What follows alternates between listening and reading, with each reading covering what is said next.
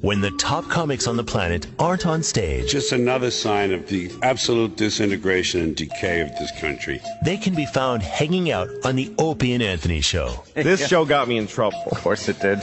This holiday weekend, we're proud to present their most memorable appearances. I took his hand and put it. Oh my God! And bringing it all to you is a man of razor-sharp wit. A man who knows funny. His mother says so. Double guards, motherfucker. This is a very Chipperson Thanksgiving. What's that? Here's your host, Lyle Chip Chipperson. This is day 2 of a Chipperson Thanks. Why the fuck is this only 2 days? This should be every day. This is Mark Maron, or as I call him, Mark Moron. Fucking people crack up when I say that. I'm like, who, Mark Moron? They're like, no, it's Maron. I'm like, I know, I'm fucking joking, you piece of garbage. Mark was on talking about his podcast, and he got engaged in couples therapy and whatever. His show on IFK. What the fuck is IFK? That's stupid. And how he's scared to be a father. My father's an encyclopedia salesman. My mother said, Chipper, he's very successful. And then she would always make me rub lotion into Lamar's feet. He had very ashy, calloused feet. And then my mother, I would have to kiss her fingers, but they always smelled like cocoa butter. And one time they smelled like poop and cocoa butter. Like, what were you doing, Ma? Mark Maron came in here and just entertained the hell out of us. And I'm like, Mark, you got to Thanks. You got to do some of this for the audience, too. My God. I will. We got a private show from Mark Maron. It was terrific. Just talking about the podcast. And flying and all. Well, that was the thing. I was in Buffalo, and, you know, Buffalo is an underrated city. It gets a bad rap. Yeah, no, I lived there for 3 years. You did not. Yeah, I lived there for 3 years. What are you talking about? Doing radio? Yes. So what my feeling was... I felt like I was in prison for 3 years. But it seems like there was some trouble. And that there's some economic problems. Some strife. Yeah, but there's a charm to it. The people are beaten down. They're beaten down. They're very pleasant.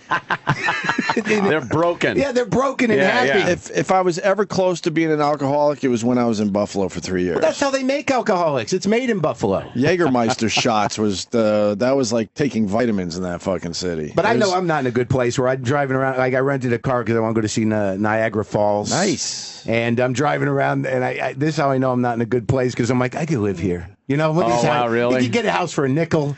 You know, I could probably make do up here. I could work out of my house. Very inexpensive. But the hotel I stayed at, it actually had the personality of a recovering heroin addict. Yeah? Yeah, you know when you walk into a place and you're like, oh, this was bad. So, something happened here. Like the whole place has an evil vibe right, to it. Because they redid it, but there's some shit you can't cover up. You know, What hotel? The Lafayette. Wait, I think that's it looks like a house? No, it's this huge, old, glorious place. Oh, okay, never mind. But it feels like there was a halfway house vibe and smell that you couldn't get out of there. Like, I just pictured walking down the hall to my room that at some point, some woman was running down this hallway saying, he's got a gun! You know? That's and a Buffalo. bunch of junkies were walking by going, oh, she's pissed again. Wonder what's going on. But they got that one street that's kind of nice. I thought it was nice. Sort of near downtown where all the clubs are, a few restaurants that try to make a little scene down there. You know, street's great in Buffalo, Route 90, because it takes you out of Buffalo.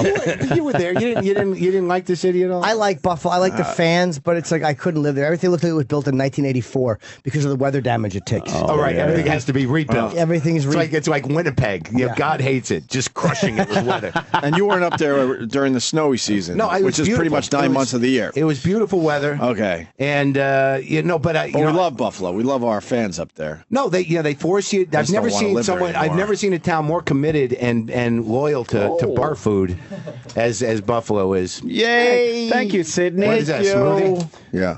What's wrong, Sam? Our intern, Sydney.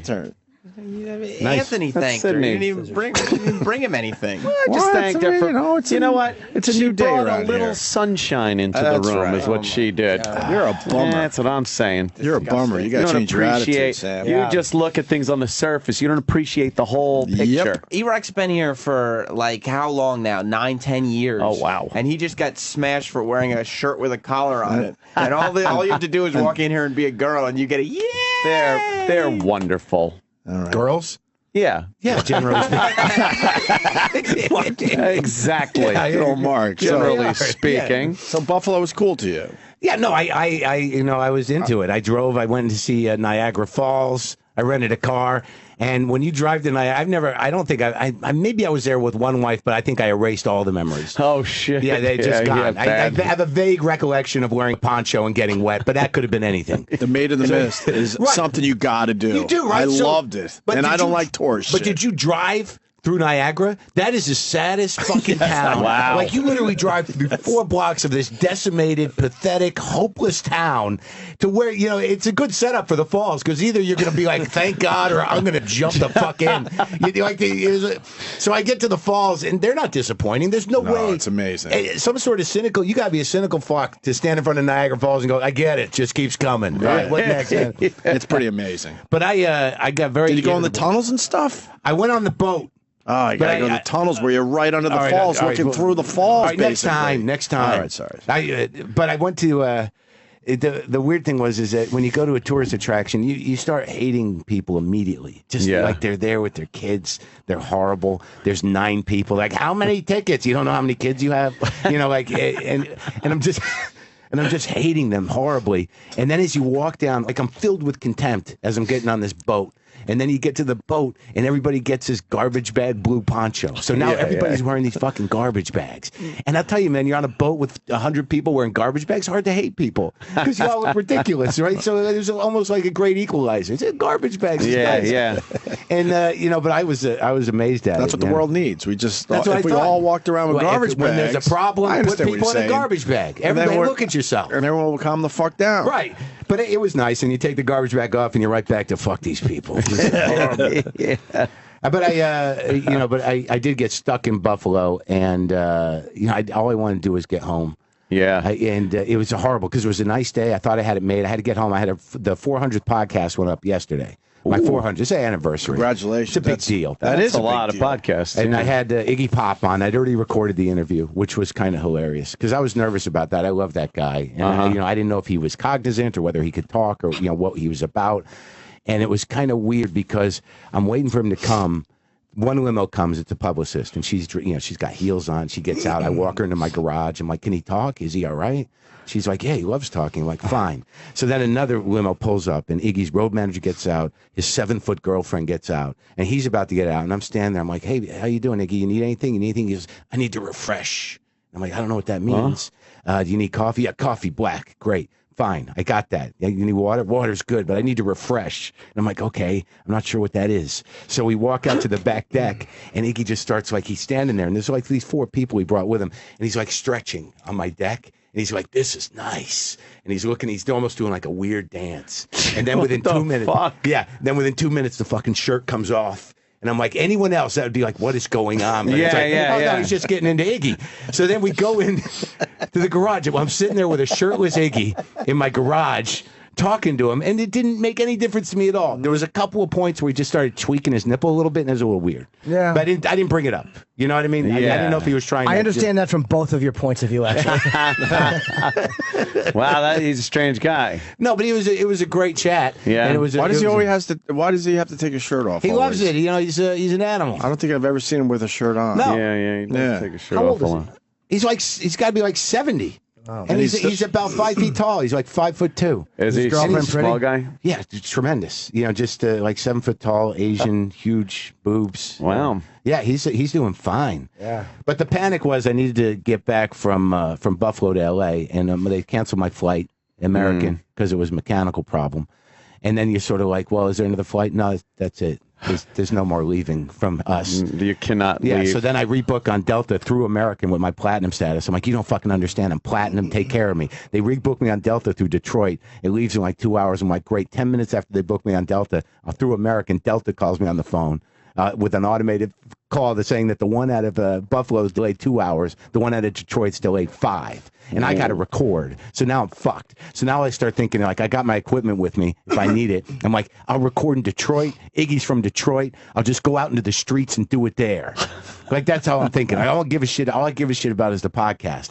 And then finally, I bought a JetBlue ticket to New York. And then they're like, that's delayed till 7. I'm like, is it going to get out of here? And they're like, we don't fucking... What is going And on? the weather was clear. And that's when I started hating Buffalo. I'm like, can't you get your shit together? together. Like, American Airlines doesn't give enough of a shit to fly a plane from Chicago an hour so I can get another plane out of that airport. Oh, boy. So I bought one at Delta, and this goes nowhere. Not But gonna do anyway, it so just I for flew you. down here, and I recorded in the fucking hotel room. But this is not the news. Oh, so you never got back to L.A.? No, I didn't. Obviously. And now I got to deal with, then I got to call the girl. Like, I'm not going to be back for another 3 days. She's like, it's all right. You're doing what you got to do. And then the next morning, it's like, I really miss you. Here's the news. I asked her to marry me. Whoa! Congratulations. Whoa. Yeah, it's weird when it's your third time. When people say congratulations, you're like, yeah, we'll see what happens. You know? You've been with her for a while, though.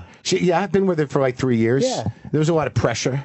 Oh. There's been a lot of pressure, a lot of holding up the finger with the no ring, the waving of the finger.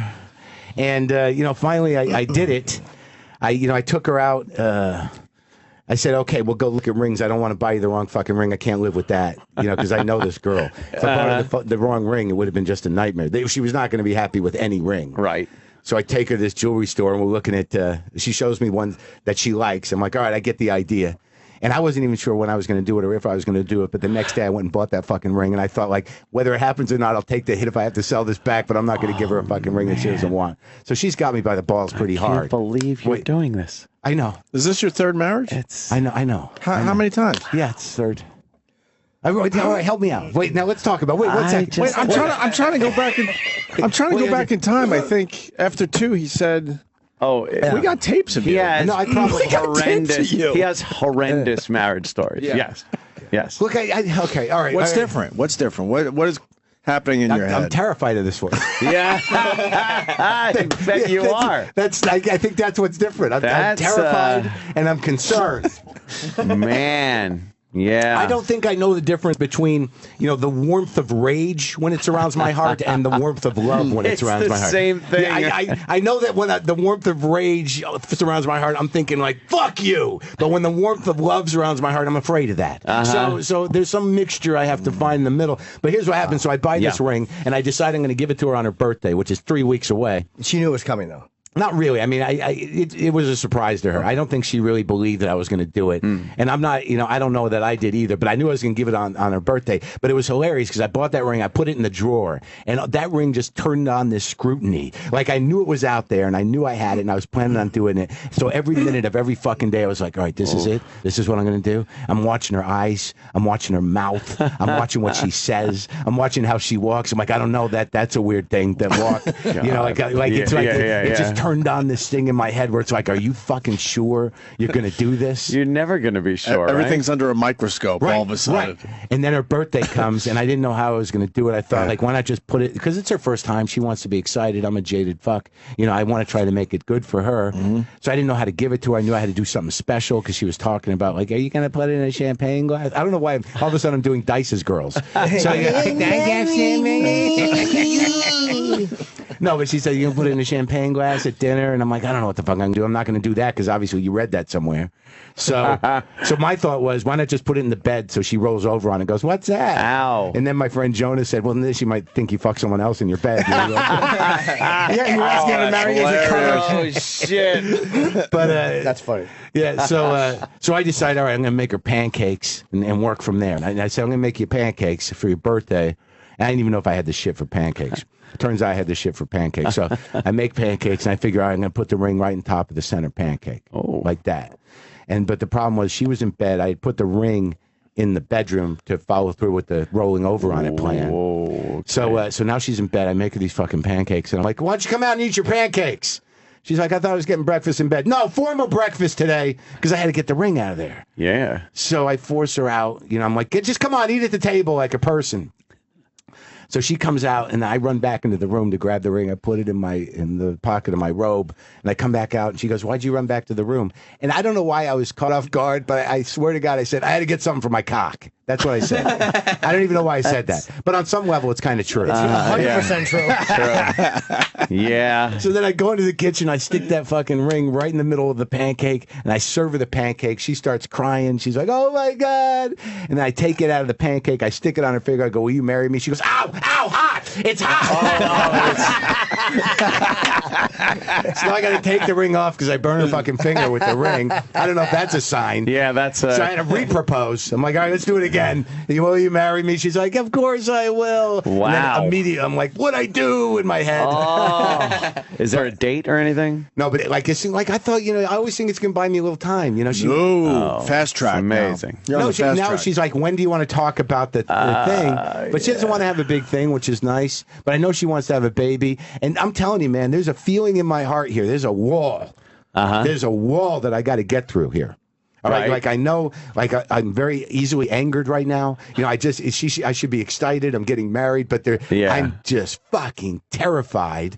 And some people are like, "Why are you doing it again?" She's like 19, 20 years younger than me, and I'm like, in my mind, it's like, what else am I going to do? Just cycle through a bunch of middle-aged women? Am I going to with the occasional younger one that thinks I'm going to teach her something or resolve some issue she has? I'm just going to do that for the rest of my life till my charm wears off and my game is gone and I'm 65 jerking off by myself, napping. Is that what I want? With no one to leave my money sounds to? Great. That actually sounds perfect.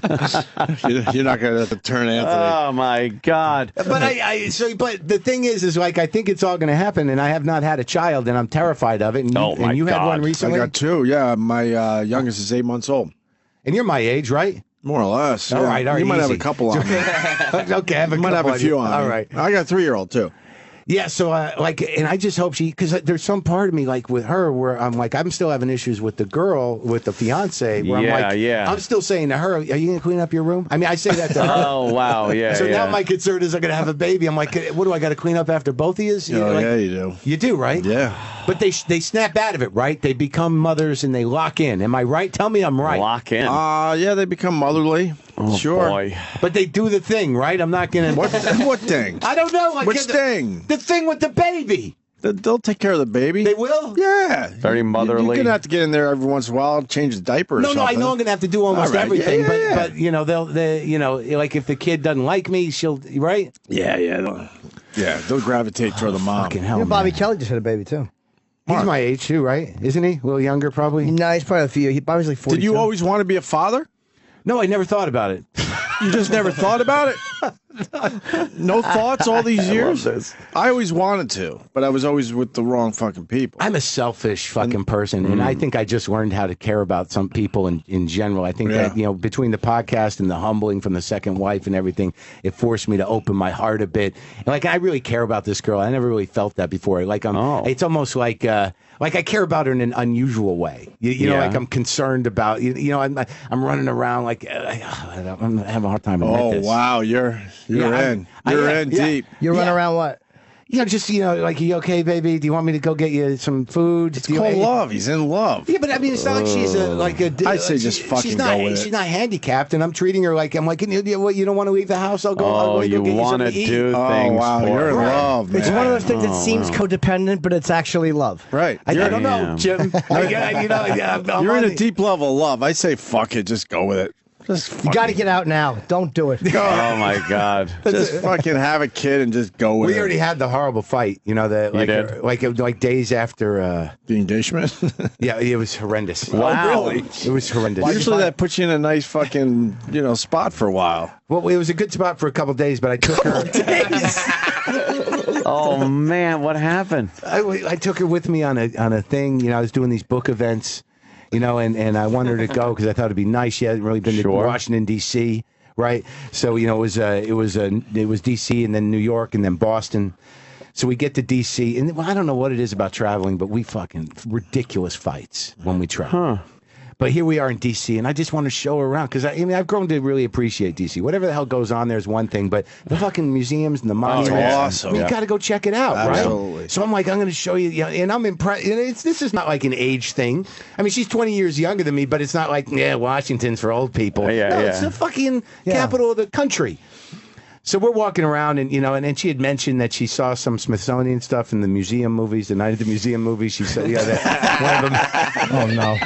That one of them had the plane from Kitty Hawk. We'll go to Air and Space. I've never been there. Space. Great. So we go there, and I'm walking around. I never knew what a fucking guy I am, but I'm not even a plane guy. But you go there, like, look at that jet! It's a rocket. Rockets, all kinds of great stuff. My dick stuff. feels huge here. So we walk around there, and then we leave, and then I'm like, we got got to go to the Museum of the American Indian because they have the best food. There's a food court at the Museum of the American Indian where they have like indigenous foods from all the tribes, and it's like all very interesting, and it's real good food, and it's known to be. And she's like, I'm probably not going to want to eat there. And I'm like, because she's like, I'm not hungry, Mom, and she's vegetarian, but they're going to have stuff for you. And she's like, I'm probably not, but we can go. So in my mind, I think, well, she's probably going to want to get something to eat, right? So this is as simple as it goes. This is simple. No. So we go to this place, and I'm like looking around because I love looking at food. You know, like I can go just walk around and look at fucking food, and it's great. So we walk in. I'm like, oh my God, look at all this weird shit. There's squash and there's like maize. Yeah, maize. So you can eat maize. It's vegetarian. Maize, Have right. some maize. Maize. And then she's like, I'm like, I'm probably gonna get something. You want to get something? I got a lot of vegetarian stuff. She says, I told you I wasn't gonna want to eat here. Oh. And I was like, fuck it. I don't want to eat here either. And then the next thing I know, we're in front of the Museum of the American Indian, and she's storming off. She's like, I told you I didn't want to eat there. I'm like, don't fucking run away, like loud, like people are starting to look. And she's like, I'm not doing this. I'm not talking to you like this. I'm like what? Like what? Oh, you can't. no. I just wanted you to see Washington, and you're gonna fucking do this. Oh, you're gonna storm no. away, and like she's like running away because I'm the yelling guy now, and I'm trying to do it like like God, don't you fucking. Yeah, but you're And- making a scene. A little bit. There wasn't a lot of people there, but she's making it too. It's not all You're on me. right. I'm not going to take that. But I did not have to say, I'm fucking done with this. Give me the fucking ring. No. I did. You said After that. like 2 days or Maybe a week. a week. Because when this happened, they both thought, is this what it's going to be forever? Right. This fucking asshole dragging me around to shitty Indian places, Right. and you're going, I can't even fucking take her for some culture? Right. It was horrible. I did a horrible thing. I did a horrible thing. She's like, fuck you. And she gives it to me. And then she storms off. And I storm off. And now we're walking on opposite She call you sides. Indian giver? That would have been like ironic. Right out in front of the place. I wish I thought of that. That would have been a good one. Maybe That's what break the I did. tension. So now we're walking on opposite sides of the mall in Washington. She's, crying over on her side. I'm walking on mine, knowing I did this shitty thing, and that now I just made it unstable, and I did the worst thing I could possibly do. And I'm like, but fuck it. She didn't want to eat there. So I'm just storming down the mall, and I'm sort of pacing her. I'm watching her walk away On the other side, yeah. And then she texts me. She's like, I love you. What are we doing? Oh. And then I'm like, I love you too. I'll meet you in front of the Capitol. So we met in front of the Capitol. I put the ring back on her finger and asked her to marry me again. So I did that 3 times. 3 times in a week with the same ring. In a week. Yeah. So what did you wind up eating? Holy shit, is that great? What did you wind up eating? Oh fuck! What did we? We went. She wanted to go see the dinosaur bones, and then she wanted Chipotle. So that's What's that? Chipotle. Yes.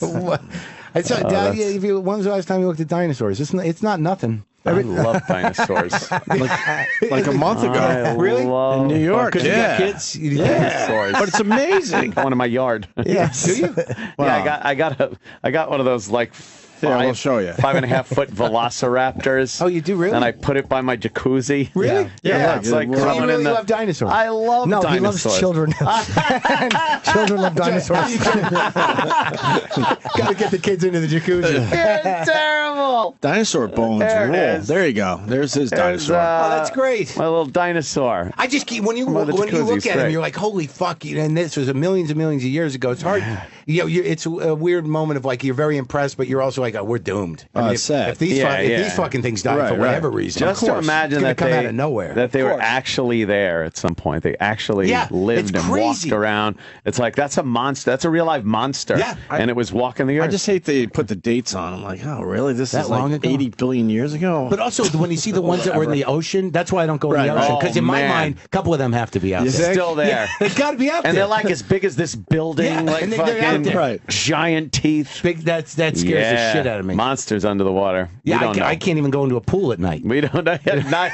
Yeah, if I It's can't see the fucking bottom, creepy I down don't know there. what got in the pool. You don't know what's in there when you go in the ocean. It's like you look Horrendous. down. It's got Horrendous. this weird. You could see a little bit down here, but I'm not going to show you much. The ocean does not tip its hand. You fucking in there. It's all based on faith. And the light is what, only 200 feet, I think? Yeah, After that, it's just complete fucking darkness. Oh, it's horrible. It's a horrible feeling. Those people that can just jump off boats and swim around, I can't. Talked about it. We took a lot of boats across Lake Erie.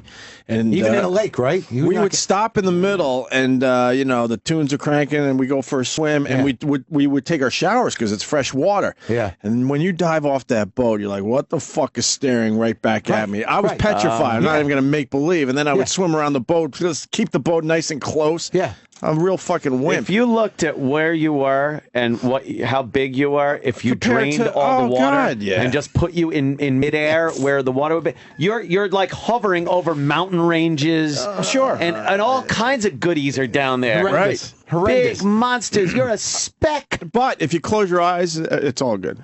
Yeah, I mean, you keep your Eyes closed when you jump in. Right, the odds are with you probably in a lake. Because I don't want to open that eye and see some Yeah. blurry shit coming at me. But in a lake, what's the worst it could be? A giant catfish. Right? I don't know. I think they. Oh, there's no sharks in the lake. There's no dragons. They got some shit. Have you seen what's that show on TV? The River Monsters. Yeah. River Monsters is a great show. River monsters. With the zombie kids eating your feet. Oh, God. What is that? It's windshield wipers hitting you in the toes. Nibbling on you. You see the alligator turtle thing? No. It looks like it's fucking In the a River dinosaur. Monster? Yeah. I'm I don't know telling the you. name of it anymore, but. Yeah. They're It's out there. fucking- What about the it's guys? We talk about it from time to time on our show. The guys that go noodling. Would you do that? I don't know what noodling is. You've never heard of noodling? I thought it was a guitar term. They Yeah, fuck, you get noodle I noodle on around. my they go guitar. in these swamps and these riverbeds. Yeah. And they go for the cat. Is it catfish they're going for? Catfish, yeah. It's all kinds of. And they there's put their mostly catfish. arm in these fucking holes, and the catfish bites them all the way up. They pull it out? Halfway up their forearm. That's how they catch these things. Could you imagine fucking doing that? I don't like when my foot hits something at the beach that Slimy? feels a little like it's not a rock Right. or a shell or something. You're like, I don't know what that is. I can't get away from it fast enough. And you don't I'm know if trying it's to just run. part of a larger thing? Right. Like Right. you just, that's just the Yes. eyelid of Yeah. something that's the side of a car. Yeah, you don't want to. Oh, it's fucking creepy. Something brushes against your leg, which was probably like seaweed or something. But No, to me, it's a giant monster. I just yeah. wear crunchy shoes now. Just crunch everything. I don't give a ya? fuck. Yeah, I think used that's to- a good idea to wear those. The I like ones that- those scuba that- booties that zip all up that. on the Tevas side. or whatever. You feel- Yeah, why the fuck would you go out there? It makes you feel barefoot now? safer. does. Even though it's the Yeah, same you don't hurt- danger. I don't want to Don't hurt your step on. feet. I used to be petrified of. I didn't even know where they are, where they're fucking indigenous to. I stepping on a rockfish because I Oh, heard come like on. rockfish has those Yeah, spines, right and they into you. put poison in you, and Yeah. you're pretty much dead. Yeah. I'd be at the beach just going, I'm gonna step on a rockfish. Really? Yeah, I always thought I was stepping on a rockfish. Or as a even kid. fucking jellyfish, man. I They mean, hurt. Yes. I never got They bit by suck. one of those. Never. Those are terrible. Oh, they fucking suck when you get stung. Or barracudas, or That- more eels, And then whatever. All of it. Long all Island, of we it. had horseshoe crabs too. They're not going to hurt you, though. I know, but as a kid, it's that big spiny thing, and your friends tell you they fucking stab you with It's it. terrifying looking. It is. But they're very slow. Oh yeah. But maybe in the water. In I the don't know. water, you're very slow. Try, yeah.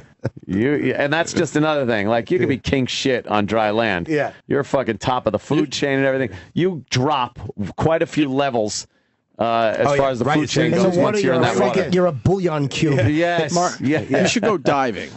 And you'll realize that, first of all, it's almost impossible to see a fucking fish. I don't even know where the fuck I did they all snorkel. are. I snorkeled. And if you do see a fish, you realize they fucking run away. They swim Yeah, they're away from scared. you immediately. They're scared shitless of But us. I went snorkeling in Kauai, and I like doing it. Right. But when you get the snorkel going, you get out on the reef, and then you see that drop off at the edge of the reef. Cool, and, right? and then it's cool, but still, like I can't stop from seeing something coming out of that darkness. You look out there and you're like, that's just a mouth. It's never ending. Yeah. Yeah. And something could just come right at me. Right at and me. what am I going to do? And it's always huge. Yes. Right. Giant. Like it's something like that you've never seen before. Like you've imagined it. You'd be looking, go, what is that something move? And then before you know it, it's like, oh my God, it's a giant monster coming for me. Right, a monster. Yeah. Exactly. Yeah. Like the whole island just lifts up. You think it's a tiny fish, and then it's the big reveal where it's as big Right. as a fucking Giant. Yeah, the tiny fish is just on some sort of He's weird just doing line.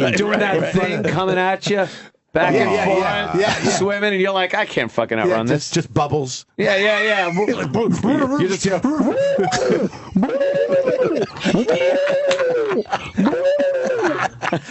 Just fucking petrified, screaming underwater. Just cloud of blood. Yeah, cloud of blood. Watching your own blood rise up around you. That's terrible. Half of you starts bobbing. Oh, just Your horrible. girlfriend's like waving. What do you There's no die from bottom. first? Like the loss of blood for being bitten in half, or do you drown, or what the? It just seems Either like way, it's something only a I few don't seconds want. for you to think about I it. would gather, right? Can't breathe and I'm half gone. Mark, you've been busy. Holy shit. Running, I'm doing like I'm here because I'm doing panel on Letterman for the first time ever on Wednesday. Oh, Congratulations on that. Yeah, it's been a lot of things where you spend your like I've done stand up on there a few times over the 25 years, but not a lot. Are you nervous doing panel? Well, I know how to do it, but it's Dave, and he's like my guy. Yeah. And I've been watching him since day one when I was in college, and as a comic, you're sort of like when he moved. And he only took a few panel guys with him as far as stand-up. So I thought in my mind, well, that's over. I'm never going to do panel with him. Right. Like, and now it's happening, and I feel like, all right, so I can quit. Like I feel like there's part of me that feels like that was some great goal achieved. I mean, hopefully I don't get bumped or something. But yeah, I'm nervous because I want to. I mean, he's the best, so I don't think I'm going to flounder. You won't get bumped for a panel. I don't think so. Nah. But I'm just trying to figure out what things to do because I want to do well, and because I get a little. I don't get nervous, but I know I'm going to be sitting there. Like I did Jay Leno for the first time ever, and I don't really watch Jay, but when I was pushing the book and pushing the show, I'm like, well, why not do it?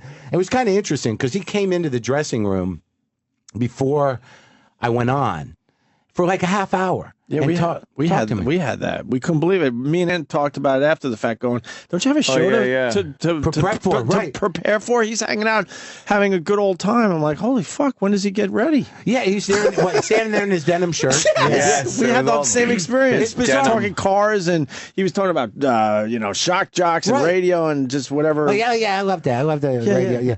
But he came backstage. He's like, "Yeah, I didn't think you'd do this. I didn't think you'd do my show. I thought you'd like me." The Tonight Show. Right, Yeah, sure. I didn't think you like. Well, he thought I was in Conan camp, or what? Okay. Like he thought I was part of. And on some level, I never sought to do it because I just didn't watch it. Right. And it was not, and whatever. I didn't. I was not doing it on principle. Right. That was the truth. But then, when all of a sudden you have an opportunity, like I'm pushing the book and I got the show and I'm going to do panel and I don't have to do stand up. I'm like, why not? It's still the Tonight Show, and I have that moment, the feeling. Well, it don't matter who the host is, where you see people on TV, and then when you're sitting there right next to them and the cameras are on, oh man, it's like you think you're just talking to somebody, but you're not. It's crazy. Yeah, everything is heightened, and it's happening in the moment, and you're like, oh my God, he's right there. And with Dave, I have to hide that shit because you can't sit there and go, oh my God, you're right there. That would be a great way to open, actually. Oh my God, you're right here. You're right there. That would be funny. I see this on television. Yeah, I saw you on the thing. This is crazy. Yeah, but I do have that feeling. It's the weirdest thing. You're right, because you're sitting there looking at the face. Yeah. And words are coming out of your mouth. You're talking. Right. But you're thinking like, holy shit, am I doing this? Exactly. Like, this is what I've watched. Are people watching this and seeing me like I saw other people sitting there? Yeah. And then you're just like, this is the most oddest fucking thing I ever. get so nervous that I relax. It's almost like Sure. I'm so doomed to fail. I feel like somebody who's about to be executed and has resigned himself to the fact that my brains are going to be splattered, Right. and that helps sometimes. Well, yeah, when you get so anxious or nervous about something, and you just go into a weird paralysis, like you just hit this peak, and you're like, ugh. You're locked in, accepting your fate. But it happens with Conan too, where I'm sitting there looking at him because I don't know what you expect them to do, because they're doing that every night. Right, It's that's like their you job, guys do this every day, right? So, but you're like, I've never talked to this guy before, so you're there with all this juice, and he's like, and you're like, are we talking? It's like, and then you realize that he fucking does this every night. Right. This is his audience. There's a camera there. He sees it all the time. Yeah, it's not You're Mark just Maron night. It's not the Mark Maron show for a night. Yeah, I'm just a guy passing through. Yeah. It's hard for them to get juiced when I'm sitting there too. It's like this Tom Cruise is here tomorrow in this seat. What do I expect out of this guy? I'm lucky he's not spitting it's on like me. the most important moment right then and there. It's so important to you. And then them, it's like Tuesday. Yeah, exactly. Who are you on with? Do you know? I don't. Can we look it up? Yeah, I always like to check. On Wednesday. But it was a pretty good experience. But that's true, man. Because like you get done and you're like, huh? And then it's just people cleaning up. Like, you know, it's like another day. No, it was my day. That was my day. Yeah. It's very, very big for me. Can you step aside? We got to put the band's got to go in. We got to put the Because band they're on. looking at your segment the same way, with the same weight they looked at the monologue. Yeah, don't matter. And segment Yeah. 2. Like, okay, Maron's segment was good, but segment 3, it's just one of 5 segments for Tuesday. Exactly. To you, it's your life. You got Jamie Foxx. Oh, okay. Backstreet Boys. Backstreet Boys top 10. Yeah, they'll be there for the top 10. All right. Then you got the Mark Maron. And, I'm on after Jamie. and then Probably on with him. what's the last thing? there? Wale. Huh? Wale. Who's that? He's a performer. He's like a rapper. Oh, it's okay. All right, going to pull in the new audience. Yeah, there you go. Yeah. Yeah. Cuts out of your demo a little bit. But Do you know Jamie? I'm sure he knows you. The only experience I had with Jamie is I saw him in the Ambassador Lounge at an airport, and I think in Austin, and he looked hungover and tired, and I made the choice not to bother him, but I stared at him for a while. Good one. Yeah. No, so I don't know him at all. Yeah, I've never met him either. He used to be a funny guy. Yeah. You know, but he's a very talented man, that guy. Comics don't usually, like, I was doing Leno panel. It was my second time. I've only done it a couple of times panel. And I was supposed to be Jenna Fisher, but she canceled. Yeah. And they called day of, and they say, look, it's going to be Bill Maher. And I'm like, fuck, another comic, because at the time it was McCain. It was during the election, 2008. So he was loaded up for bear, that guy. But I'm like, fuck, man, and because they knew the topics I was going to discuss, Yeah. so they're like, well, you know, he's going to hit on McCain and he's going to hit on Obama. Right. So I'm like, what the fuck? I have to Right. restructure this. But he was so good, man. Like sitting next to him, you don't know what a guy's going to be like. He's a pro. But he was really supportive. Like he wasn't a dick trying to outdo you. He was having fun with it. Like comics are usually good to each other as long as there's no fucking prior hatred there. Right. So I'm sure Jamie will be fine. No, he's an actor now. I mean, and he's also very funny. But I mean, he seems to be at some other level. Yeah. You know, I wonder when the last time he did comedy really was. Been a Does he while. I think it's probably been a while. Long time. Yeah. I'm just happy if I'm on the show with somebody who I know who they are, one, and that I have some respect for. It's yeah, great. yeah. You know? Well, I got to go back to the lake thing for you because you said nothing could hurt you in the lake. Okay. I forgot. I forgot for a second. My brother's a marine biologist. And he just wrote, forgot that? I did forget that for a second. He just texted me. He said, "I think it's pronounced muskellunge will take your arm off in a lake." A muskellunge? So I just want to. I want to Google image muskellunge. Let's get that up get there. that. Okay, you better tell us how to spell it. MUSKEL. Yeah. That should be the muscle part. And then lunge, LUNGE. It's Dice. Is that a replay? I don't know. What's is he he in on? New York? I think it's a replay. I think they're on vacation. Yeah, I think they're on vacation. All right, Google image this. This thing will take your arm off in a lake. With his There you go. Yeah, fucking Dice in his sunglasses and knickers. Yeah. I know, right? And I was He looks good, though. He looks face. thin. He looks good, yeah. Yeah, that's gotta be. There. Oh, God. There you go. That's a monster. Looks like a barracuda mixed. Wow, look at mixed them with teeth. A big like thank you to my barracuda brother. Sturgeon. Holy. Yeah. Oh, I didn't need to know that's in a lake. It's a troutacuda. Yeah. Yeah. I didn't need to know this. Yeah. I but- kind of felt like lakes were kind of a safe And haven. he said that could take your arm off? No problem, he said. No problem. No problem. Look at the teeth on the Yeah, fucking those are thing. some big teeth. Let me see that thing, though. Look at that guy. He looks like this just ate my child. He does look disturbed. Yeah, He he's looks gonna very dump scared. the Tintner boy out all over the dock. That'll take your arm off. Muscle lunge. I hope I'm Just a pronouncing it right. license I don't plate. know. Fuck. How do you spell it? MUSKELLUNGE. yeah, Did that from my brain, by the way. Just now. Well, I got a text from my fiance. Just woke up on the couch. Miss you so much. She always falls asleep on the couch. She doesn't like to go into bed without me. Wow, I'm in you trouble. got it. You Yeah. got it bad. Have you had it this bad? I did years ago. That's gone now. That's all over. I did years ago. I'm actually, I feel more affection for the actual couch than I do for people I've dated recently.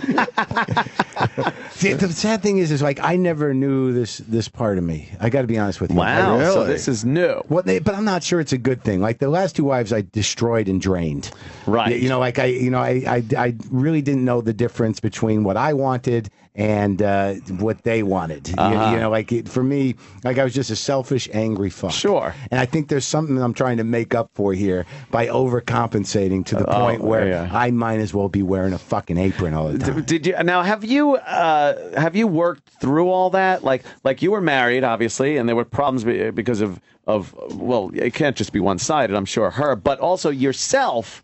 You seem to have been dealing with a lot of issues and anger and stuff. Have you changed Are you a different person as far as those? Look, yeah, because like the thing is like you would think not because of the Washington thing. But that doesn't happen much. The Washington thing. The Washington incident. Yes. The Washington incident. But no, we're going to counseling. Like I've learned that for me, like I think like date 3 or 4 should be couples counseling. Wow. So, yeah, right in. But no, we started going because I couldn't wrap my brain around having a baby. So we started to go for that. Here's the weirdest thing though, man. So my buddy, who's a therapist, he recommends his therapist for us to go to couples counseling to work through stuff, right? So I go to this guy, and we both go, and it's a good start. And he says, my wife is also a therapist, and we can see you together. Oh. Like, if you want, he said that Jessica, my fiance, could see his wife and I could see him and then we could all meet together. That's weird. But it makes sense. But it is fucking weird. Yeah. You're sort of like, when we all meet together, it's sort of like a dinner party where there's no food and I'm losing money. You're paying the tab. But there's this weird, but what's going to be a secret though? Like, what if you say something to him in confidence and then all of a sudden it comes out with the 4 of you? Like, well, you sign a weird thing. There's definitely a team thing because every time we go, especially if we meet with both of them, she's already made him the enemy. So, but I think that's kind of the genius of it. Like, it's like he doesn't get me at all. And I'm like, oh, really? I don't know. I think I told him some stuff. So, but I don't know what they talk about, together. Like, I'd like to think we leave and they sit there and go, all right, here's the angle. Right. But I don't fucking know. But I'm not. There's some things I have to assume. What do you have to sign that's weird? Well, you got to say that they can talk about you guys. Oh, okay. Like, that it's a collective thing. Like, so they're going to discuss. So it's not breaking doctor-patient confidentiality. Right, okay. Right, with the two of them. Yeah. Oh, so you guys leave, forget about it. They're probably like, they are doomed. They are fucking doomed. Yeah, that's what There's a huge problem. You think he's bad. Wait till you find out what the fuck she's on. Oh, yeah. They do this. They probably talk about it while they're fucking. And like, it's the only way they could get off. Is like discussing other couples' misery. Well, there was one point where she was talking and I was starting to steam, man. Oh, and shit. You got to let them talk. And I'm like, oh, that's fucking ridiculous. That's bullshit. And then literally, I don't remember who was guiding the question, but the wife and the therapist couple, she goes, this isn't going well. And I'm like, oh, you mean you don't have a plan? Someone's got to have a plan because I'm about to fucking leave. Oh, shit. So I didn't leave. Yeah. But but the anger thing is better. We're not we're not doing that. You're not in things that are better. Angry place. The XY thing is done. I wrote the book. There's stuff in there. That book for me was a purging. Like my father's not talking to me. The XY, wow. Yeah. Why? Yeah, I think I threw him under the bus a little. What'd you say about him that he objected to? Everything. Oh, really? Okay. Well, yeah, because I was doing shows and stuff. Like my father has never paid attention. I don't even think he fucking listened to the podcast, and he's been on 3 of them. Oh shit! Like I didn't tell him he was on, but who cares? Right. So, but the thing is that when he started to get wind that the IFC show had a character in there based on him, who was a bipolar kind of guy, but it was Judd Hirsch. I mean, arguably a better father. So. Yeah. But he got wind of it, and then I start getting these emails. So I told him, I said, there's a couple episodes with the dad character, but I went easy, and I'm not, he was concerned that I would reveal certain things that I wouldn't do it. But I don't think the bipolar thing is it's not a big secret. I mean, like my friend Mark Spitz says, it's like diabetes. Everyone's fucking bipolar. Right. Shit, right? Plus, it's also a fictional / real character. Right. There was a lot of fiction to it, but so he got wind of that, and he started getting nervous. Right. So about a week before the show goes on, I get this call. He's like, "So what did you do? What'd you say on the show?" I was like, "It's gonna be fine." He goes, "What channel is it on?" And I go, "It's on IFC." He goes, "No one gets that, right? I don't get that." But not even thinking it was an insult. Right, he was like, "Oh, I'll be all right because no one will see it." So then, the commercials start running. I get an email. He's like, a lawyer friend saw the commercial. And, I'm not going to go that route. But I'm just saying that, maybe he wanted to negotiate something. Right. Your dad? Yeah. He said, I might sue you, right? Basically. But then it got all crazy. He was just freaking out because he's crazy. He's a megalomaniacal guy. So he thought, it was all about him. And then all of a sudden, he started paying more attention to me in that week than he ever had in my entire life. He had a Google search on me. He was sending me emails going, I just read the thing from 1997. Very interesting. Oh, wow. Because he felt like I gotta see how he's gonna take me on. So he watched and did everything. Is he self-centered? Yeah, he's self-centered. He's bipolar, and he's completely narcissistic. And I think I think he just saw me as a limb. Like a limb that got away. Like that's my other hand. Wait, can I stop you for a second? What kind of relationship did you guys have? What kind of father was he? Just give us the basics here. Well, when you were growing up, he was a guy that was very self-involved. He was a doctor, so he was always out.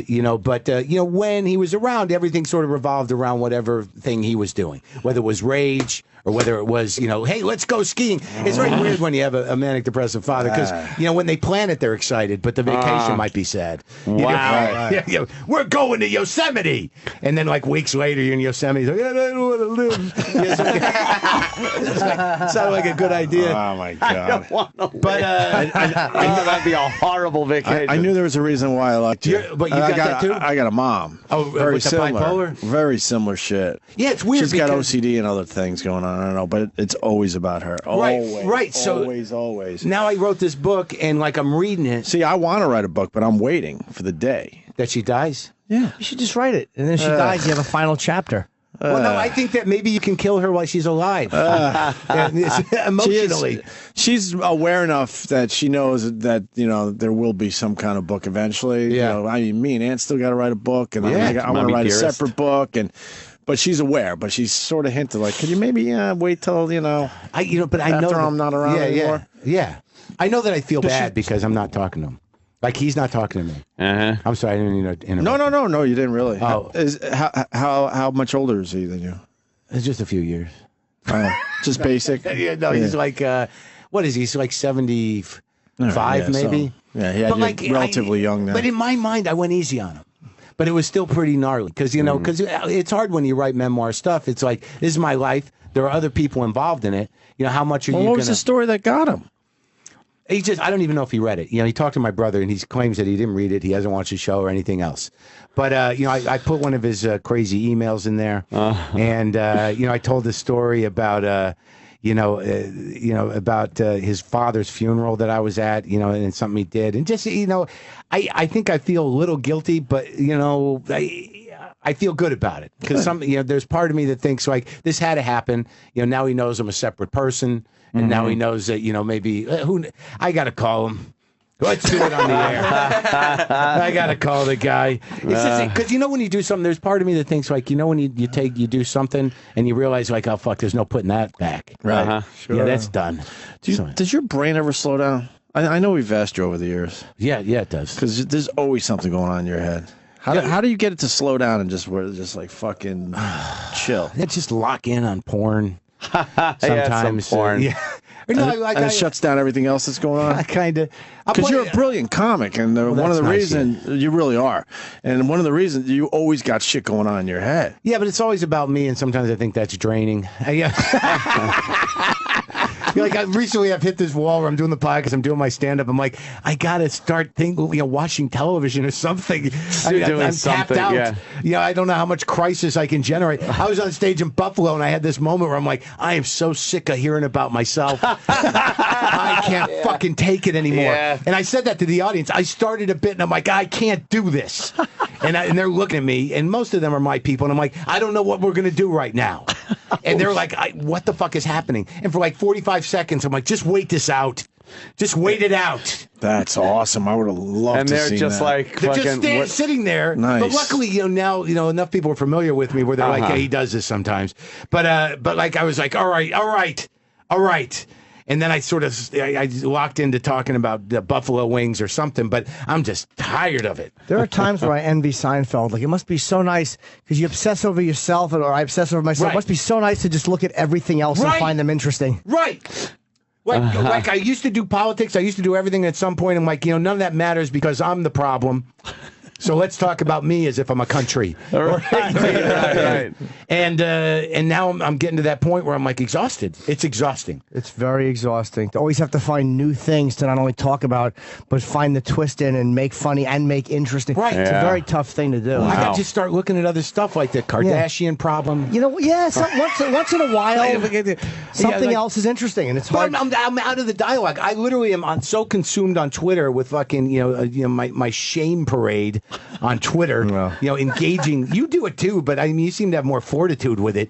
But I don't get I don't think I got the news about Paula Deen until I saw your fucking Twitter feed. I'm like, did something happen?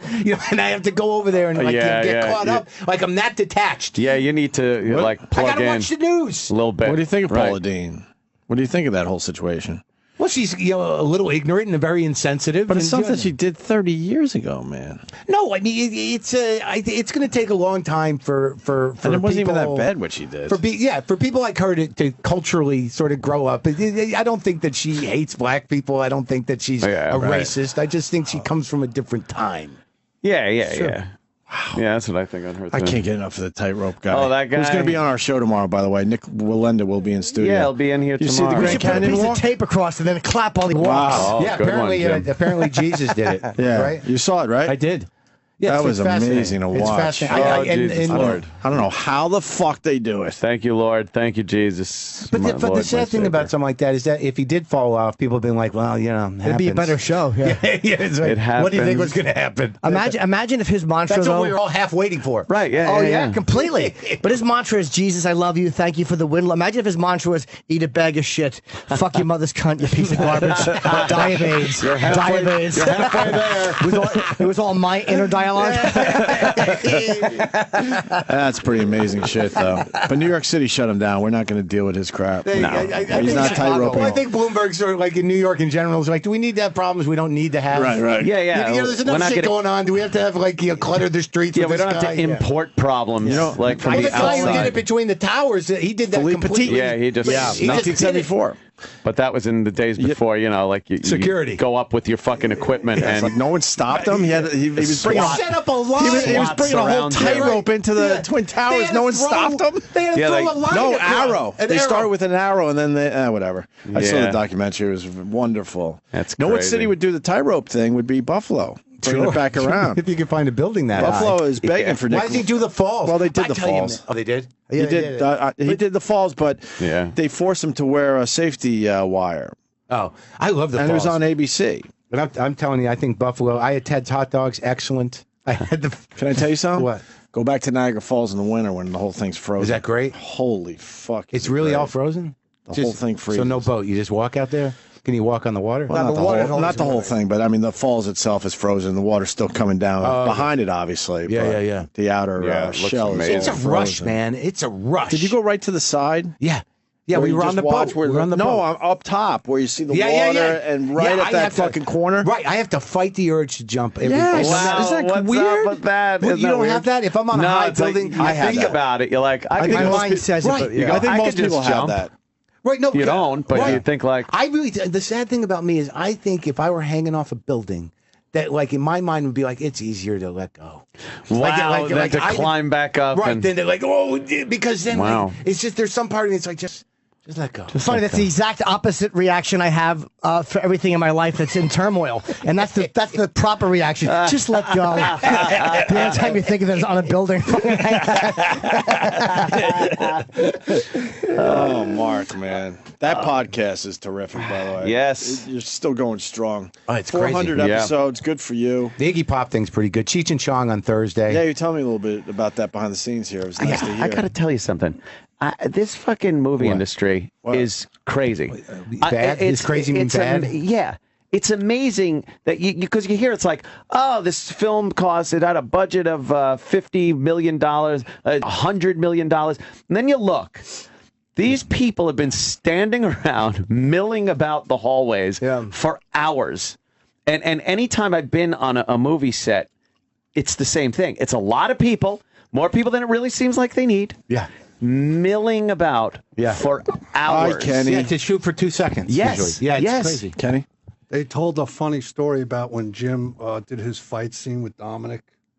Yes. Yeah, how your pants kept falling down and they were seeing your hiney. Yeah, I told him I had What to sign show it. was that? That was on Bored to Death when Dom Lombardozzi and I did that. We kidnapped Jason Schwartzman. You got the same crew here? They remember you from that? One of the guys was on. Yeah. Very cool. And I had to sign a nudity waiver. Yeah. The I guess camera, they're all like local New York people and the camera guy worked on Sling Blade. Did he really? He filmed. He was the camera guy for Sling Blade. Oh wow. Yeah, I was talking to him outside. Cool. He said during the We have Carl on the board. Get the fuck out! Get the fuck! During that scene, he was looking at him, at the cameraman, and he came over later. Dwight Yoakam and said, like, I just needed someone to look at. Wow. That's pretty cool. And the kid, he was, pretty young back then. It was 3 or something like that. And he was like, why is he yelling at me? What's that? More unforgettable appearances from the biggest names in comedy coming up. This big world, this big round globe, is theater in the round to me.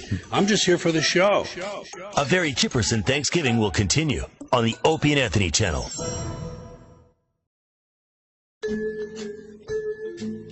Now, more legendary O&A appearances from our favorite stand-up comics. A Very Chipperson Thanksgiving continues. We're gonna do a segment now for Jesse Jock. He wrote for Seth MacFarlane on the Oscars and performed in Alaska dating a Russian girl, and he was scared when he was young. I was never scared, but I would never put water on my teeth because it hurts. There he is. Jesse Joyce, how are you? Take a Excellent. seat, How you sir. doing? We haven't seen you in a while, bro. Yeah, I've been out in LA the whole time. Yeah. Are you really playing Alaska? I am indeed. Yeah, this week coming up. How's that working out for you? It's fucking great, dude. Is it really? What? Yeah, performing at this club, it's like a pirate ship. It's Yeah. great. It's just amputees and like scary. Like you don't ask anybody about their past in Alaska. You know, you just get this Yeah, sense. because you they're shouldn't- there for something. Yeah, this They're club. definitely running. It's called Chill Kill Charlie's. It's like a famous place up there. And the last time I was up there, Is it a club or bar? it's a series of bars all together, and they have showrooms where they do. Okay. Nice. So anyway, last time I was there, they told me in advance, they're like, we're a little short staffed bouncer wise, so just watch your own back.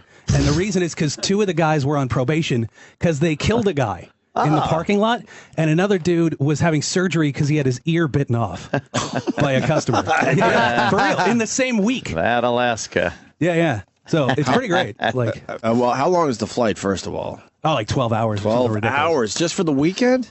For the week, you got to be. Oh, you're like, gonna go for the week? They kind of get the reason they find it agreeable to do. They like really work you the whole. Yeah. Like I have a show every night for 7 days. So. And every night is every day is every night too, right? Isn't it still dark there? I think it's gonna be. I think now is the period where it's gonna be a few hours. Gets a of one or little the other. dusky Yeah. and then a little light and then it's dark again. Yeah. Why did you come back here instead of just going right from L.A.? Because I hate LA so much that I had to get it out of my system. Oh, You know, you did? like I had Okay. to spend a couple days in New York. You know, How cold is it in Alaska? I think it's in the 30s now or whatever. Oh, that's it? Yeah. Well, it's not terrible. It's so cold. Let me tell you. No, my favorite thing about that club is there's like it's just a crazy place. You know, it's all like there's wood chips on the floor and puke everywhere and whatever. That sounds cool, to be honest with It's you. great. Yeah. And there's a midget who works the door, wears a tuxedo, and he checks people through the metal detector. Oh. And there's a little sign by his little kiosk where he takes IDs. There's this grizzled, like non-vet looking Alaskan dude with like a crazy eye and like a flak jacket. And underneath it, like handwritten in a magic marker, there's a photo of the guy, and then it says, "Do not let him in. He is a murderer." That's what it says. God. Like that's what they do to murderers in Alaska. Like, get out of here, murderer. You know, like, you should have thought of that before you murdered somebody. You know? They don't have laws. It's awesome. Yeah, there is like I've watched some of those shows like the Alaska State Trooper show, Yeah. where it's like one trooper has to cover 18 million square miles of shit, and the ice road trucker guys and all that. Yeah. It's just a place that if you're there, you did something where you are not allowed to be anywhere civilized anymore. Yeah, like so they I saw throw a you guy up there. walking down the street with a shotgun. Like I was with the club owner. We're walking down to go get lunch. Guy with a shotgun, like just slung over his shoulder. He's Yeah. like, "Hey, good to meet you." You know, like that. It's like fucking Deadwood. It's amazing up there. It's really interesting. Is it Last modern frontier. or is it one of these cities that looks kind of old?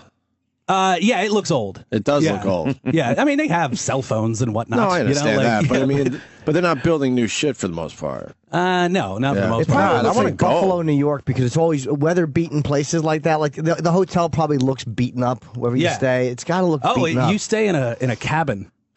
It's awesome. Wow. Yeah. Why not You a literally hotel? stay in It's adventurous. Jimmy, you should go. Should I? It's fun. No. You They should wanna build do a this? hotel. I'd be happy to. Well, no, they have a hotel, Oh, but okay. if I like decided to make a big deal out of it, they probably would put me there. But like, I like the cabin. That's cool. Yeah, a little adventure, man. You're gonna be there all totally. week. What do you do in between shows? You can like drive out, like. Or are you one of these? Are you one of these comics that gets out of your room and does shit, or you just kind of hibernate? Yeah, there's a place. I think they closed it, but it was the greatest. It's like an hour outside of Anchorage, and this like 88-year-old guy. He's like this old German dude who has, which by the way is the perfect age to be hiding out. I'd like to point out, like 88 years old in Alaska, no shit, Germany. Right? He has Exactly. he runs a wolf rescue. Like he just grabs wolves that were like hit by a car and like nurses them back to health. Wow. And then Nice he has guy. them in his backyard. And the guy's got 9 fingers because a wolf took one of them, literally. And he just walks you around the yard and like tells you which ones you're allowed to pet and which ones are going to kill you. You know, like that kind of thing. Do they bite him It's or amazing. no? No, not at all. Well, I mean, they have in the past. Like he's all scarred up and whatever. But for the most part, like he has like a rapport with the wolves. You know. And they're the ones his farm is what like movies use. So like so if you wolves need a wolf. see in movies tend to be from this guy's place, you know? Right. But And he gets the hybrids, right? Like people who think they could raise one of these animals and realize, holy fuck, they are wild beasts. And yeah. So they ditch the animals, and then a guy Right, like and then this, he takes them. He Right. takes them. Yeah, and he's got like this, Supposedly the hybrids are the worst when you try Yeah. to fucking mix the two breeds. yeah, he's got like this patter too, like that, you know, because it's like a tourist place, like, you know, the Anchorage tourism will send you up there, like, oh, you got to go see this guy, right? So you go up there, and like, but he's 88, so it's like you can see him like going through the motions of the jokes that he has in his little rat-a-tat, but he's like lost it because he's so, and it'll be like, okay, you go ahead, you pet that one, but not that one. No, wait, it's this one, but wait not a the, like minute. he literally fucks it up, and you're like, I'm not. You have 9 fingers, dude. made Get the this right. mistake. Yeah, it's amazing. Are you Jewish? Wow, yeah, that's a lot of alcoholics up there too, apparently, huh? Yes, indeed. The drinking is like all you can do up there. Actually, I think this is around the time of year because I was there once before, like sometime in March, and that's when it starts to thaw. And every day in the newspaper, there's like 3 new dead bodies. Oh, because they're under the snow. Yeah, and- exactly. Right. They just like find a crumpled up guy with a whiskey bottle in his hand. You know what I mean? Like just under a snowbank on a sidewalk that they didn't see before. Sounds wild. Yeah, I want to it's- go up there. How much I'm snow? telling you, it's How much amazing. snow do they get? I mean, I know Alaska's snow, but I mean, how much do they get in the winter? It's fucking. It's not. I'm not a meteorologist. Oh, yeah, I but don't know- I- I you're don't know not? the answer to that. Oh man, who Yeah, wrote I this don't know why bio? I'm asking you the fucking. Yeah, really, who was the mayor of Juneau? You guys doing a gig? What a cunt I am. Now the annual precipitation. Yeah, I know. I'm just all this. It's amazing how somebody can become an expert in my eyes. I'm wearing a sweatshirt that says Alaska, so you're like, oh, this guy. Yeah, knows. what's their biggest export, Jesse? You're really into I know, by Alaska. the way, You're I do playing feel there. You got a hoodie on that It's a says coincidence Alaska. because I It just is? literally moved Okay. back to New York after 3. Like last night, I got in, and so I just threw on the only. But I do feel like the guy at the concert with the bands talking about. the fucking, exactly. yeah, You got it's kind the of fucking obnoxious. Alaskans. You know, Right. that's, Well, we got to ask you about the Oscars. How'd you feel it went for Seth? I thought it went great. Like, yeah, I thought, and everybody who's like I in liked the it. industry, like anybody who's a humorist or comic or whatever, like they all get it. That was It's great. just like the fat housewives that hated it, you know? And There's a lot of them. And he basically said, "I'm done. Go find someone else." Yeah, well, he said that before, like, Oh, really? before the Oscars were even But he brought in the numbers. They were looking for the younger demos, and he brought them in. right. Yeah, He That's said exactly where they were his- looking for growth. One of his tweets was perfect. He said it's like the Kobayashi Maru from Star Trek Wrath of Khan. You do it. It's a no-win scenario because if you do well, some people like you, but then some people hate you. Right. I think he did a great job. He looks the part. Yeah. He sounds great. I thought he was funny. And he had some good jokes that didn't seem like the ones that you just, here's the writer, put it on the Right. teleprompter, let this guy that doesn't know how to deliver it. Right. I thought he sounded great. And Yeah. of course, the one I knew came from Jesse. Jesse? Came from, I called it. Which yeah. one? It's pretty sweet. Oh. The John Wilkes Booth one, the one. That was yours. yeah. I famous said one. that's got to be. That's fucking. I've been. Jesse's written enough stuff for me, and I've watched him enough to know that no one else would write that for the Oscars. But this fucking like shit. that one. No, Thanks, great man. joke. Let me ask you about that. That So John Wilkes Booth trended worldwide on Twitter as a result of that joke. I was so proud of that. now let me ask you about that. So you present that joke to him. Were you a little worried? No. He's pretty edgy. Like, Yeah, we all. Yeah, I guess it was you're just right. trying to. It was more like we all collectively were trying to find the line, you know? Yeah, yeah. because it was a. It's like there's a joke there. But was he really worded? Yeah. Was he really excited? Like, okay, this is it. This is the one. Yeah, well, actually, no, I didn't even know necessarily that he was going to pick. Like, I just churned out stuff and threw them into the void, like just into this giant joke bank. And, he was the one who called through them and picked them. So, how many of yours were used? I don't know, maybe like 15, something like that, somewhere. Look at him casually. So, I don't know. 15 of my jokes were heard by a billion people. But the thing is, like, I don't know for sure because I was backstage the whole time, so I wasn't. Were you writing on them. Were you also writing as the show was going on? No, like that was the intention. That's why he wanted us all backstage. But it's such an enormous machine that once it starts, there's no like. So you saw everybody. You saw everybody walk back. Oh yeah. You're just in the way. Like I'm just in Liam Neeson's way the whole time. And he's like trying to get around me, and like it. I ended up like I was standing on. Dip your sushi in his hair. Yeah. Who's the one with the shovel face? The chick. Not Renee Zellweger, the other one, the one who looks just like her. Reese Witherspoon. Yes, Reese Witherspoon. Reese Witherspoon. Yeah, with her square weird head. With her weird chin. I was like standing on her dress, like just shit like that happens the whole time. Like, wow. And, I was waiting to go to the bathroom and Michael Douglas is clearing his fucked up throat behind me, like waiting to piss, like that kind of thing the whole time. But you can't get any pictures back there, right? No, it would have been like you. Really well, awkward. I don't know how you do it. Like you do it all the time. Like I don't know the protocol. So it was just been back weird. there I might not backstage. It would look You would weird. have tried, Jimmy. Maybe with one. Like if De Niro was back there, I would have asked De Niro. You would have definitely With tried. this one, I would have been willing to get thrown out for. But did you go to any of the parties or no? Yeah. Well, I got to go to the governor's ball, which is like the big one. Wait, what else about the Oscars themselves, though? It seemed to go pretty smoothly, but like that's the thing is like we were back like with the roasts or whatever, they just come backstage. You can just pitch out a joke like, because somebody said something then, and that was why we were there, just like in case Tarantino said nigger or whatever. Like that was just the assumption that we'd all be there to cover for that. Which, by the way, did you see it? Like he looked like he was giving a drunk best man speech. Yeah. His tie was all loose and he's swaying around. We like love him. We were totally like it's coming, but he's already in place by the time. So there's like nothing for us to do other than just kind of look at the stars. Yeah, and like try not to bother anyone. Which was the one person you saw where you were like, holy fuck, that's a fucking huge celebrity. Well, Charlize Theron is like that hot in person. Yeah. Like, she's amazing, right? Inches from her. Yeah. I've seen her in restaurants, and it's like I just want to walk up and go, look, I know you don't know me, but I kind of love you. Excuse me, we saw Charlize Theron. Where? Wasn't she? She was the one on our couch at NEW before she was famous. Before she was really famous. Really famous, yeah. She was hanging with the guy from. We told the story a bunch of times. The Jumper song, the fucking Suicide song, the fucking help me out. The Drowning Pool. No. If I've been around. Yeah. Third Eye Blind. Third Eye Blind. Thank you. And we were pussies back then because the Third Eye Blind guy, who was kind of a dick to us, by the way, so fuck him. He basically told us, like, look, man, I don't really want you bringing up that she's here because I think she just made, which one? Devil's Advocate or something? Or, that's a big one. Oh, right. She was in it. Yeah. But they didn't know, but she wasn't a household name yet. Right. She was on her way. Right. And he basically said, I don't really want you bringing up that I brought her here. And she just sat on the couch all innocent and just fucking looking hot. Did you get to hug her? No, I didn't. No. I almost did anyway. You should have just put your arms out. Like, come on. You know you want to. See you again.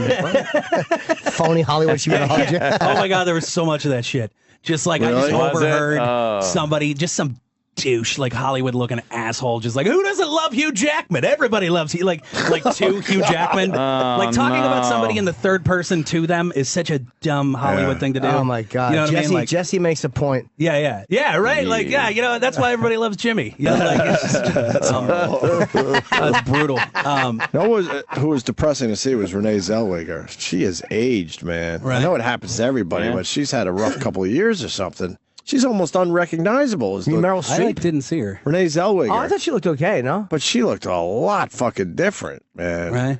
Yeah. She's cool, though. I actually had to take her on a tour of the Comedy Cellar once for some movie or whatever. And I don't even know why they called me, but the Cellar called me and we were like, hey, would you bring Renee Zellweger around? So I did. Was she hot at the time? Yeah. Yeah, I always had a little thing. She jerked you off in the car? No, she did not. Jerk you off? What the hell? I think I'd be, to be honest with you, I'd be a little self-conscious if she just has that like lemon face, like that. It would make it look like, what's wrong with my dick? It's like gross. Well, she had to keep getting fat and skinny for that Bridget Jones Diary shit. It's got to take its toll on you. That's her from the Oscars? Yeah, she's pretty hot. See, she looks good but when there. she was on this is from the red carpet. We're looking at a picture. When she was, she looked good. But when she was on the Oscars doing her little Yes. thing, she looked a little haggard. Did you see Meryl Streep backstage? I did not. That would have been cool. Yeah, she looked But- rather old. No, like the people that I ended up like smoking a cigarette next to Robert Downey Jr. like 4 different times, like because I kept sneaking out to go have a smoke, and it's the same place that they would go out and sneak out. And have a really? smoke. Yeah. Who's smoking these days as celebrities? Well, pretty much Robert Downey Jr. Just Robert Downey Jr. and me. Like we were the two. Talk to him. Just like perfunctory, like Yeah, because I don't want to be that guy. Because a lot of times too, like in airport smoking lounges and stuff. None of you guys smoke, right? I know you guys used to, but yeah.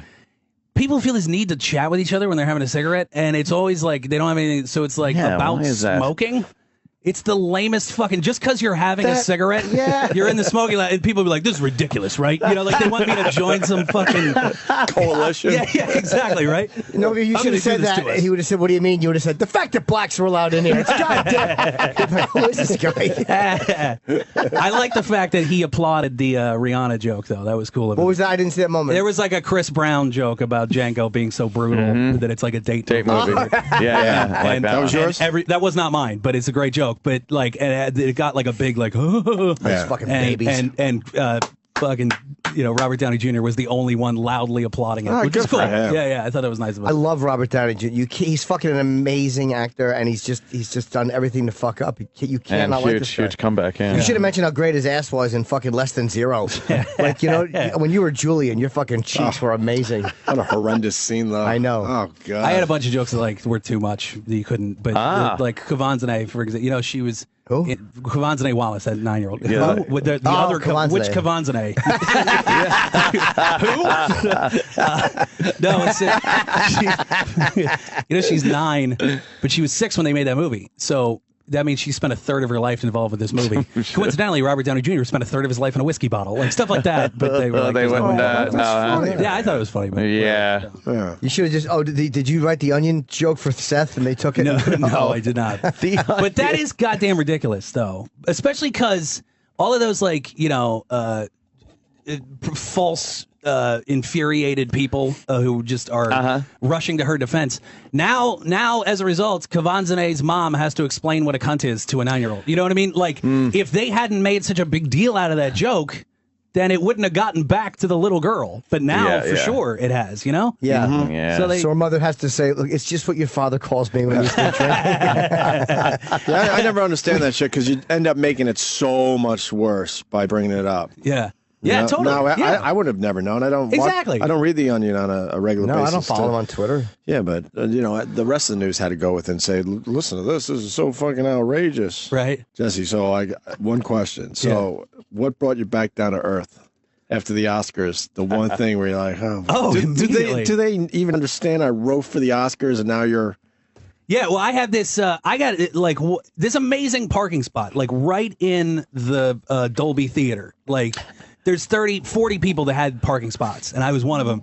Giant sign that says reserved for Jesse Joyce Academy Awards. Right, this big, which I stole, by the way. nice. You should have. Yeah. But the car I drove was a '92 Hyundai Elantra. It's from this place called Rent-A-Wreck in LA. You ever heard of it? Yeah. It's fucking amazing. Like, I look like a weed dealing pizza delivery guy showing up at the Oscars. It's just all smashed in and the front headlights burnt out. Why did you go to Rent-A-Wreck? I know they're cheaper, but it's like renting a car for. Because I was there for 3 months. Oh, 3 months. And all right. That's total cost $1,000 for a rental car. Beautiful. It's great. So, And like, you as can long do as you're anything. confident enough in the fact that you don't care that you're care. driving a shitbox. And you can beat the shit out of it. No you had matter. to write for 3 months for this. Well, no, because I was working on season 2 of The Burn with Jeff Ross, that show, Jimmy did last season. So so I did 1 and 2, and then the Oscars right after that. So I was stuck out there for a while. So I just hop in my shitbox, immediately after the Oscars. Like, that was kind of an interesting. And I have to pull up to Seth's party in this fucking and it just it's like making and like Lamborghini. Everybody else, it's like a line of Lamborghinis, and then You're a piece of shit. Yeah, exactly. Rent-A-Wreck. Yeah. Where'd you stay? I rented a little studio apartment in okay. Silver Lake, which is the worst place on earth. It's like the belly of the beast, It's like the LA part of LA. Ooh. It's kind of like Williamsburg, but sunnier. You know, it's just this awful bearded shitheads hanging around. Right. And like everybody's in stupid show business, which is what I hate about there. You know, is that you can't avoid it. You know, like every coffee shop, every time you go to make any kind of transaction, you just know that the person has a headshot and a script, and they're gonna fail. You know what I mean? Like you just know they're a fucking failing actor. You know, it's just sad. Like you can walk around New York all day long and never run into anybody else in show business. It's like I think it keeps you you could do that in this room. We laugh because it's true. That's hurtful, Jimmy. It really is, man. I used to date this girl who, this sounds bullshit, but it's not. I dated Vladimir Putin's translator briefly. Oh, wow. And Pretty cool. I met her at McSorley's, that shitty bar. Yeah, you know? yeah. I met her because she was his guy. He had like 5 simultaneous translators, and one of them, she was the one who would do stuff at the UN when he was here, right? So she'd fly in and do that, and then she just went to McSorley. So I met her there. So I met her that night, and then technically speaking, I fucked her in Russia because she took me back to the UN Plaza One. Oh, okay. So I had a one-night stand. I've never been to Russia, but I had a one-night stand there. Yeah. You know? Wow. And she was hot. Yeah. She's pretty great. And then whatever. We dated off and on for a little, just every time she was in town. But the point is that she is simultaneous translation is what she does professionally for a living. Man.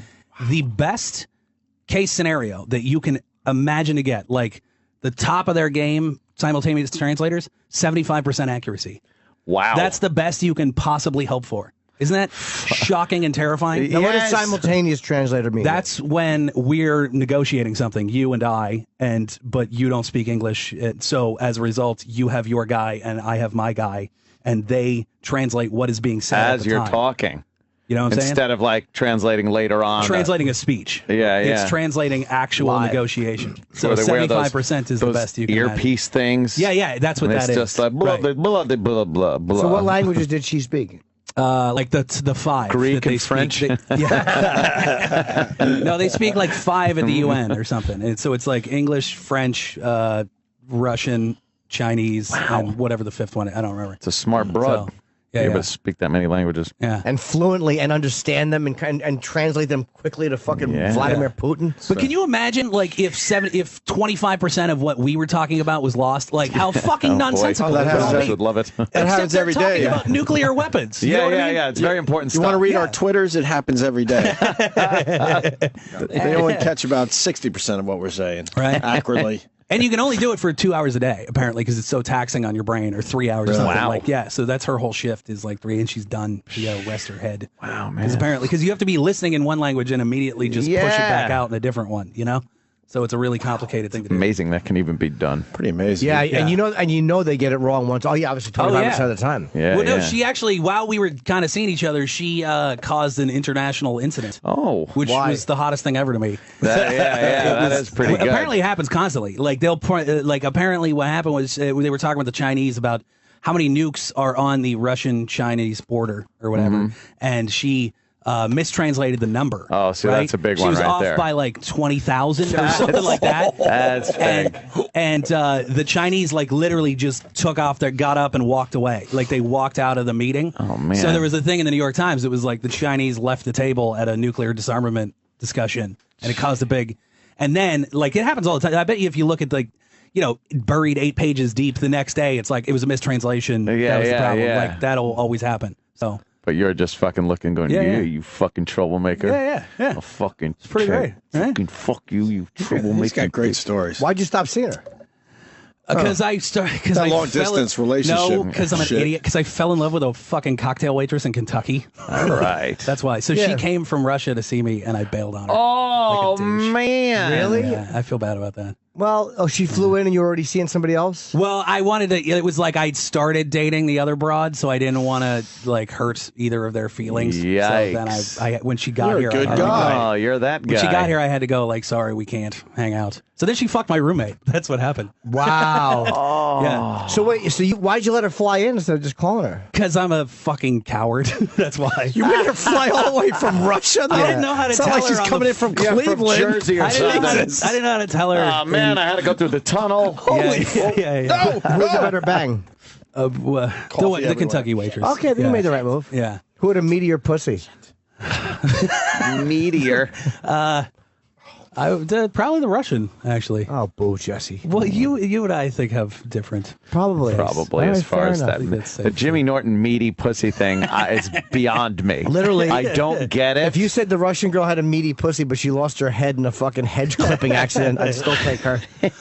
Plus, you banged her a bunch of times. You're probably done with it. Yeah. Not for anyone. You know what I thought was exciting, though, is that somewhere in a basement filing cabinet in the Kremlin, there has to be a dossier about me. Oh, yeah, you know what I mean? So, yeah. Because I was 2 people away from the Russian president. You know what I mean? Close. Oh, like, God. At some point, they had to watch my Live at Gotham. Yes. You know what I mean? Like a couple of ex-KGB dudes was like, yo. Who is this? They had to sign me in and stuff. Find out who this is. What does he do? I don't know. He gives serious talk. He gives very boring lectures. Some sort of motivational speaking. Jesus Christ. He does motivational speaking about cocaine, apparently. I don't know. Yes, he stopped talking and the people just look. They look at him very strange. Oh, man. So, they had to sign you into the Russian consulate, right? Yeah. And then I went to Geneva once to hang with her. Because she had a lot of money, so she flew me over to hang at the UN in Geneva. What piece of shit? He fucking makes her fly. Did she fly you business class? No, she didn't. But it's fine. Coach? Whatever. Yeah, but it was good for you. For Fuck a her. Kentucky cocktail waitress. And how did that work out? It was interesting. Like I set up a show in Geneva, so I did stand up there. No, I mean, how did it work out with the Kentucky broad? Oh, I dated her for a couple years, so it actually did work. So it was a real thing. So, yeah. So you went to Geneva, Coach, and you set up a gig? Yeah, and then and so I went to the UN in Geneva. And she signed me in there too, and I went to the cafeteria and had lunch with her colleagues. Oh, colleagues. Yeah, and I've never been less interesting in my entire. You know what I mean? Yeah. Because they're all literally working on Rwandan genocide prosecutions. They're these lawyers who are prosecuting dictators. And then it's this guy fucking wrote a fucking joke about Seth MacFarlane's cock that went pretty well in Minot, North Dakota. That's what I'm doing. Wow, that's fucking amazing to me that you ditched the Russian shit. Well, we were just talking about what a fucking terrified child I was. I know you were too, right? He's a terrified adult. But I would watch scary movies. Right. We're all very excited here. We just got the Blu-ray copy of all the Nightmare on Elm Street movies. Yeah. So we were talking about it, and apparently you do not like scary movies. I don't my fear as a child went through so many evolutions. I think Freddy Krueger was the first thing and I never even saw the movie. It was just the box cover. You never saw the original Nightmare? Dude, I literally saw a picture on the box cover and I didn't sleep for a month. So there's no way I could have seen the actual movie. Zero chance. And then I went through a phase where I was terrified that my parents were going to get kidnapped while I was sleeping. I don't know what the fuck that was about, but I was sure that. So I literally had this thing where they would put me to bed and then I would have to tell them to make noise out in the living room when they were up. So so that I knew that they were still there. You know what I mean? That no one had you're swiped afraid them in of the being night. alone. Right. Yeah. So every now and again they just bang on something so I could fall asleep. So I knew that they're still. And they would do that. They would appease you by doing that. My fucking irrationality gained a new level of sophistication, and I was like, well, wait a minute. Whoever steals my parents would have the foresight to just leave a tape recording device of them making noise in the living room. Oh man! So I used to once that thought creeped into my head, then there was nothing. I was like, they might still be gone. Now I don't know. Can't be safe. They could have been stolen hours ago, and I've been listening to this recording. So I'd have to still get out of bed every fucking hour and a half and what go a little out. weirdo. I know. Is that sad? What a cock block. I know. Your fucking dad's trying to get his hog sucked. You pop in. Peering around the corner. Noise. Well, I don't think they do a lot of the time. I just peer around the corner, just all right, cool, they're still here, and I go back. Yeah. So did you just need white noise of some sort, or? I love that noise. I don't know. I just Make think, it. I just really went to white. Yes, you're right.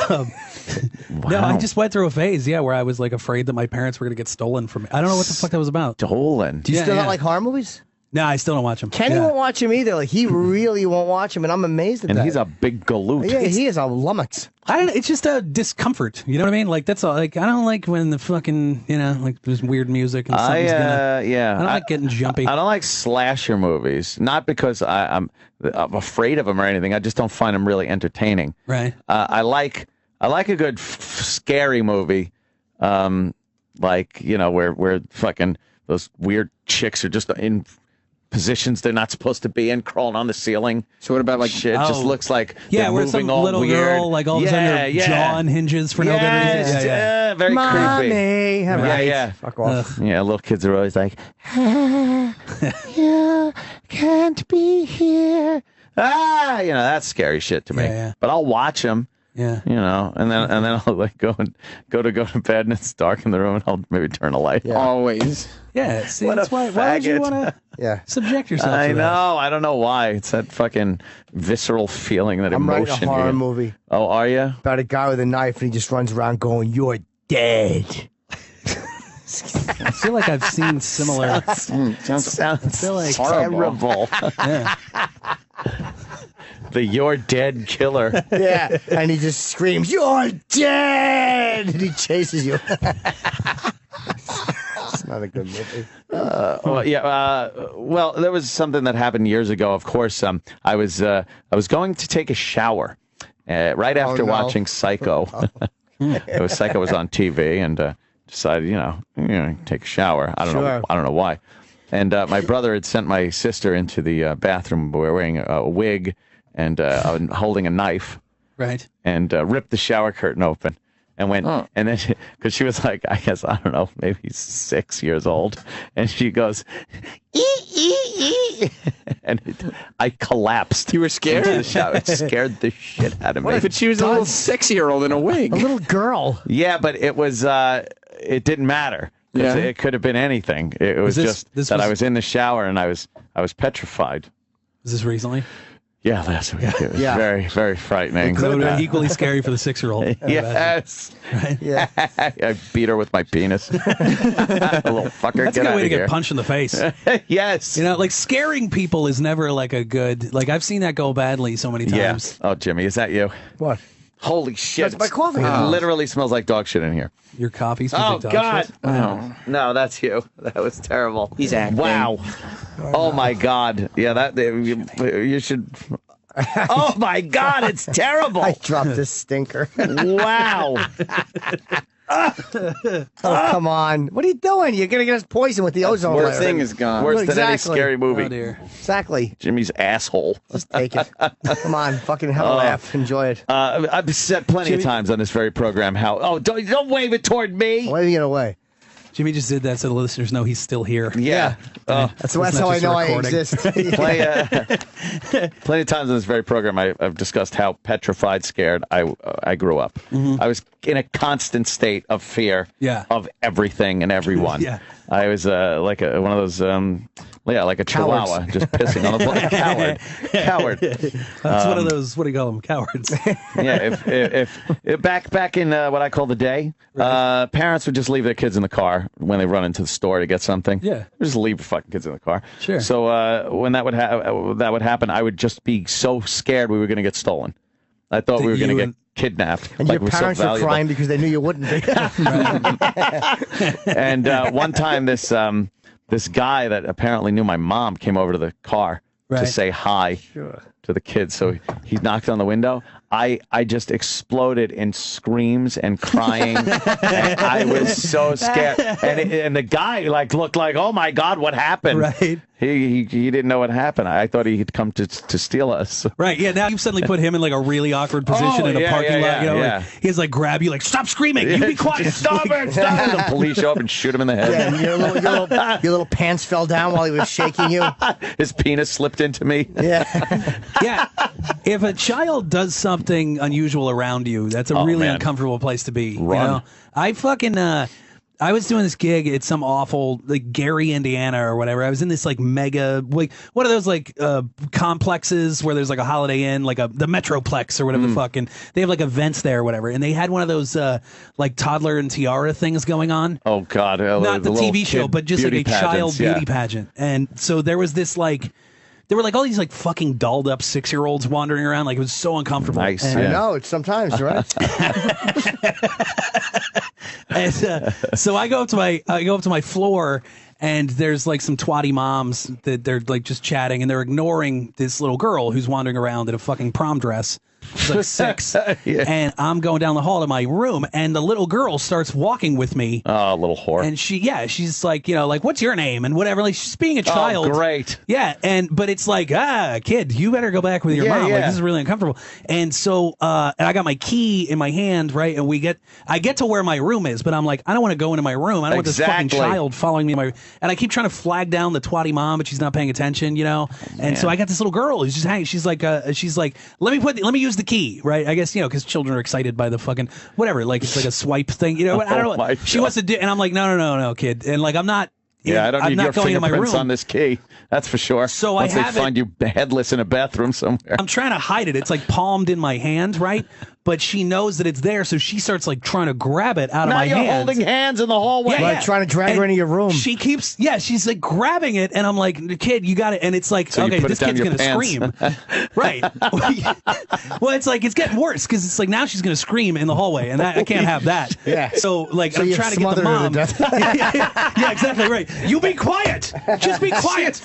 Yeah, exactly. You thought it was a chicken clucking. Oh, man. Oh, shit. I don't want to kill you. Quiet. Wow. So I like let go of the key. She fucking puts the key in the door and runs into my room. And now I have like the door, like the door's gonna close, and that's my only key. And now I'm thinking like I can't go down to the lobby and go, there's a fucking 6-year-old in my room. So I have to like hold the door open with my long arm, like as far as and I'm like flagging down the mom in the hallway, like your kid snuck into came into my room and died. There's a fucking 6-year-old in a prom dress, like sitting on my bed. Like it's the worst fucking. Like my brain is on fire because I'm just so uncomfortable with this whole scenario. And I finally like get the dumb. I'm like, hey, fucking, I don't know what happened. And so the mom comes rushing down, and of course, like.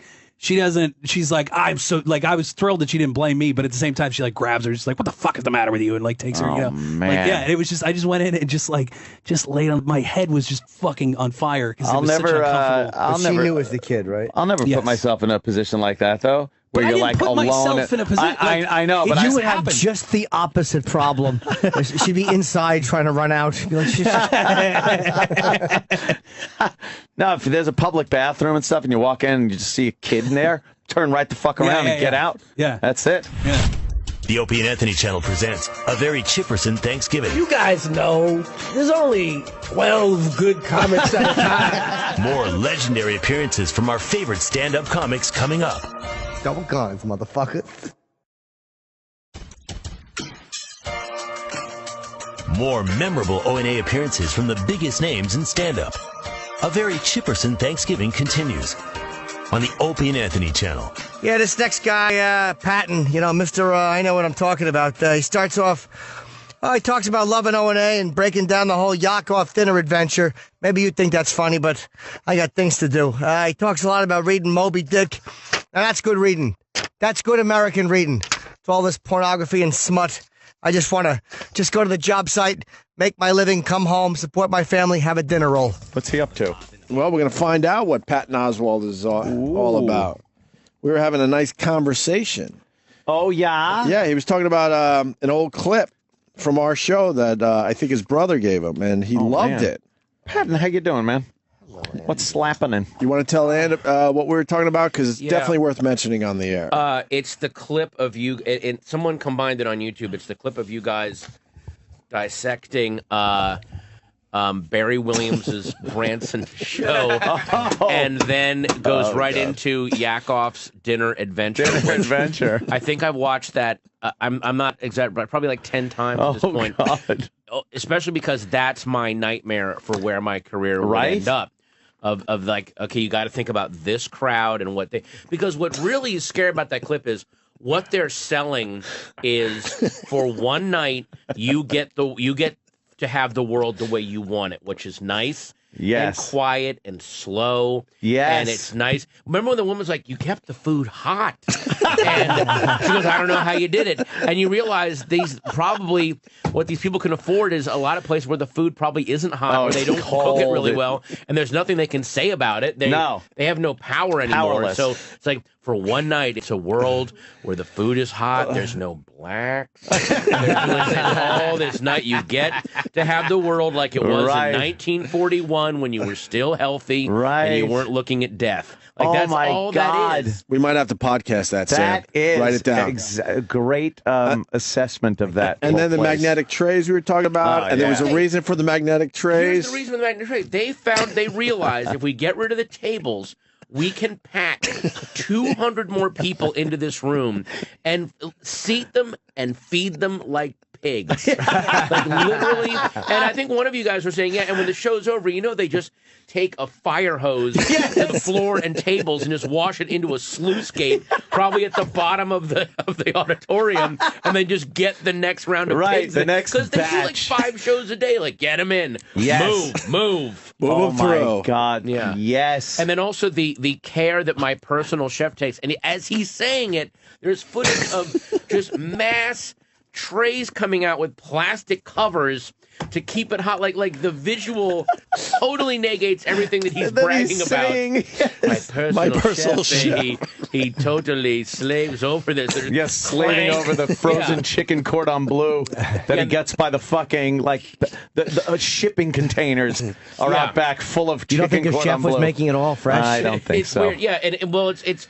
weird that he says that it's making it fresh, and yet they show a platoon of frightened Venezuelans who are working in his kitchen that are terrified of being hit. Like, it is the most horrifying. Oh God, that's so many. It's one of our greatest I'm discoveries ever. I'm when fascinated we learned about this. Yeah, with Branson, that whole thing that. We were watching that guy, what's his name, Kirby the magician. Oh, yeah. And it was like this horrible trying to look like Vegas thing, but the tricks just weren't good, and it wasn't the glitz, it was Branson. You know? Also, you watch it and realize, oh wait, this is 9:30 in the morning. This isn't Rat Pack stuff. This is right. And then we're gonna have my nap afterward, and then 3 o'clock dinner.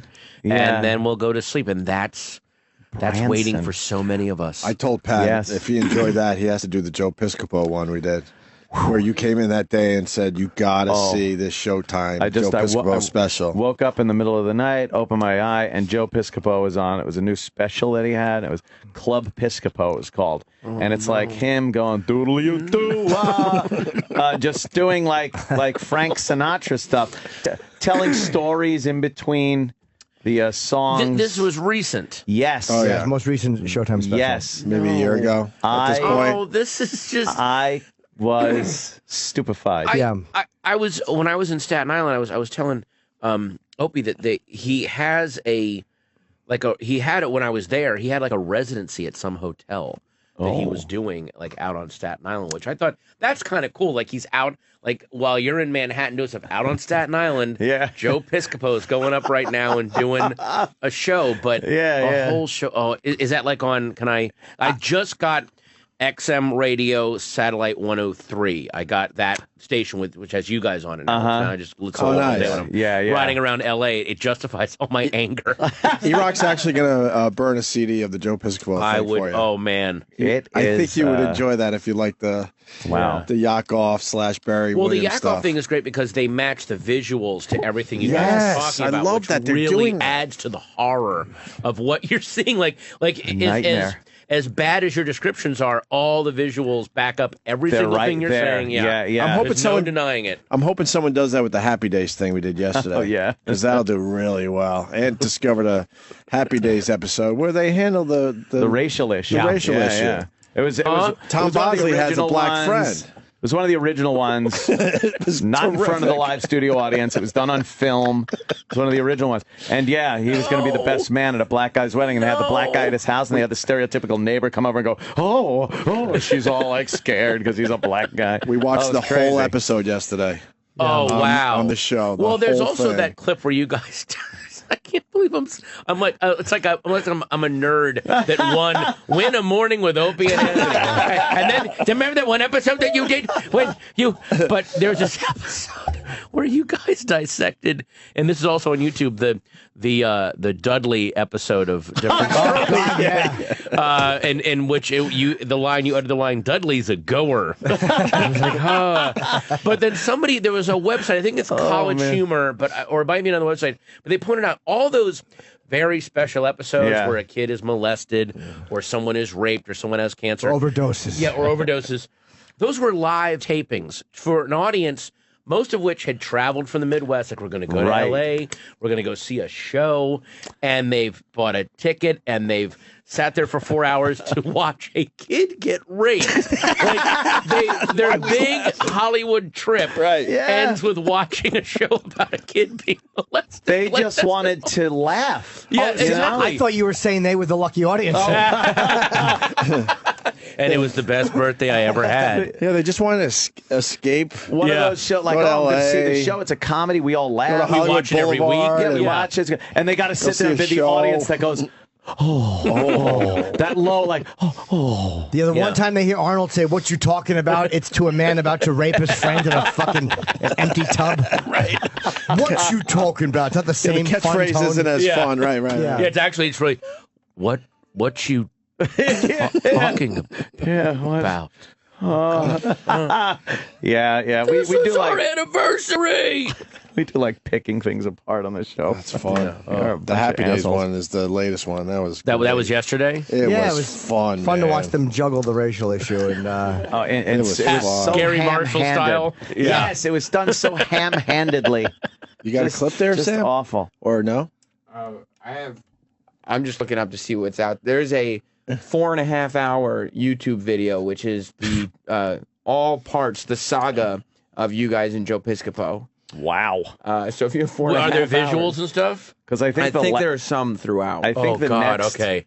The next day we had him on the show. Yeah, it was a trilogy. You were saying, it was a trilogy. Yeah. It's 5 parts, E-Rock is saying, and then then he started coming in. And he's getting girls pregnant all over the place, and we're like, will you stop? He's an animal, Piscopo. He's an animal. We love him. In the end, we love the guy. Oh, he loves throwing that seed around, that Piscopo seed. Man, he just knocks these young girls up. He's got to fertilize the earth. Yes, when the earth loses its Piscopo, the dead will walk the earth. That's why Piscopo's We here. could get him on the phone right now if you want to say hi, Pat. Jesus. I wouldn't know what to say. Want a quick phone call with Joe? We put the whole thing on a podcast too, so it's out there. Okay, good. The whole. Right. I'm telling you, the Joe Piscopo stuff is terrific. I love he just refuses to pull out. Like, I really respect him. Oh, yeah. He's had nothing but bad luck, and he just won't stop fucking aiming for the womb. He is a fertile guy. Holy shit. This guy's batting fucking 870. What Hall of Fame numbers he has. Yes. I almost want to just play the Joe Piscopo now. Oh, that's great. Oh, it was so much fun. And then I saw you're all over Channel 11 here in New York.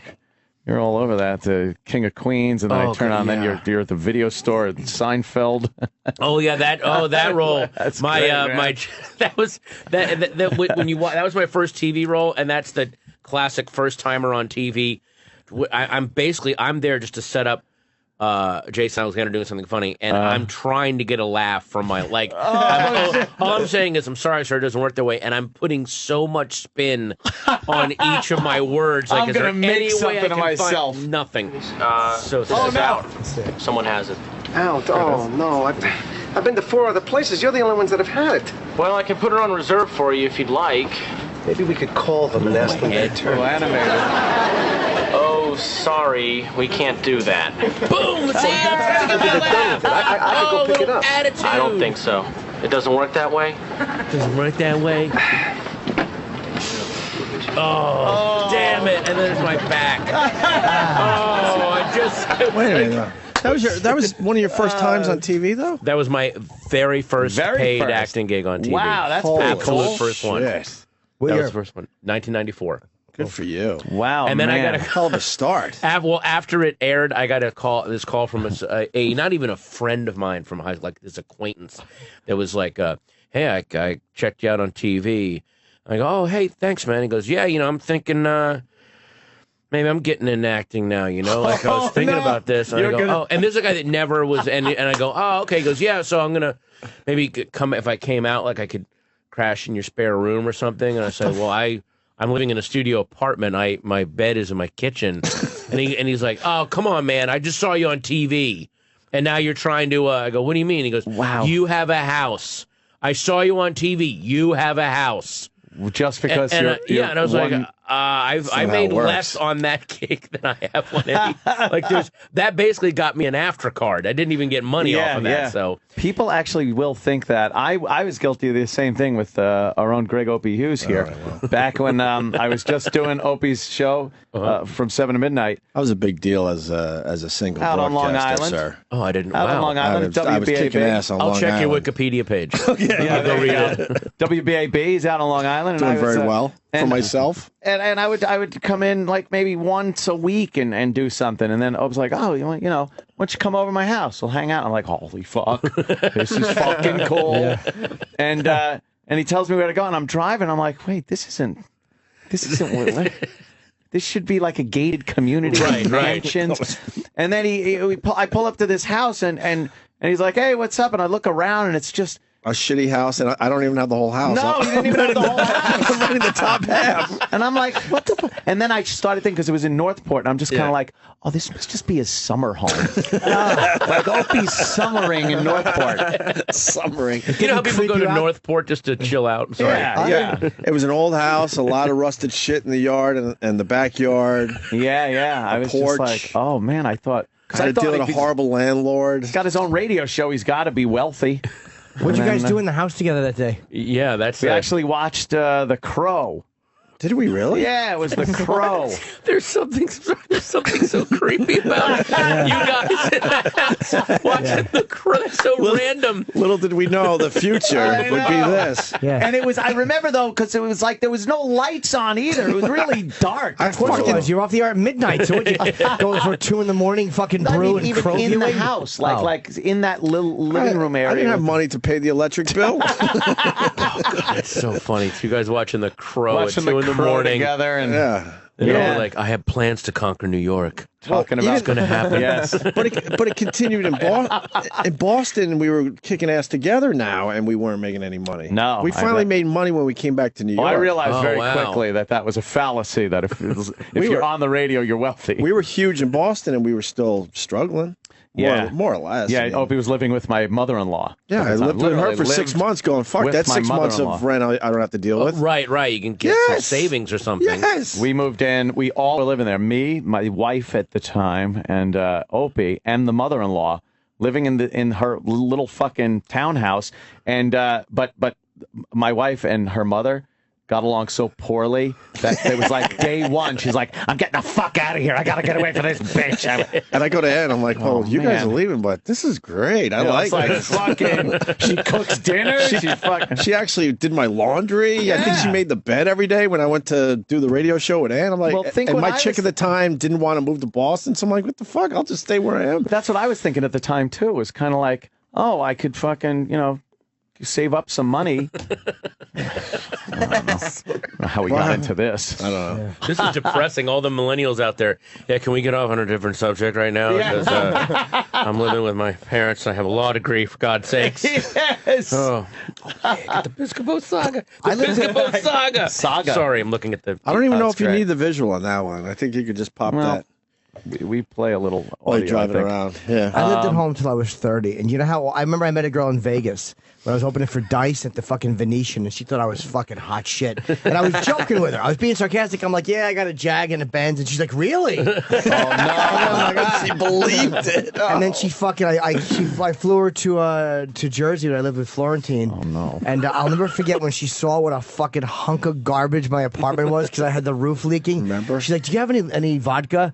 And I gave her fucking vodka, and I just taught her chess in my living room. It was fucking. That was your whole. That was my time. Was wow. I feel so bad about that. Black mold on the walls. Yeah. We did a Cribs with Jim Norton. We actually went through his place. Really? When I was 33 years old. It was unbelievable how much mold he had in that joint. It was terrible. I love how she immediately goes, "Do you have any vodka? Like, can I just numb this?" Yeah, that's what it was. That's what it was. Yeah. Well, like I'm about to get surgery in the Old West. Just give me some bourbon. and let's get this over with. Where's the Benz? You gotta tell him real fast before we move on to other shit. You would bring girls back to your parents' house. Well, I was in my late 20s. Yeah, I'd get blown in the fuck. I remember me and my friend Larry got a fucking pregnant prostitute in my fucking grandmother's, where she's dead, but in her basement.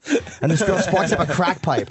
She sparked up a fucking crack. I'll never forget that. 9 months in pregnant. Grandma's house. Yeah, I mean, my parents' house. Oh, in your parents' house. Jim, you casually rushed by about 8 horrific things just to get to the point of your story. I got the pregnant process. It's my grandma. She's dead. So anyway, wait a minute. We're just rushing by all that shit. Where are we heading? Like, what's the kicker of this? Of all that? Like, don't worry about that. It's just the illusion of wealth people have. They think that you're doing better in show business. They have no idea. That is true. I lived in this house. Just show them the photo being pulled up. I lived in this house until I was doing comedy for 13 years. 10 years to 13 years is when I lived here. Just the photo. Don't even show them the whole house. It's too long. But just show them the black Lord. mold. There's all the mold on the ceiling. God. Yeah, this is online if you guys want to check it out. Oh, behind that picture. That is disgusting. Look at it. The mold is leaking. Watch when they lift that picture up. This is so fucking they were hiding terrible. the mold with that picture, obviously. No, I don't want to. Yes. Yeah, this is where I lived, man. There's mold. Here we go. Okay, they are lifting a picture up. Oh, God. Yep. Oh, no. That's like Amityville horror shit. That's right there. Isn't that and it's under, of course, a nice framed Chagall. Yes. Yeah, that's my framed Chagall. Isn't that like isn't that weird brain eating mold? That's just you dangerous. have to flee the house That's once the you black have mold, it. right? Yeah. Yes. Yeah, I think so. This doesn't seem that long ago. It's fucking. It's got to be 13 years ago, right? What are we in 2013? Oh, God. Yeah, it's 13 years ago. Yeah, I'd been at it probably almost nearly 20 years before I could afford a house. There's not that much. Wow. People see you because you have so much exposure. People don't realize that fame and fortune are usually completely opposite. You know, you can be very famous and have zero fortune. Mm-hmm. Yeah. Yeah, it really is a fucking long process to make any kind of fucking real money, man. And people are so disappointed when they realize. Oh man, you're broke. If you're on TV, you have a shitload of money. That's the illusion. Yeah. And then when you start making money, one of the first things you have to do is start paying off all the debt you accrue to even get. Like I had so much debt that there was nothing I could do about it. Like I have to keep living in this debt because this is the life I'm living. And then thank God I was able to finally pay it off. That's exactly. Yes, that happened to me too with credit cards and shit. Yeah. I was like, I just resigned to the fact that I am going to be paying the minimum balance for the rest of my life. Oh, yeah. How many times? I remember one time, oh, God, okay, I was in San Francisco. My phone got cut off because I hadn't paid the bill. So I got to walk down. I was rolling nickels and quarters. I had this huge bucket of change, and I sat there for a few hours and rolled enough to literally, I had like $200 in nickels. I had them in a big bag, a trash bag, and I walked down to the office, the phone company office, where you literally can pay it in person and get it turned on right there. So I'm lugging this trash bag down Clement Street so I can go pay my bill. And there's this kid, I was like 20 at the time, he was like 17, a able-bodied, totally healthy young kid begging on Clement Street. Just like, hey, you get any change? Like, just, again, this is like early 90s. And I was like, I am really sorry, I don't have any money. And I actually stopped. There's no reason to talk to this idiot. Right. And I'm like, I got to go pay this phone bill. I have just enough to pay it. I got to get my phone turned back on. And because I'm trying to be a member of society, you able-bodied young man. So then I go to the office, I pay it, but I had like 87 cents left. Like, oh, I actually had more than I thought. Nice. I was so happy that when I was going back, I passed him. And I went, hey, man, look, I got some change. And I gave him my change because I was in such a good mood. Oh, man. And then he stopped and he went, you said you were broke, you fucking asshole. Jesus. Holy shit. So, okay, that's got it. Yeah. You don't realize people can rip you off on credit cards, too. That's a problem. When you get into credit card debt, I had $3,000 on each one. And then all of a sudden, I had like a $10,000 hit. And I used to go to these prostitutes and pay with a credit card. And I really would. It would never occur to me that they would rip you off. Oh, really? The prostitutes wouldn't rip you off. Yeah. So I had to call and fucking get $10,000 worth of fucking bullshit charges taken on my credit cards. Well, that's weird because you haven't seen the Jim Norton Memorial thank you from all the prostitutes for all the rice cookers and laundry machines you bought them. There's a whole that joke went fucking oh my god, could not have been sweatier or clankier. Jim, did you see one time fuck clankier? I literally limped my way towards a non-punchline, right? I threw out a dumb story that there really wasn't nowhere to go with. I gave you the beginning, middle, and end. There's nowhere to go with it. Why? That's an amazing story without the details. I didn't even mention they were trannies. I mean, believe me. Thank God I didn't throw that in. But Jim's face was literally, I was like a special kid spending a day with him. Like, let's let him tell his story. And then when oh God. Jimmy, when a pregnant hooker shows up, are you pissed? She didn't show up. We picked her up. Oh, Christ. She was a streetwalker. 8.5 months, 9 months. I mean, my God. Yeah, no bullshit. No. There was and you had no problem walking around. No problem with it. I don't remember why we did that. I remember she blew both of us. She blew me and Larry, and then she sparked up a crack pipe right by my grandmother's old bookcase, and she had a copy of Johnny We Hardly Knew Ye in the bookcase about JFK. Maybe they were just Jimmy and his friend were reading The Good Earth. They're like, oh, the scene where she gives birth in the rice field. Let's just try to recreate that. Was there any guilt? Yeah, a little bit. That she was 8.5, 9 months pregnant? Yeah. No, it was the drugs I felt bad about. Like, man, that's like, you ever smell coke when it's being cooked? It's a fucking... No. It's a very distinct odor. I was worried my parents would fucking smell it. Oh, man. Were they upstairs at the time? Yeah. You bring a fucking pregnant hooker into the downstairs part of the house when your parents... I remember being nervous, like, just having a girl over on the couch doing normal... fucking shit, making out and dry humping. You were worried they were going to come check out, right? What was that? Is that not a pregnant hooker smoking crack next to Johnny We Hardly Knew Ye? I can't wait till Jim gets his Louis-style show and his pitching stories. So in this episode, there's a pregnant, like 3 months. Oh, no, 9. She's got to be 9, ready to pop. Should we smoke and crack? Trust me, Jim already has that show written and is just trying to get rid of it. Can we get the clearance to use the book Johnny We Hardly Knew? I need that in the shot. I need that to frame the left side of her face. Yes, as she's doing it. The camera has to pan to that before commercial. So, Pat, what are you promoting? We haven't even mentioned Pat's promoting. Oh, right, yeah. Whatever happened to Moby Dick? Is that a book you've written? Or, yeah. Obviously. No, I'm... there's 2 things I'm doing. The next Tuesday is the season 2 premiere of The Heart She Holler, which is an Adult Swim show that the guys they did Wonder Shows. I don't know if you ever watched Wonder Shows. Wonder Shows and is amazing. It's like if Sesame Street were on bath salts and they go and just drive people in New York insane and they have these things like. Kids on the street, kids on the beat kids, and it's like kids doing the news. So there's a kid, they dress a kid as Hitler, and then he's talking to me like, what do you think is wrong with the youth of today? Like these old people are like, why are you dressed as Hitler? Like they're so upset. And then they also send this kid to the racetrack to talk to just these old people at the racetrack. This one little kid's like, I can do an impression of you, and this sweet old man's really? Yeah. Gamble, gamble, gamble, die. So those guys did this show called The Heart She Holler, which is like, think of the most annoying Brooklyn hipster and what they think the South is. They think a red state is, and then give that person bath salts, and that's what the show is. It's just this insane inbred. And we did 6 episodes 2 years ago, and Adult Swim liked it so much they went, why don't you do 14 more? We're going to run them every single night of the month like a soap opera. So it's this weird. Wow. They're each like 11 minutes long, and it's the most nice. They do short shows on Adult Swim. They do very short. Yeah, it has that nice, like, cool.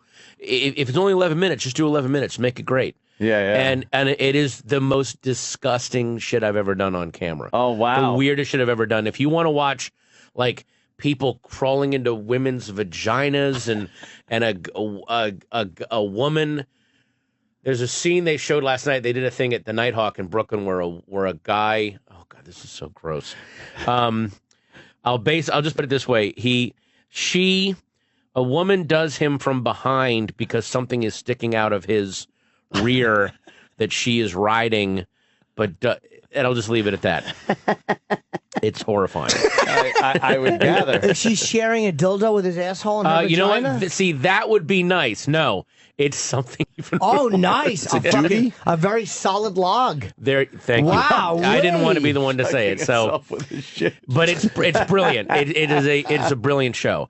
And then now that I've said all that, next Saturday, the 21st in LA, I'm doing the Los Angeles Public Library is doing this celebration of Moby Dick. Wow, look at so that! I'm doing You're all 3 readings. I'm just going to go to 3 different libraries and read sections from Moby Dick, which.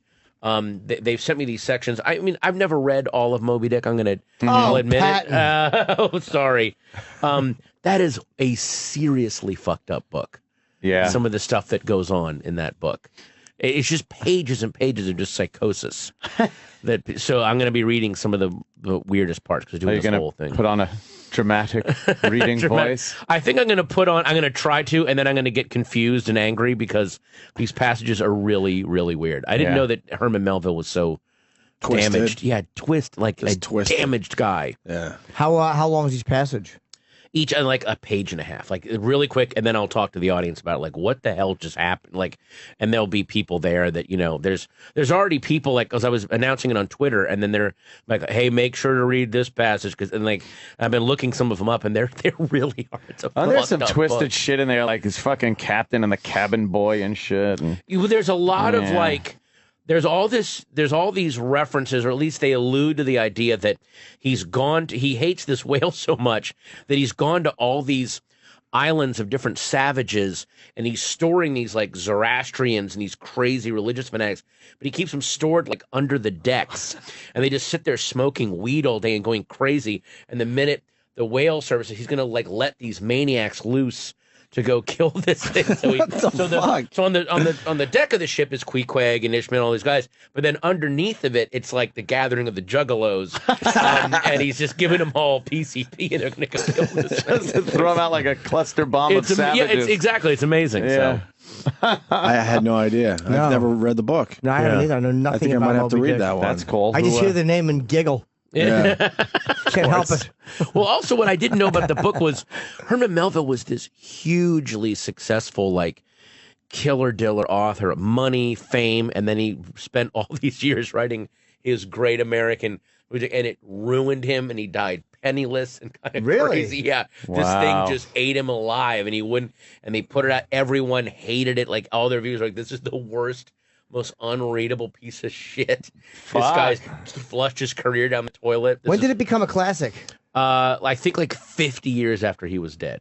Wow. Yeah, it was really weird. He just kind of blew it. So damn. Wow. Yeah. It was a guy like imagine, think of like Bruce Springsteen, and then all of a sudden he stops doing music for 10 years and then comes out with this weird atonal, like he's just banging on like a weird, like a Dixie cup with a mummified penis for 4 hours, and everyone's like, "That's it. This is all I'm doing from now on." They're like, "God, he's going," and then he just ends up like dying in a men's hotel somewhere. But then 50 years later, people dig that. Like, this is the greatest album ever. Do you know the history of how it turned it around and how it became that? A I classic? don't. I still got to read that part because it's an amazing. It is a fascinating story about a guy burning his life to the ground, and then that becomes a thing. Then his big bestseller books, no one gives a shit about. That were bestsellers during his lifetime. No one reads anymore. When did he? What was his life and death years roughly? I don't know. Did he die in the 1900s or the 1800s? I think he died in the late 1800s, but don't quote me. Yeah, there you go. Get on Wikipedia. We're gonna have to do that. Yeah. He's also his other one of his big bestsellers was called Umo. OOMO, and if you do crossword puzzles, you see that a lot. Yeah. It just says Melville novel. Oh, this person needs vowels in his puzzle, so here comes Umo.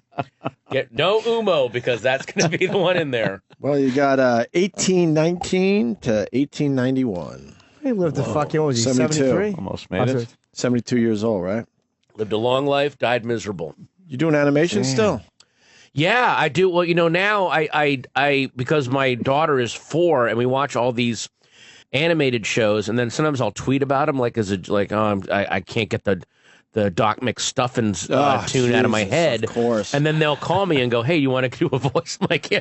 All of your favorite like 90s musicians are all doing kid shows now. Mickey Mouse Clubhouses, They Might Be Giants. They do all the music. Doc McStuffins is that girl from Letters to Cleo. Oh shit! And she's like this big songwriter and does so.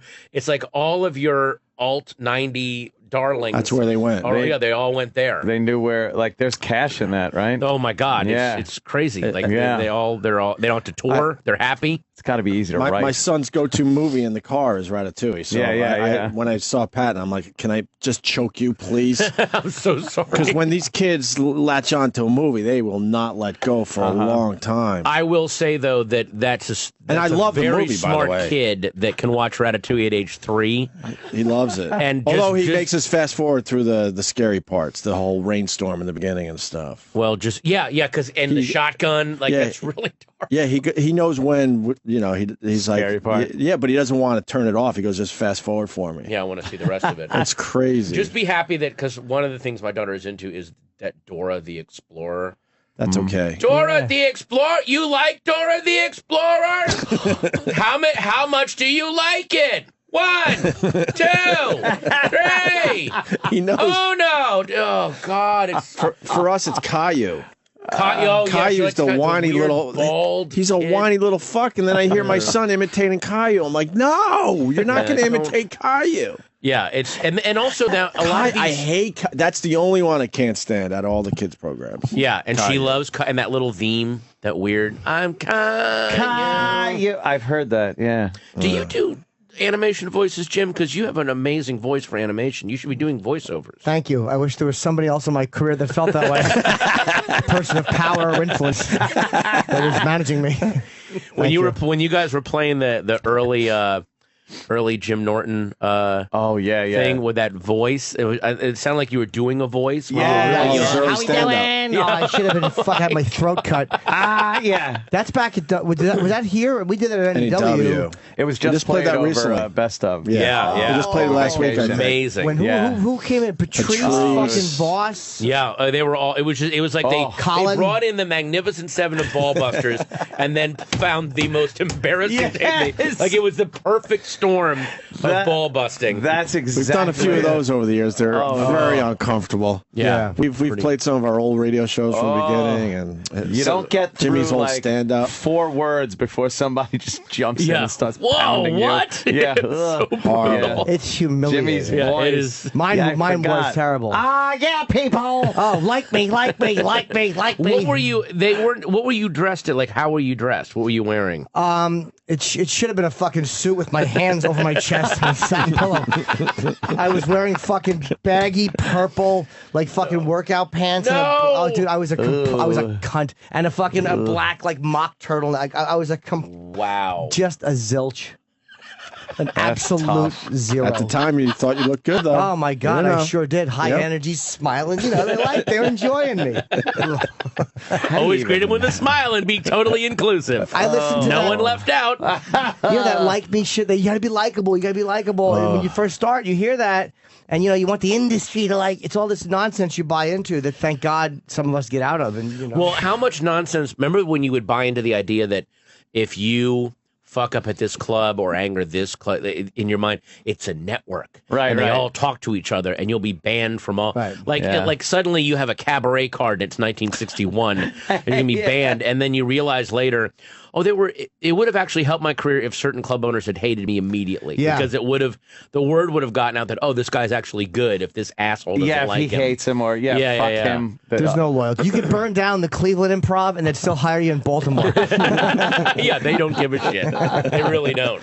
So yeah, there was always that. So frustrating. How do you know, like, when you're starting out like that, what to even wear? Like, I'm wearing these purple things.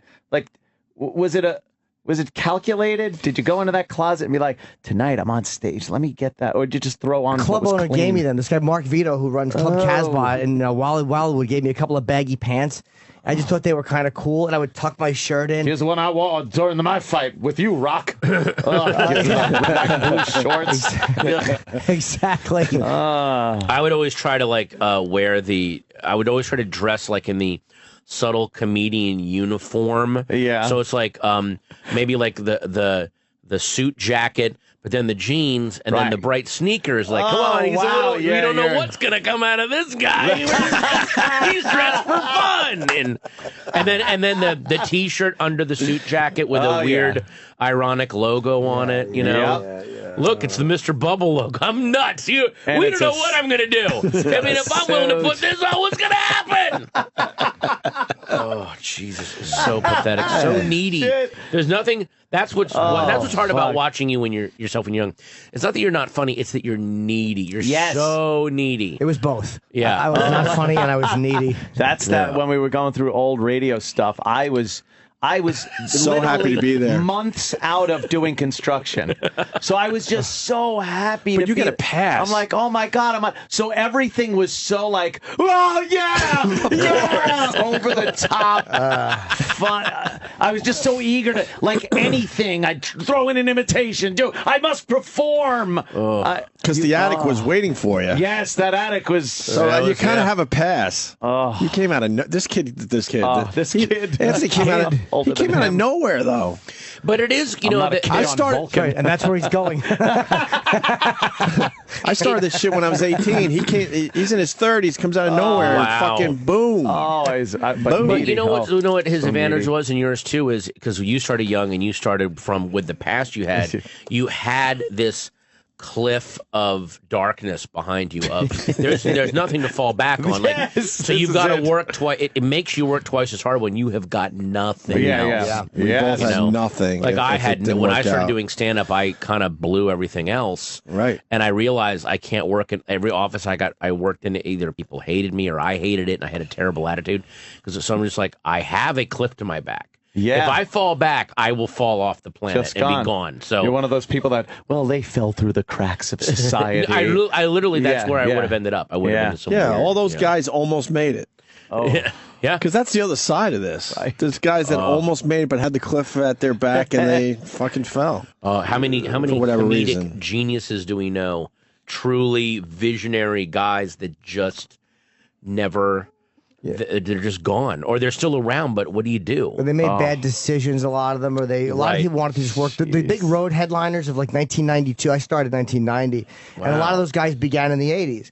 And they headlined before they were ready because the 80s had a fucking million clubs, so everyone got the headline. Oh, yeah. And then they got bottlenecked, squeezed out in the fucking early 90s, and they couldn't find work. And like those guys that would work in like 92, 93.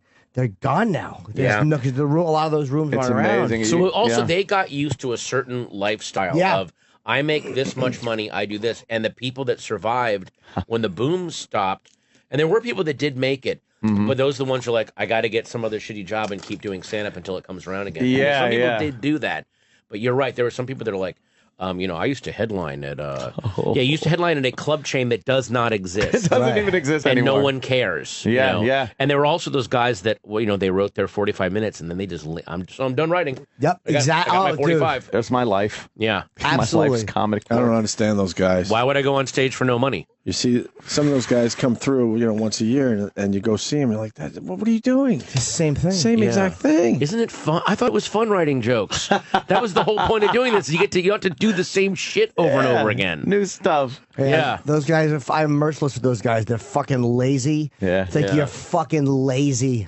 Yeah. Fucking write a joke or try a joke. There was same fucking dog shit inflection for 10 years. Oh, fuck you. Fuck you. On HBO, I think it's HBO Classic Comedy, whatever the fuck it is.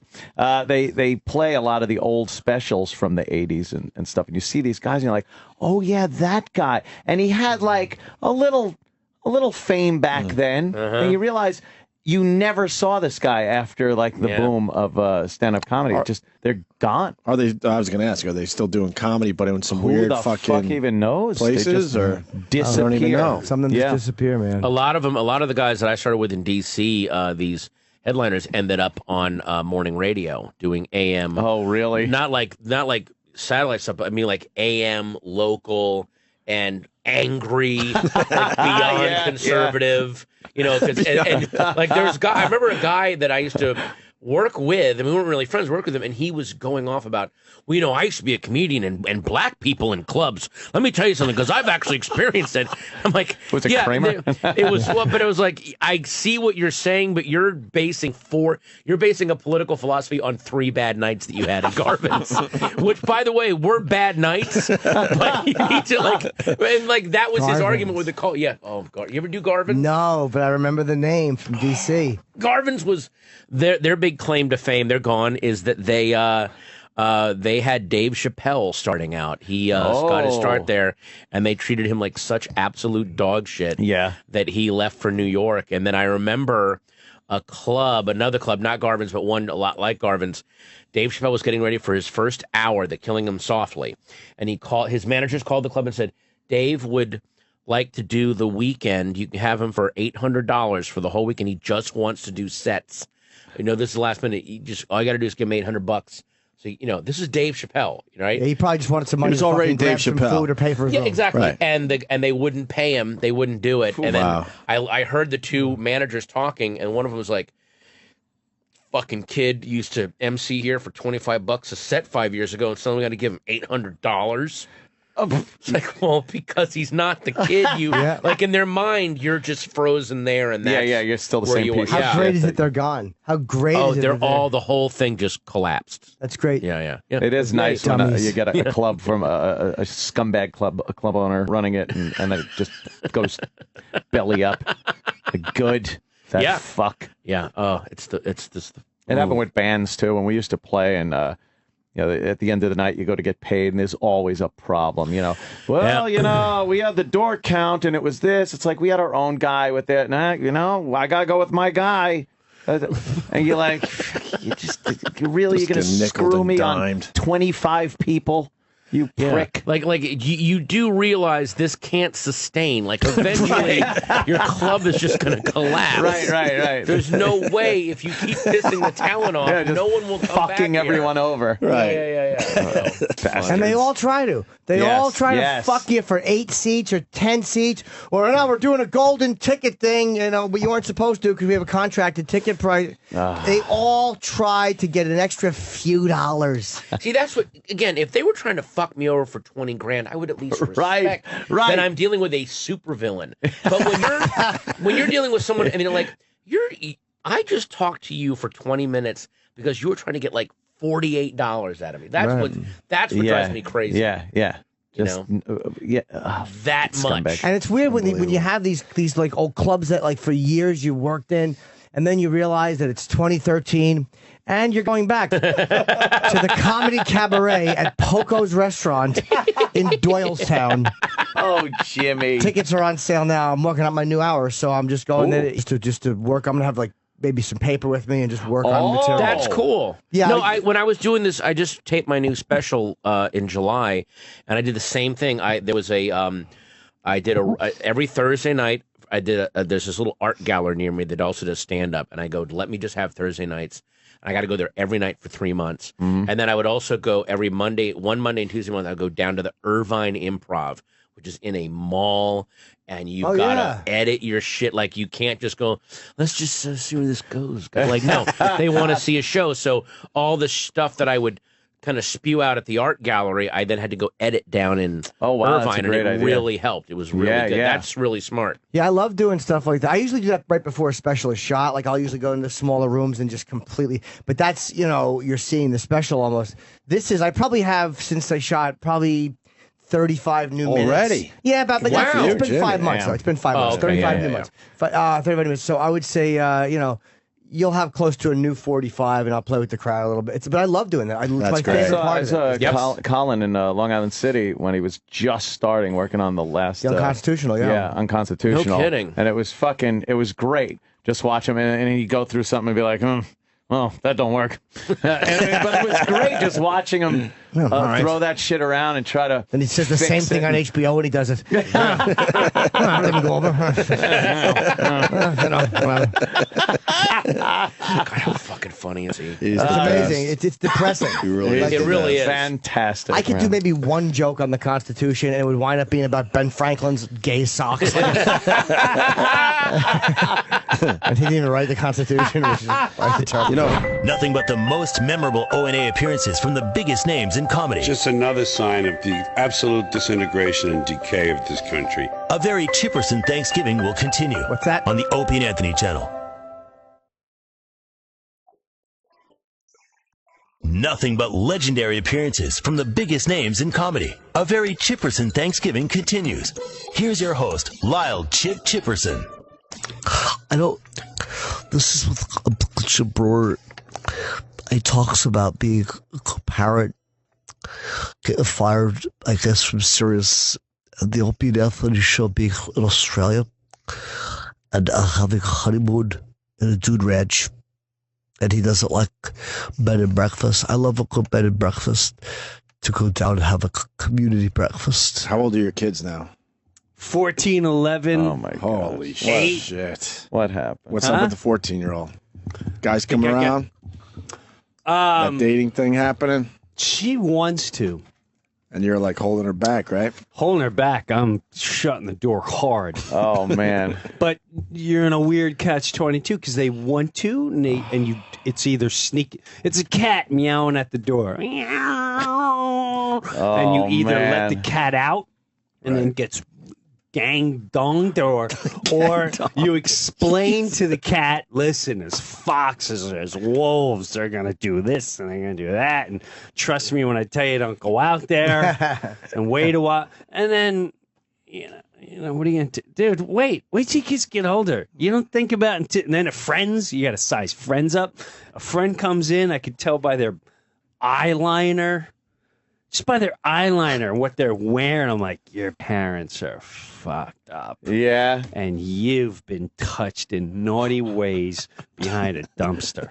And you ain't hanging out with my kid. You know it's like slutwear? You know right away. Soon as the door opens, you go, nah, man, all right, this kid. Because years ago, that's what you looked for in a girl when you were on the prowl. Exactly. Yeah. Exactly. So it's based on experience, right? Right. And the reason why I returned the wallet yesterday was just to fucking breathe, by the way. It wasn't about being a good Samaritan. It gave me an excuse to go, oh, I got to return this wallet. And then I was up at 112th. It was 112th and Broadway-ish, okay? Yeah.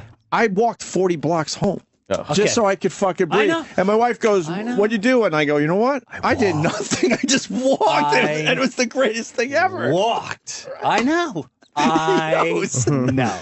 You know what I did yesterday? I had no agenda. I'm like, I'm just walking home. You know what I did yesterday? Huh. I rode a bike. Wow. Not fag bike riding. Right.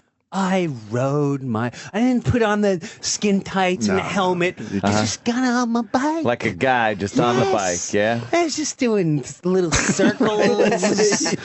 And I'm like, this is the greatest thing in the world. Right. In the world. Just breathing, man. Yeah, it was really nice. Yeah. So yeah, it's definitely, it's good, but it's a challenge. It's a challenge. Yeah. Yeah. Constantly trying to certainly save the a other life. side of parenthood.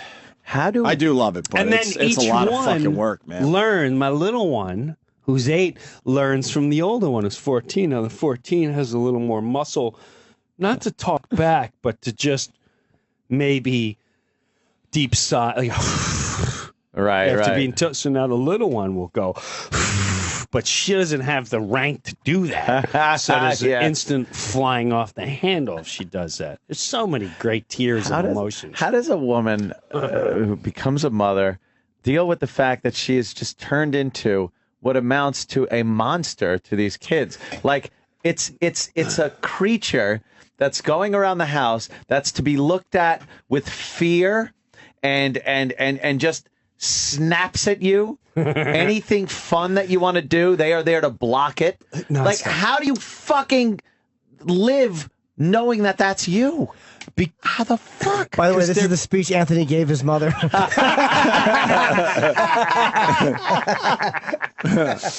It's you lose all consciousness just to be human and talk, because they do break you down. They break you down. There's nothing you can. You just gotta. You lose how to talk after a while, and that's another. You listen to them in the car, and you lose your fucking mind. That just seems to me like do you remember a time where it was just like, hey, it's go out and sneak a cigarette, or like she's listening to fucking rock music, or just like, where did that person go? Where is that person? You, as the husband, also have to take charge and take them out. Yeah? So they're away from that lunacy. Oh. A lot of guys don't. I take my wife out at least once, twice a week. Okay, you gotta and I get don't her care out of who's there. watching the kids.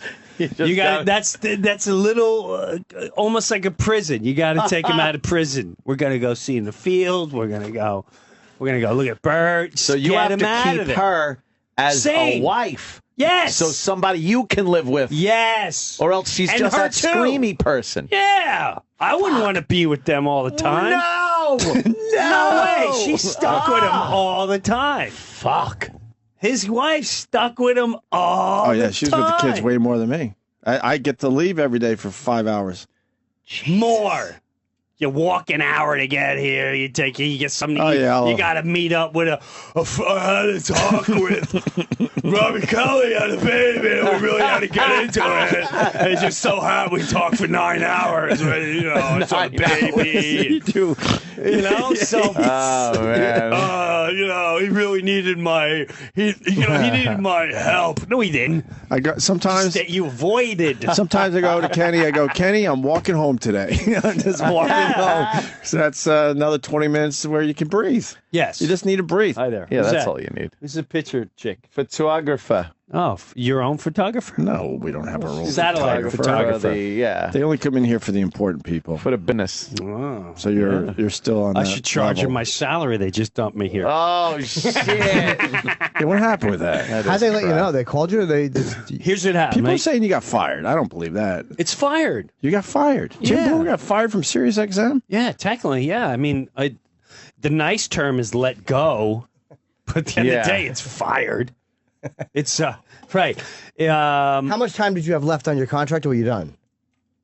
They've been renewing me the last 3 years, but we only do like 3 6-month intervals. Oh, okay. And then mine was ending the end of March. Okay. I was away in March. Now, usually John, we call him John McDermott. Okay. Yeah. Comedy, sure. Right. He'll sit there and he'll go, hey, your thing is due here. And I'll go, oh, shoot. Okay. Yeah. Yeah, I want to stay. And then all of a sudden, I didn't hear from him. Oh, boy. And I'm like, John, and my business manager went, hey, you didn't renew the thing yet. I went, Oh, boy. so I called to renew, and I didn't hear nothing. And then Jeremy called. Jeremy Coleman. Yes, Jeremy Coleman called. He's like, yes, about the renewal. Well, That's a good Jeremy Coleman. well, there's been changes here, and I did. Did you immediately know, by the way, when he was saying that, or did you? Without a doubt. Okay, you did. But it threw me. It was such a curveball. I mean, there's no warning. Right. No, nothing. It was just no warning whatsoever. It was like two. Wow. It was just weird. It's like, hey, do you want to interview Billy Crystal? Sure. Listen, the renewal. Oh yeah, didn't you do that? Right? Yeah, it was pretty cool. Yeah. It was very cool. And then like 2 weeks later, later, the renewal. Well, there's new people here, and I'm like, I just cut to the chase. Oh man. It's like, and the budgets. Well, I'm not gonna insult you with the money they want to offer compared to what you've been making. I'll be like, give me a little insult. I'd like to hear it. Did they give you what percentage of what you were making were they going to offer you? I'd even want you didn't ask to for it. hear it. Yeah. Because then there was a boneyard thing too. They wanted like a boneyard. They throw money away. I said, "What do you want for boneyard?" So we'll give you $100. Oh my God. So $100 bucks. I'll just do it for free. $100 a week, right? I'll just podcast it. Right. What do I want to do that for? They're starting to sign people where it's costing them money to do their radio shows around here. Yeah, I'm like, why would When I you do start that? adding in the commuting costs. $100. I know someone else that got That's that an same insult, deal man. recently. Wow, that's insulting. $100 for Like, why would it- a show once a week. Yeah, I'm not doing that. That's stupid. That's stupid. I say, I don't even fucking get paid that for doing 1992 comic strip set. Right. Why would I come here to go, ladies and gentlemen, please, this is Judas Priest back in the get the fuck out of here. I don't know what they're doing. I'd rather do it for free. Yes. Yeah, I'll do it as a guest spot. Don't even pay me, insult me. at the end of the day, if I had a bet, I'd say satellite radio as a which I think you guys, when I just heard your podcasting, which is really smart. When I was in Australia and I was hearing bits called all from here. Oh, wow. From our show? Yes. And I was in Amsterdam and there were bits from here. That's all internet. Yeah, it's all definitely. internet. It's wherever they get it. That is our age is the last generation that listens to broadcast. It's over. Yeah. Just as we're just old farts going, you don't get it. Now, a couple of years ago with podcasting, we all still were in that boat where it went, you still. Now it has proven it works. Yeah, you can make money. And now, this beast is it's over. Well, Australia's It's supposed over. to be a It's got good 2-3 market years. for It's over. comedians in the States, and this radio It show. is. Apparently, It a lot is. of the radio guys like us in Australia. Keith Robinson went down They there. love you. And he said that they talk about the orange Yes, thing. yes, they do. They do. It makes me want to go there. Well, hello, Dan. I told you that when I came back here. I said Yes, you you did. should take a trip Yeah. down there. You would. You might not ever come back. I'm Isn't not that even cool? kidding you. I hear it's great. It's phenomenal. Sounds great. What makes it so cool? It's just there's. Let's just say it's very Upper West Side-ish. A lot of blonde-haired people, Jim. I could see when all my videos ended. Yeah. I had so much. I'm going to say, gosh, thousands of hours Wow, yeah. of video all the way up until like 7 years ago. And I was like, all right, I'm done. What am I doing? Did you ever watch all those videos? Yeah, I watch them all the time. Oh, you have? Okay. Yeah, watch them all the time. Yeah. Yeah, there's a drop off. VHS? I should have more and more kids. Was it the old VHS on the shoulder? I used to have that. I got I stolen. did too. Oh, did it? Yeah, my wedding day. And who do you think stole that? I know exactly who stole it. Matter of fact, I can make it a fact, Your Honor. When they opened up the trunk of my car, the only thing left was tennis rackets. Now, you and I both know who doesn't play tennis unless they're twins or whatever they are.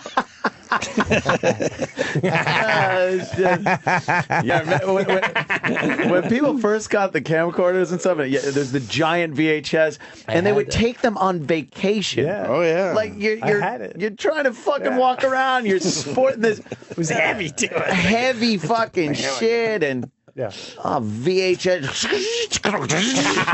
Fucking hatches opening up and shit. Now you got to carry the tapes around with you. And, That's right. A whole box of tapes, and then it was all blurry and gooey looking. How terrible. I loved it. That ended in Just the tracking. 91, 92. That's right. About that? I really did. It got stolen out of my. It ended in 91, 92? Somewhere around there. Those they were done with those cameras, and then they started started getting going into the smaller. smaller digital tapes. Yeah. I know that for a fact because I had that camera ant, and then my car got stolen the night of our wedding. What? Yes, I never told you No, guys this. I don't think we've ever heard this one. Let me tell you, I swear to God, my kids' lives. One last Yahoo. We go out, we have some drinks, I get banged up.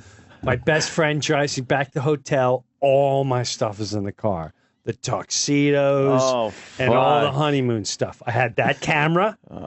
I had tennis rackets. I had, I don't know, a bunch of, we're packed to go on vacation, which we had no money, so we go nowhere. And the next morning, we woke up, and I'm like, the day of the wedding, like, didn't we park right here? And I really thought it rolled away. Oh, Because anything but it's stolen, right? Yeah. Anything but it's stolen. I didn't get that there's no way it could have got stolen. I walked around the whole hotel, and then I went to the front desk, and I went, I think my car got stolen. And the guy went, you too? Oh, He no. goes, that's the sixth one.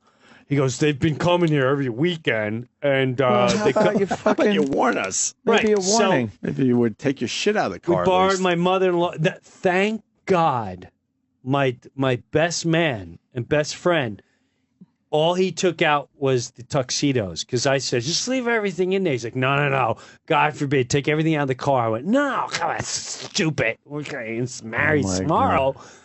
And he took the tuxedos out. Thank God. And we went, but when they found the car, it was in Newark. Where's it stolen from? It was Union. Okay. Union, New Jersey, in a Holiday Inn parking lot off of like Route 22 or whatever. They stole the car. The night of my wedding, they tried to steal my best man's car, but we were all by the window, saw them start running down, and the alarm went off. Yeah, Union, New Jersey, Holiday Inn. And so they get the car. There's White Castle boxes, the clubs they went to, and they took everything out of the car except for the tennis rackets. What the fuck are these things, motherfucker?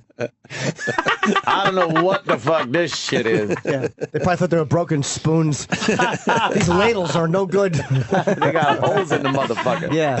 Holy shit. Wow. Yeah, I remember those cameras. Damn. Yeah. That sucks. Yeah, whatever. You guys still went on your honeymoon, right? Yeah, it was pathetic too. Where'd you go? Try to guess where we. Now, first of all, Jersey Shore.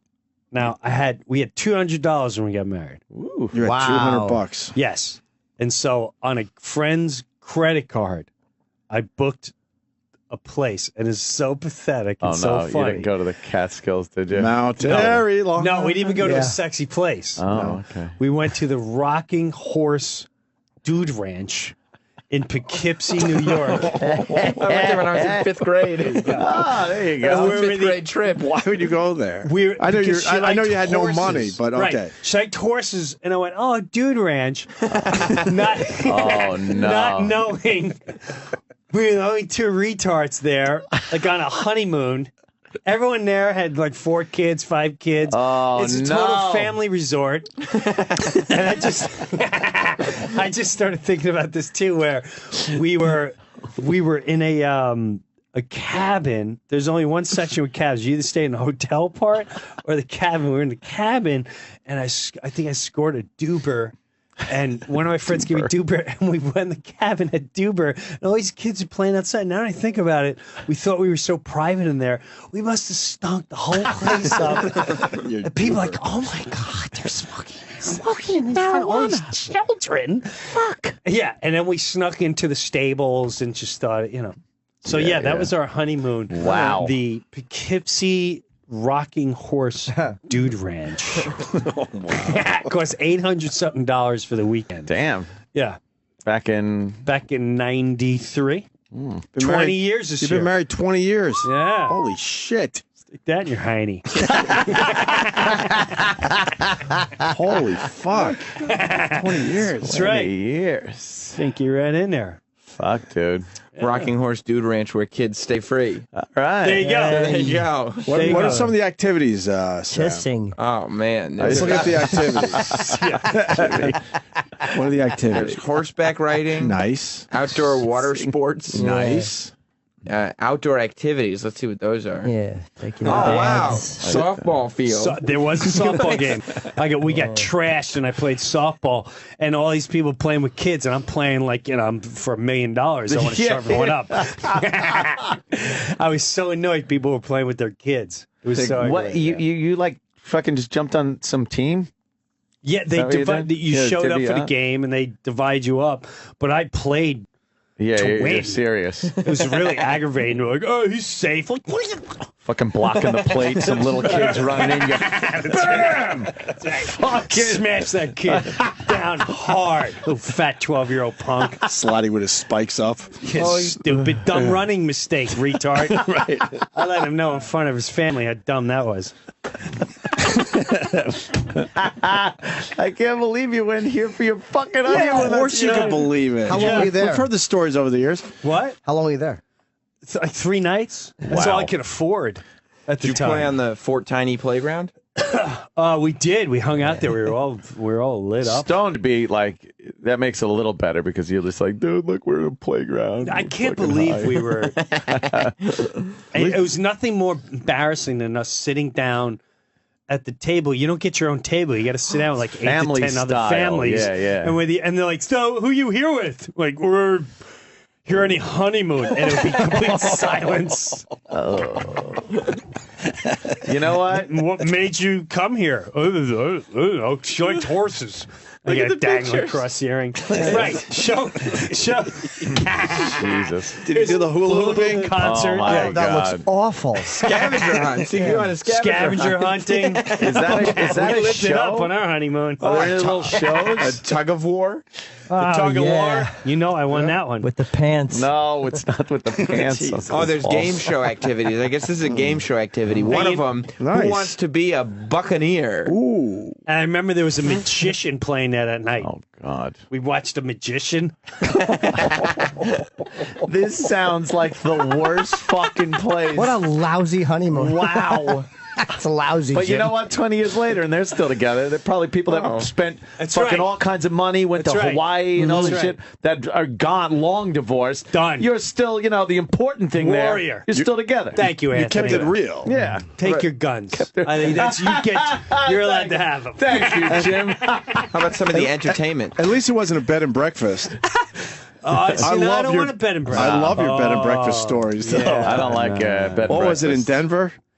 Yeah, close. It was. No, it the was, one where the it was either Montana or The pseudo Colorado. gay guy? Yes, it was what's his name? It was Doug Henning.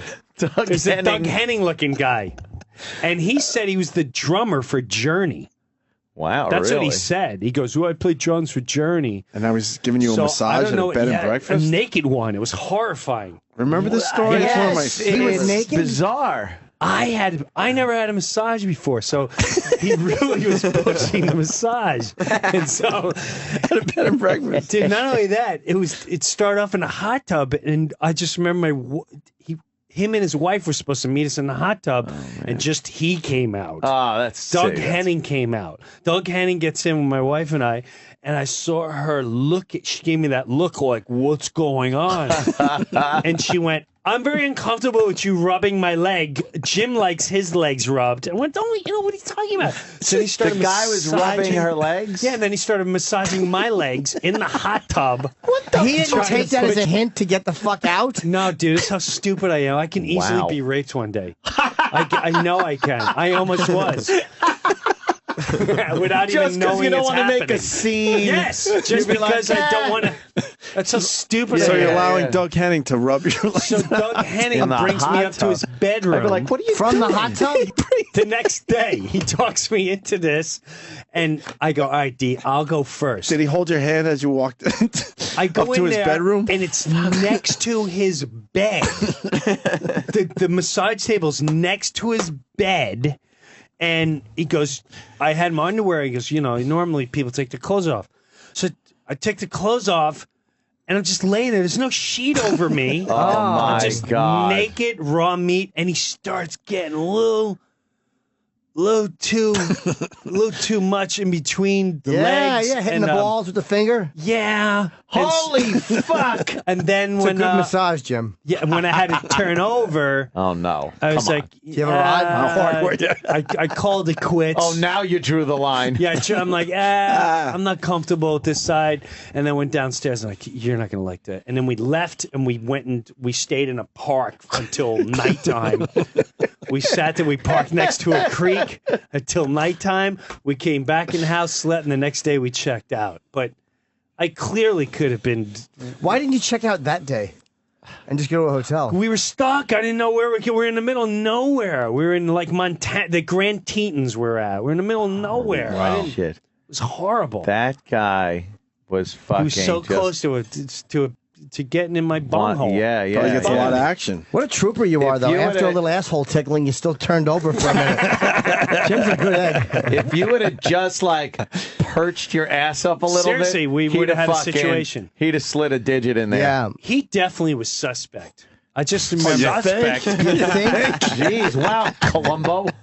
What tipped you off? Good job. Did he rubbing your legs in a hot tub? Naked. Naked. Everyone Everyone was naked in the hot tub?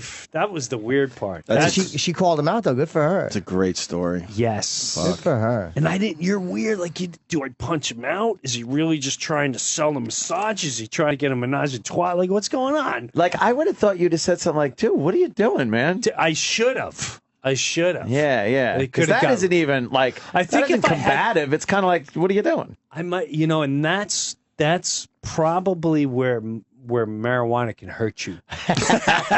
Everything's cool. Right. That's all cool. Yeah. Right. And this Where- guy's just doing his own thing. And, right. You know, who am I to Right. fucking judge? And fuck that. Now it makes sense. Right. Now Right. it makes sense. When that, if I had a drink or two, he would have been missing teeth.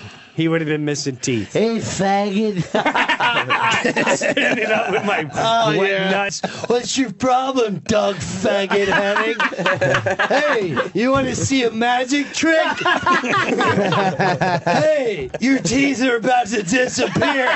Bang! Hey, here's my wiener. You want to play hide the baloney? Huh? You want a massage? Guess what? Let's watch your eyes pop open while I bung you from behold, Doug. How's that? How's that for a magic trick? It's an illusion. It's an illusion that I'm bunging you from behind, Doug. We forgot for a moment that Brewer used to smoke pot, and it Dude, makes but you're complete all sense fucking- now. Yes. Yeah. Now it makes sense. Yes. Yeah, where you're just like, hey, I was totally into the one hitter, so No, yeah, I was like, man. yeah, it's cool, man. He's just feeling my wife You know, up. this is these are my What they do hang-ups. out here in Montana. These are my hang-ups, man. I don't need to put them on him. He's the cool guy. He's the guy that's got it together. I'm fucked up He here. obviously knows what's going on here. There's no reason for rage against Oh, Doug. fuck that! Punch him in the face. Right. I should You have. fucking When guy. did you realize that you checked in? And when did you get the first creepy vibe from Doug? Right off the bat. Right. Right off the Wow, bat. yeah, huh? I didn't like him from the beginning. Yeah. What did he do that made you not like him? Just his vibe, or He, you know what? First of all, looking like Doug Henning is probably a little right off the bat, the creepy. looking like Doug Henning, and they were a little too hippie / earthy for me. oh, Like, he had a girl with him. he did have a girl, but even she was a little suspect. A lot of granola before granola was in. Uh-huh. And so it was like, when people shake your hand, you do the limp thing. That really bothers me. Yeah, It really, like, dude, shake my hand. Oh, that kind You think he would have popped your cock in his mouth though if you would have let him? I think I would have had a situation. I think he would have let me dirty his hair. He would have eaten your ass on that table. Oh, God, Jesus, damn. Jimmy. Yeah. Oh, that's. Oh, man. God only knows what shenanigans happens in that house. Oh yeah. You said shenanigans Yes. this morning. I almost pulled over. I started laughing so hard. When he gets It's the so right much combination shenanigans. of people in there, dude. You're the first one to say no. He probably couldn't believe he was You're going right. no. You're right. You're the first one that actually went for the naked massage. Yeah, yeah. That didn't Yes. end up with a fucking let it go. cum in his Naked mouth. massage? He let it go. Oh, Let that it guy go. was counting his fucking Oh, my chickens God. that day. Oh, God, I got yeah. a naked massage. Got fucking, I'm I bet he was in. jerking off while he massaged you. Like you'd probably feel like if you look back, this time he was just rubbing you with one hand. He was probably plumping his dick up with the other. Putting that chlorinated smelling lotion on your back. Yeah, rub it in deep. It's a deep tissue massage. I bet he With stood close to the special table to get his lotion. rod against your knuckles. Here comes my hot stove. First I dip it in the hot lava, and then I rub it on your back. Yeah, you like that massage? He definitely has a history. That's Yeah, great. you don't need any sheets. Did you guys talk about it afterwards? Oh God, no. No? You and D No, did? there was no more. Oh, me and D? Yeah. Oh God, yes. As soon as I Yeah, came yeah. down, I'm like, D, you're not gonna like that. You're gonna. She says. She always questions me if something happened because I never talked. I just went down. She's like, "What happened?" I'm like, "You're not doing it." Holy fuck, that's great, man. It was. I'm telling you, we got in a car and we drove to a creek that was close by, and we just stayed in the car until it got dark. Now, We what was drove- the conversation like there? Were you just like, because you It was had just to be silence. What, a lot of No, silence. come What are we on, doing? really? Yeah, let's look Just for trying to bears figure it and out. stuff. Wow. It was really weird and creepy. No shit. Then I was a little worried at nighttime. We were the only ones staying at the bed and breakfast. Was there a lock on your door? There was, but still. Yeah. You could have the key. Oh, that's true. It's his house. Right. You could get in. But I knew I could physically take him. But Yeah, but then you never know if again, he has a weapon. That's right. He could have been an assault weapon. An assault, he did. Good old laws going on here. He could. That's right. Fuck, man. Double guns, motherfucker. Chip's guided tour through the O&A archives continues, with more unforgettable O&A appearances by the world's top comics coming up. This show got me in trouble. Of course it did. This is a very Chipperson Thanksgiving. What's that? On the Opie and Anthony channel.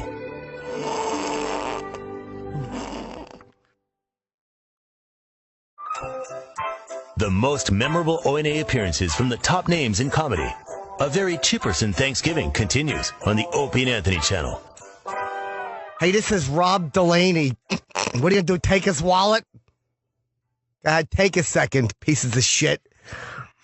We talk about his career and a board game called War of Words. A board game? Well, why is the game board? Fuck, I'm on fire. Rob Delaney coming into the studio. Yeah.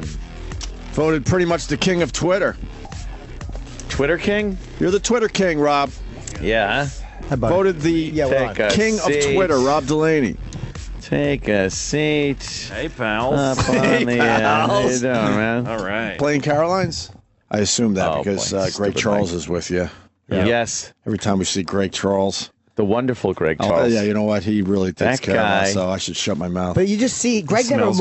Good. He does smell good. Yeah. But you never see him. He's just always kind of like lurking like a lawn jockey. Like you walk into the lobby and there's Greg Charles. You're like, someone's here. Drinking something. Yeah, drinking Who some are you beverage. kidding? Right. What a creep. Have you done the gig before or no? Never. I've never been in the building. Carolines? So I'm excited to do it. You've never done Carolines? I never have, yeah. Wow. I don't know why. You know, there's some places you just don't do Right, them, right. and then you do them. Yes. Is this your first New York trip or no? No. Wait, where are you from originally? I grew up in Boston, but I went to NYU, but I've lived in LA for the last 12 years. Oh, shit. Okay. What'd you major in? Musical theater. Can you sing? Oh, yeah. Yeah. I don't know about this early, but I really did. And I know people hear that now and they're like, for real? And I just did. That's what I studied, except my senior year, I started going to see comedy and I was like, I don't want to do musical theater anymore. But then I started to get jobs in musical theater. But then I was in a big car accident. And when I got out of that, I was like, I'm just going to do comedy. Really? Mm-hmm. How bad was the car accident? Real bad. I drove into a building. I drove into the Department of Water and Power in L.A. Very fast. Probably a stout building. Yeah, that sounds like, building. It's not like the Little Pigs it wasn't like house or anything. Pop-up Quonset hut. It was an actual stone built. There was mortar. And so I drove into it. And why? I was drunk. I don't remember doing it. I was in a blackout, and I got sober right after that. I had been trying to quit drinking for years, and then I did that, and I was like, I'm gonna get sober. And then after I got out of jail and hospital and wheelchair, I was like, I'm gonna do. Wait, jail, hospital, wheelchair. Then what were the injuries? I broke both my arms pretty badly, and my legs. They weren't broken, but they were in like these leg thing. I couldn't bend my knees because they did surgery on them as well, and so it was a mess. I was in jail in a wheelchair covered in blood. My penis and testicles would expose themselves periodically in jail when I slid out of my wheelchair. Boy.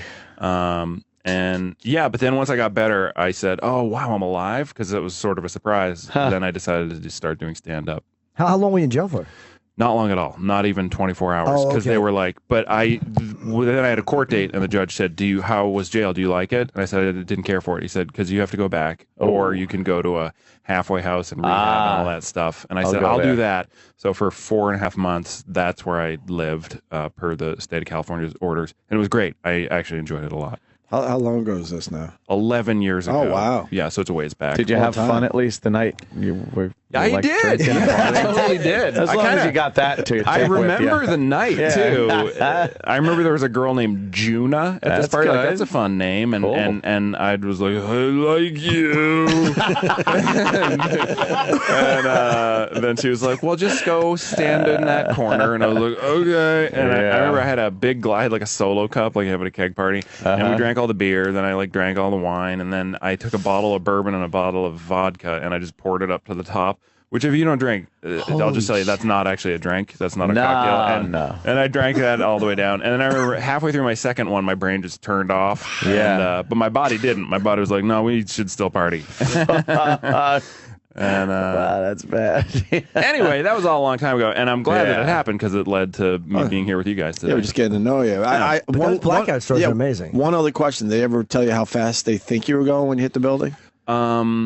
You know, I have a pretty detailed police report that I'll pull out whenever I move or whatever, and I'll find it. I don't think I was going ridiculously fast, honestly. But you know what? I do know I took out 3 parking meters and 2 trees on the way into the building. So it had to be. So it wasn't like first gear. Yeah, 30,000 pounds of bananas by Harry Chapin. You ever hear that song when he describes the wreck? Yeah. Wow, that's a fucking great blackout story, man. People wake up, they have no idea what the fuck happened to them. The worst. Just the worst. And broken arms. Ugh. And you always knew you wanted to do stand up.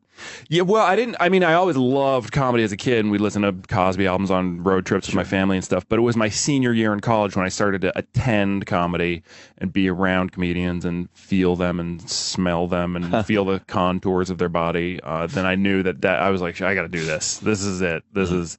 Because acting is fine, but you're saying things that other people wrote, and then once you produce laughter out of other people's bodies with things that you thought up, that's it forever. I mean, that's it until you die, whether it's next week or in 100 years. Right.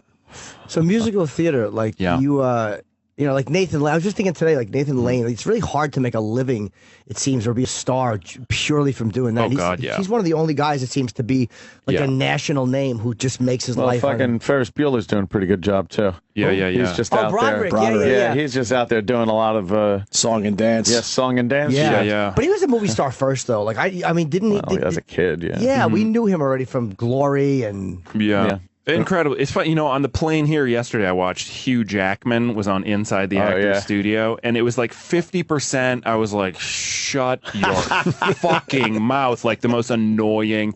Like if you can imagine like a 17-year-old girl being like, I'm nuts about musicals. Like that. He was 50% that, but then 50% like so inspiring that I was like almost crying on the plane. Like every other thing he'd say, I'd be like, you just fucking should get hit by a car. And then the other time I'd be like, I love you, Hugh.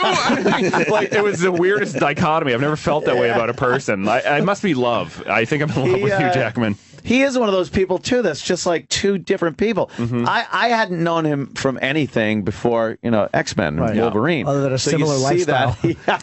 So you see that, and it was like, fuck, this guy is badass. Yeah. And then it's like, here he is at the Tonys. Yeah. And I'm looking going, hey, who the fuck is that? Get out of here. Come on. Same guy, crazy. He's like skinny, and he's, hey, very questionable on the sexuality portion of it when I saw that. Well, I think he's probably just sexually more evolved than anybody. He's like, I'll fuck it, and I'll fuck it good, whatever it is. I don't care. It's probably, and I'll do it well. A true renaissance. So I salute him. Yes. It leads us to the board game. Yeah. Is that what you're promoting besides the stand-up gig at Caroline's? Yeah. Good for you. And I know it's insane, but a few months ago, a board game company approached me, because I write a lot of jokes on Twitter, and I've written like 15,000 of them by now, and you're great on Twitter. Thank you very much. Has to be said publicly. Thank you. Yes. But you're one of the good ones, man. I have a sickness where if I'm not on stage, I have to be like jerking off onto my phone screen trying to make people laugh, and so or writing jokes on it. And the board game company approached me and said, "Hey, could we make a game out of your tweets?" And I was like, I've never said yes faster, because I love, if you think about, like, obviously we all love comedy, but like if you're like playing game night and stuff, like you can like throw up from laughing if you're playing like with your relative. I mean, you can get in a fist fight. Like it's such an awesome experience. So the idea that any of my jokes could be even peripherally involved with like something like that, I said I was so excited. Yeah. What is can we, I have not, I briefly took the board out before. But you got to explain the board. There was a picture of you in your Twitter photo. Yeah. An upsetting which is image. The green, actually, the fucking awful green bathing suit. Yeah. Which highlights Rob's cock. But you can tell that I'm circumcised, which is such a bummer. I have 2 sons, and we didn't circumcise them, and I see their cute little penises when I change their diapers, and I envy them. I feel the same way, man. Yeah, my parents cut off half my dick and threw it in the garbage.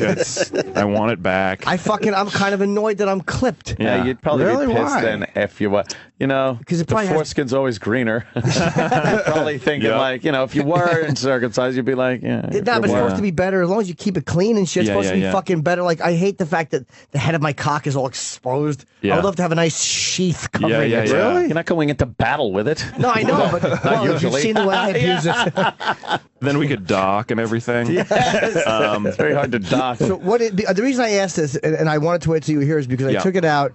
It's called War of Words. Yep. But there's these weird little... Okay, those are the game pieces. Oh, they are? Okay. And since we're on radio, I'll say with the game pieces, we've got a van that says SS Butt Toucher on it.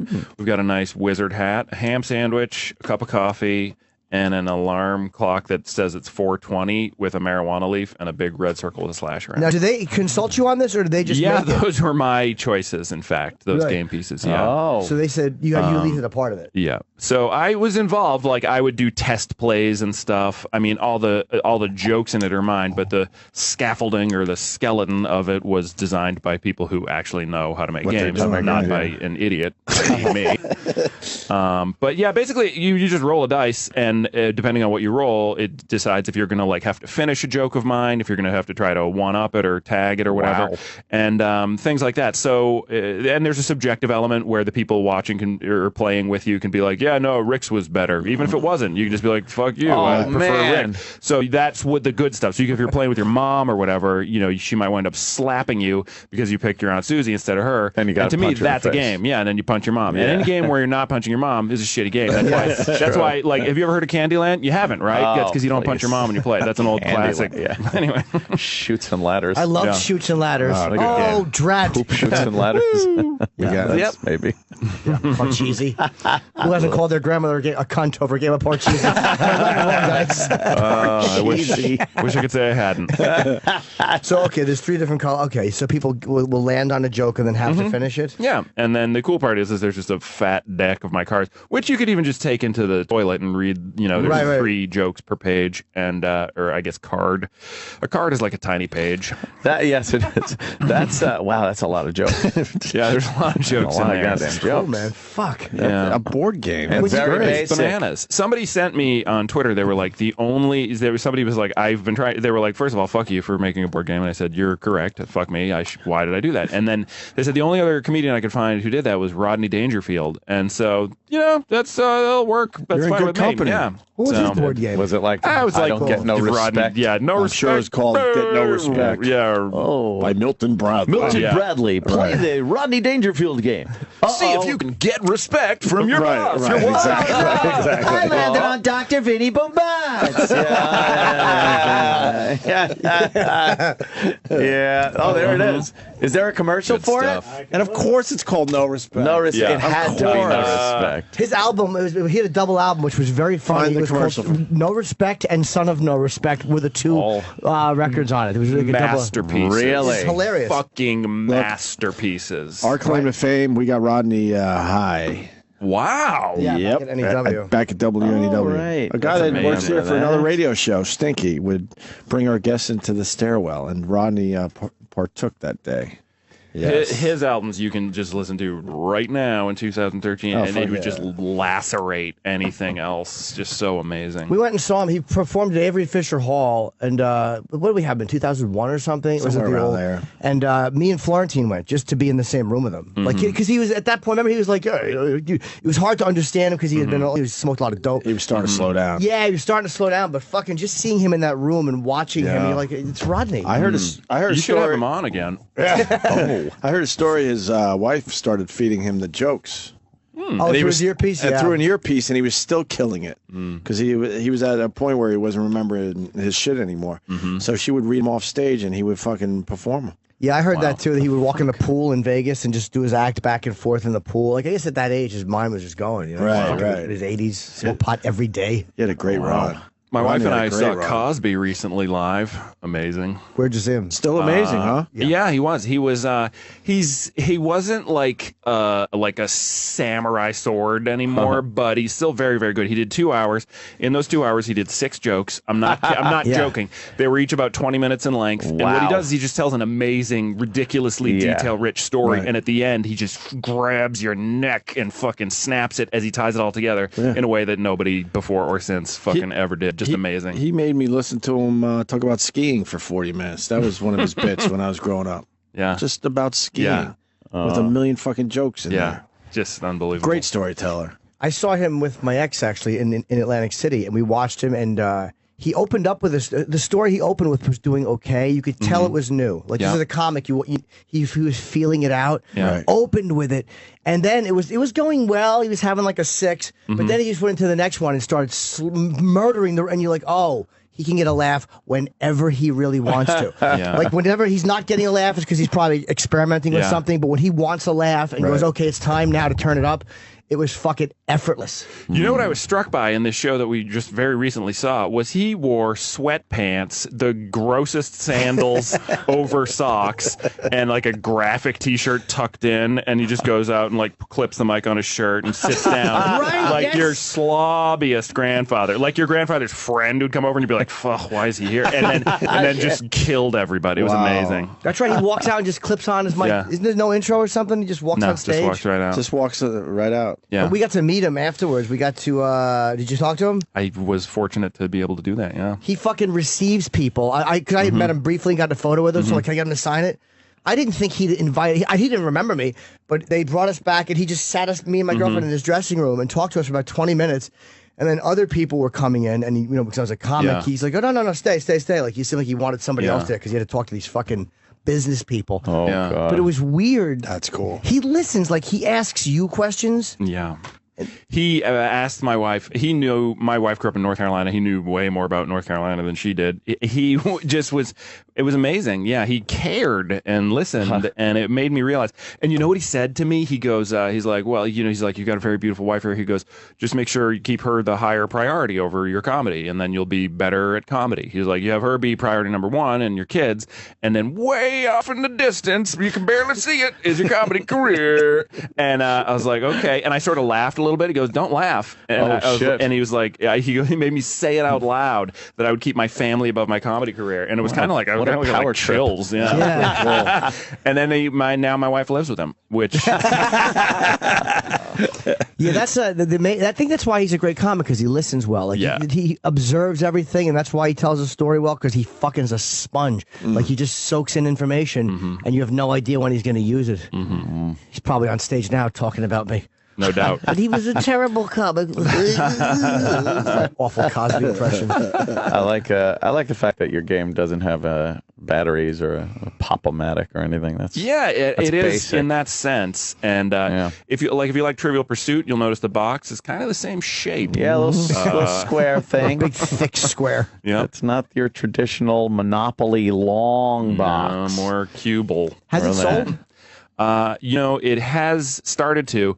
It's exclusively through Amazon right now, and I'm told that what they do is they figure out all their weird algorithms and stuff, and then like a few weeks after it's out, which it just came out, then they'll start to sell it. So you're plugging it on Twitter and. Yeah, and frankly, I hope people buy it, but if they don't, I still got a game. You know what I mean? Yeah. Like I wasn't like, oh, I hope I make money on a board game. I'm not a crazy person. I was just like, it's an honor to have it. It's I cool hope to people play it, and have. people write me and say that they are playing it. So good. Great. It is pretty cool to have a game, fucking name on it. Are you the only one on Twitter that doesn't have haters? Oh, I have so many haters.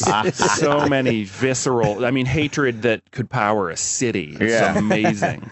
Now, most people, and more than 50% of people are nice, kind, funny. Exactly. Like I'll do a joke and then they'll write something back to me that's like 10 times funnier. So I feel good about humanity generally because of Twitter, but still because of the number of followers that I have, the number of people who hate me and want me to die are very high and big, and it's a robust organization. Yeah. Boy, and they just what is the problem they have? Claw your eyes out. But what is the problem they have with you? Why? Oh, last night somebody wrote me.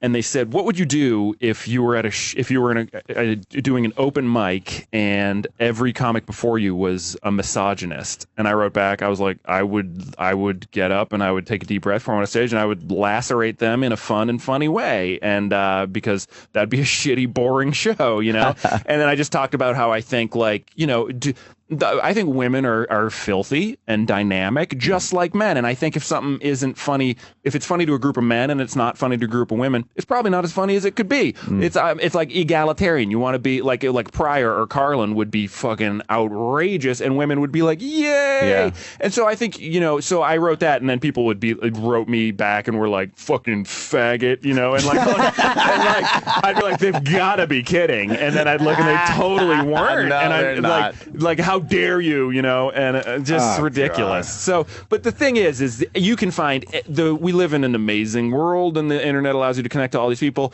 You can focus on the scumbags, of which there are myriad, or you can focus on the good people. I try to do that more, because there will always be garbage people, but fuck them. They can choke to death. I think it's a pretty accurate depiction of society. Yeah. Yeah, you look at the numbers and think like, I bet there's that many scumbags per good person out there. And how many followers you got now? Like 850,000. Heading toward a mill. 59? You're about to, It's a funny account too, man. Like, 860. it really is rare that I read Twitter and laugh out loud. But there's been a few things you've written that I was like fucking like that I just laughed at. And I don't laugh out loud at tweets ever. But well, fuck, thank man. you. And your avatar is just famous now. It's disgusting. It's just famous. You can't change that one.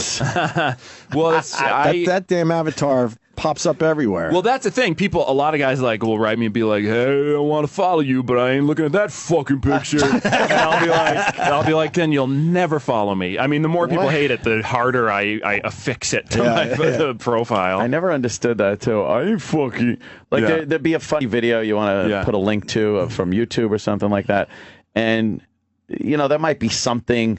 Maybe a little homoerotic at the beginning of it, but the payoff is there. It's something, and it's like, dude, I made it through 2 seconds of that. I can watch that fucking homo shit. Wow. And you're like, I don't have mirrors in my own bathroom. I don't want to see my own penis.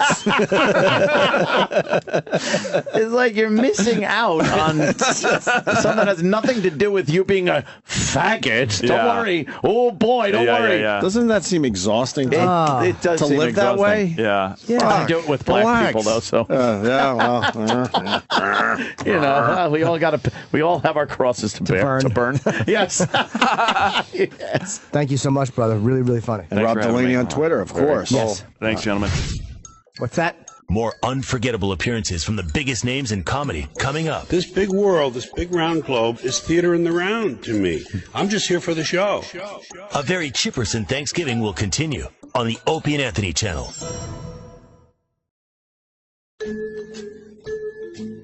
Now, more legendary O&A appearances from our favorite stand-up comics. A very Chipperson Thanksgiving continues. Yay! This is a boy I used to babysit in Australia. He don't like bananas because I used to paint my penis yellow, stick it in his mouth and bottom. It's Jim Jeffries. He was promoting his show legit. I don't like it. It's a bunch of smut. He was talking about President Lincoln in the Bible and bowling. Yeah, I used to take him bowling when he was a boy, and I'd clean his fingers with my mouth after they were in the bowling ball. Little playmates mistaking pinball for drugs, and women who think they're outraged. Jim Jeffries is a good boy. He doesn't like a banana when you rub it on his cheeks and lips. Jim Jeffries. There's Jim Jeffries. Hello. Take a seat. We're talking about our President Buchanan, who apparently might have been gay. Yes. Yeah. I don't know how we got on this. Ant goes, will we ever have a gay president? I said, there's rumors that we already had one, and his name is James Buchanan. Of course, you'll have a gay one eventually. Eventually, but what I'm saying, Hillary we might will get in, right? Yeah. Well, I think a lot. Yeah, you know what? It's funny, but I think we'd have a lesbian president before we have a gay man president. And openly gay. Yeah. Yeah, you have a lesbian. Flamboyant. Well, Buchanan lived with an ex-vice president, and who was called Nancy? the vice president that he lived with, the former vice president that he lived with. Yeah, the guy he lived with. As he was president, was he living with this guy? Before he was president. William Rufus King. Yeah, toss him to the curb before he went to fucking 1600s. Yeah, absolutely. He's gay. And they called him Nancy. Not James Miss Buchanan. Nancy. Miss Nancy. Oh, you mean Miss Nancy over there? Right. And weren't there letters that popped up or something? Yeah. The Cheever letters. There was a song. Found him in the burnt out cabin. 2 C's with a fucking O and a K. And now people are trying to back up E-Rock. There are rumors that Lincoln was gay. And then this guy writes, pull up Pierce. He looked gay. See, this is He's got the gay look. The gay face. The gay this face. is the thing with Lincoln is that they have like we all just fucking wank over Daniel Day-Lewis. Yeah. Right? Yeah. Like he can't do anything wrong. But they go, that's the best depiction of Lincoln ever. Fucking who knows that?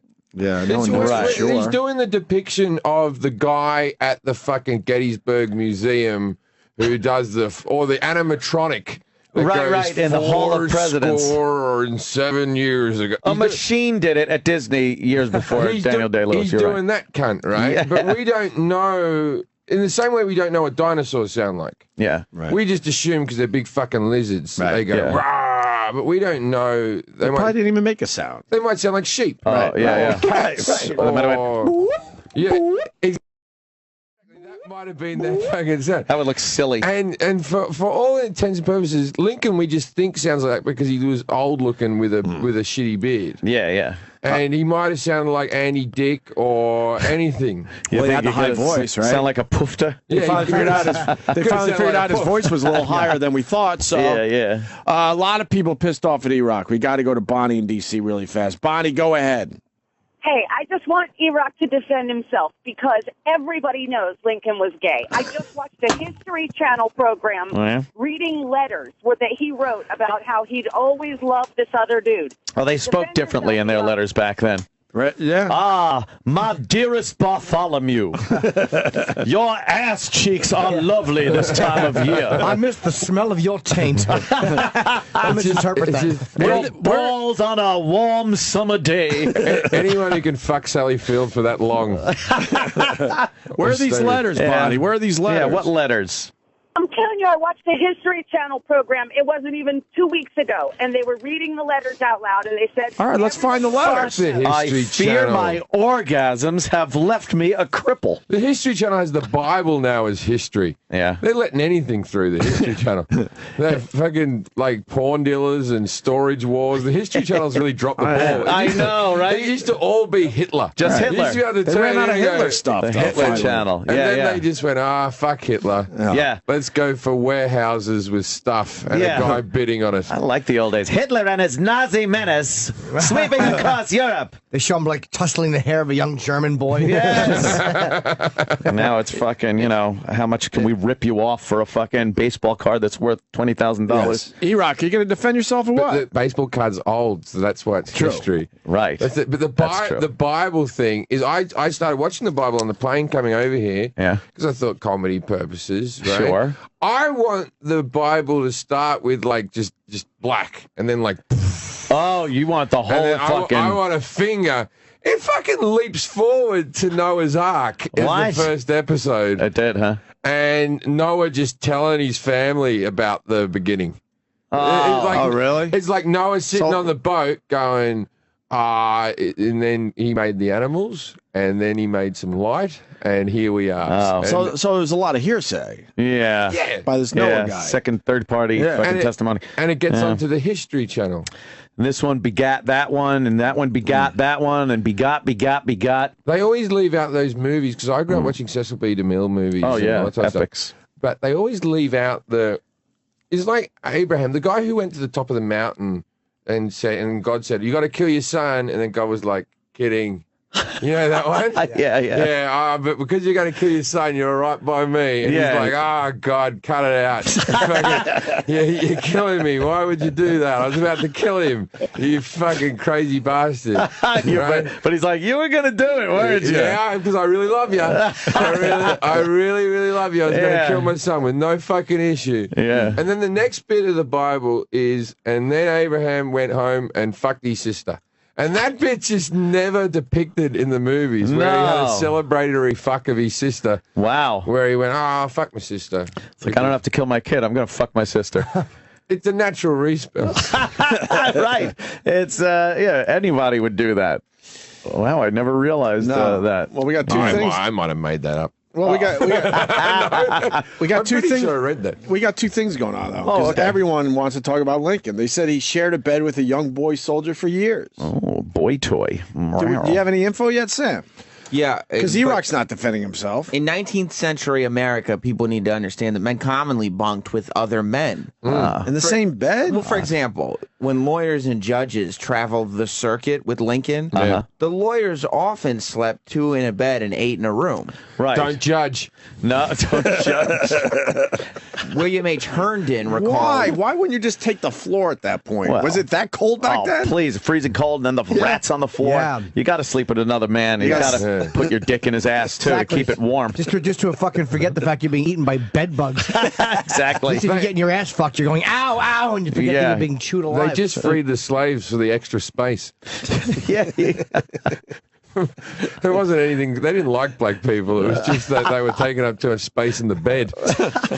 But who was the first guy who went, all right, this is fucked up. I'm not sleeping with a dude anymore.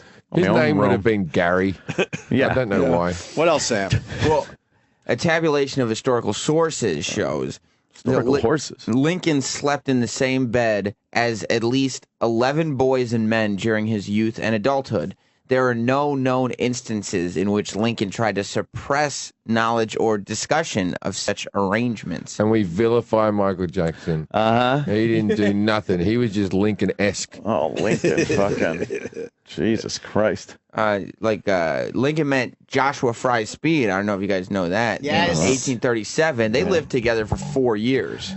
Roomies. During which time they occupied the same bed during the night. They were the Bert and Ernie of the Civil War. Yes.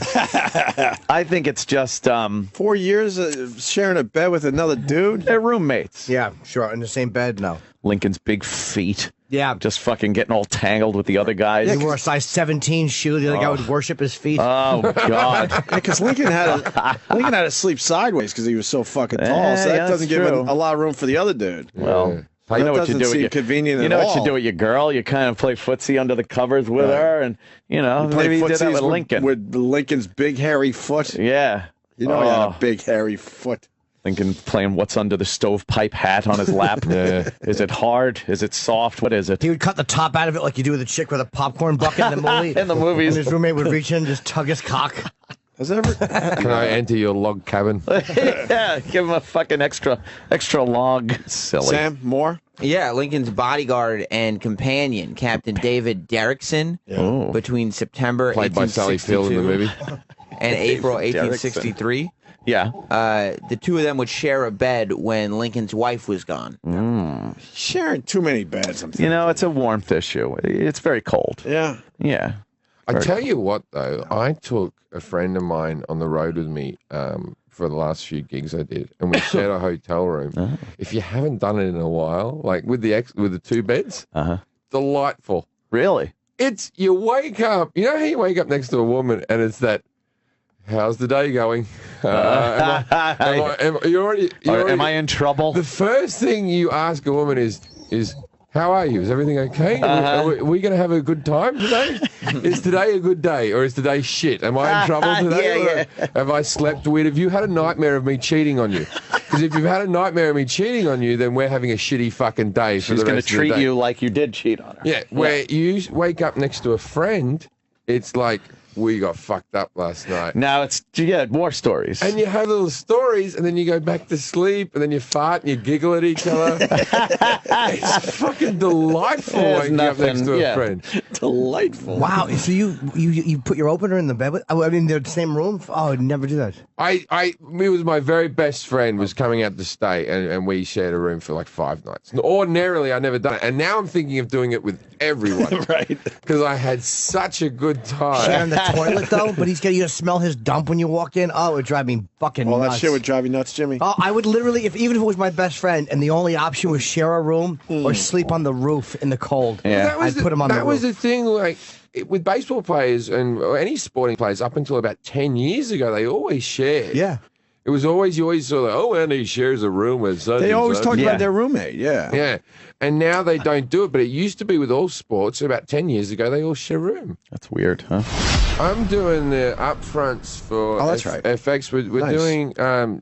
Is this the bowling thing? We're bowling. I remember you telling us about bowling a couple weeks ago. We're coming out. I've never flown so far to fucking bowl in my life. And if anyone from FX is listening, couldn't be happier about it. Can you bowl? Really? No, I can't. I'm not a great bowler. If I play a game, I'll get like 2 strikes. Right. You know, I'm not embarrassingly bad, but I use an ultra light ball and sort of have a weird Fred Flintstone walk up to the line. You know, yeah, the tiptoe. It's not like I'm thinking right now, when I get there, I'm going to bowl the shit out of this place. And everyone's going to fucking know my name. I got off at the airport because there's all the people. I imagine Louis will be there, and I think Russell Brand will be there. I know Russell, but apart from that, I was on the fucking plane with the Charlie from Sons of Anarchy. That's who I was sitting next to. Oh, cool. And I got off the plane, and you've never been less of a celebrity when all the autograph hunters just fucking zoned in on him, and I just walked straight through. Oh, man. And the thing was, I don't want that attention or anything, but the executives from FX were walking through the airport with us as well. Oh, no, you want them to see you. You could actually see the pay difference between the two of us, like where their money was going. Yeah. Like, oh, the guy from Sons of Anarchy, yeah, he gets to go through. He's very British, that guy. Yeah. Yeah, very British. Well, the thing is, you think because he's meant to be a tough guy biker, but yeah. I always watch that show like, are you tough? Are you? You know what I mean? Like, it always seems like actors, because all actors are fags, right? And it just seems like actors going, yeah. Don't fuck with me. And you know they're all like fucking snapping their fingers for a fucking latte as soon as the cut. You're tough, are you? Oh, yeah. Have you got a painted on tattoo? You're a big boy now. That's a very good question. So the bowling goes down today? The bowling goes down today, and we're meant to bowl against the advertising people. Boy, yawn! It must be a big day for them, though. They're like, well, they're way more excited than you guys are. Yeah, but imagine the cunt that has to bowl against my team of DJ Qualls and Dan Bacadell, like the ugliest people on television. my show is the ugliest people ever to be fucking put on a screen. If my TV show will never have a calendar, right? There's never going to be like... No.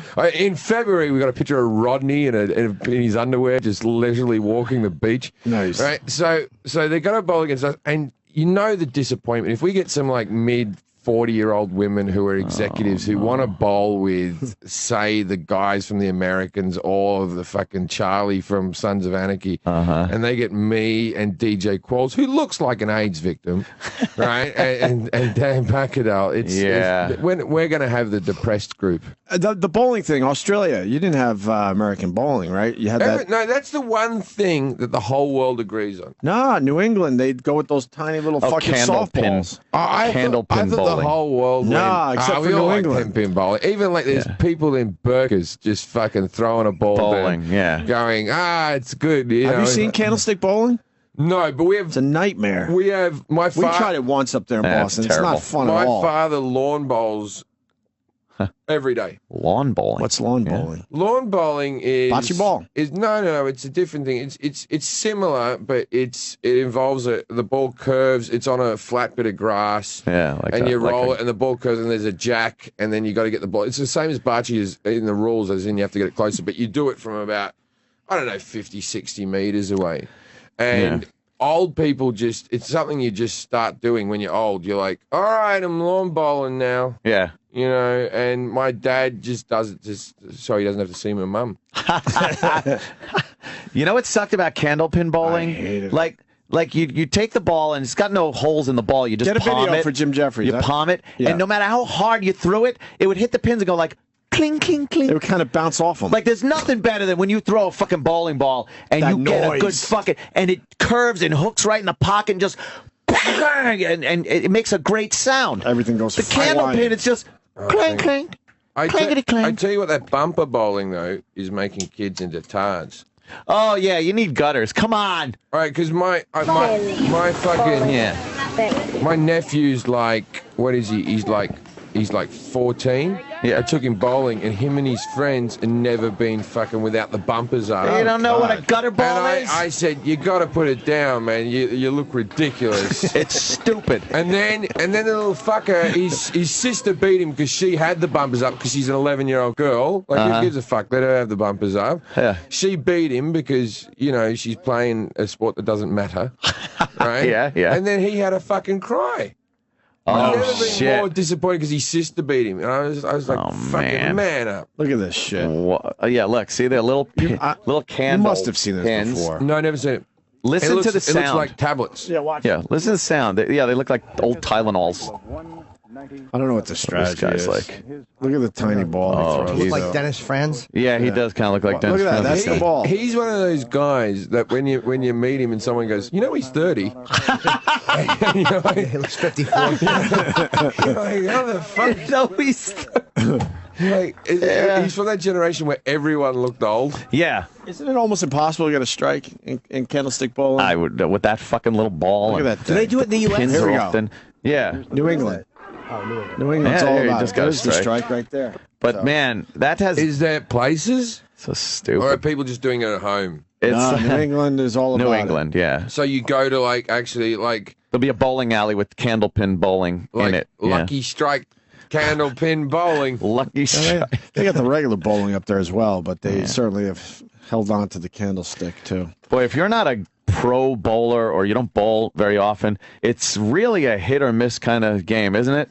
Like you could be like, hey, I bowled 210 that fucking round, and then the next round it's like 5 gutter balls in a row, and you'll convince yourself like, I think I got this now. Because there's no guarantee your alley's going to be perfectly fucking level. That's true. That'll fuck up these guys. I just try to bowl it as straight and down the middle. There's no curve. No curving, no fucking. And you just, I can sort of see one, and then sometimes there's one that one's too straight.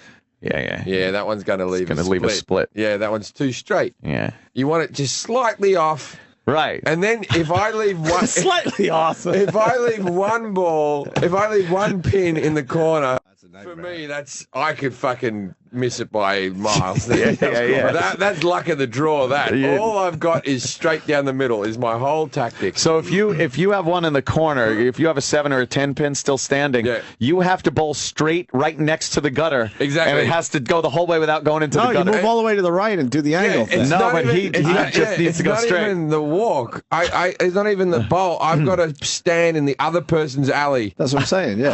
And then bowl it down. Okay. I can't like do that. No angles. I can't visualize that if I do it that way, it'll go. No fucking chance. Have you ever been like bowling with a girl and she beats you? It's demoralizing. Like I don't need to beat women in sport to feel good about myself. Right. But I do. Right? Yeah. And you bowl with a girl, it's like, all right, there you go. I had this one chick from Kansas who bowled like a 200. And it just was the biggest turnoff I'd ever seen. You were done. I want a girl that just fucking just gutter balls it and just goes, oh, well. Whatever. I don't want a bowling strikes. I like a girl like you. You're right. One where the ball is heading toward the gutter. She's already turned around and has her drink back in her hand from the fucking table. That's a date. Fuck. Yeah, Right. she's Some dummy with long nails. Exactly. Some dummy. Vaguely to pinball. So I was shagging a chick in Vegas who many years ago. Ladies and gentlemen, here in America, shagging means fucking. Yes, having sex. I didn't want to be so. Vegas I know means preschool.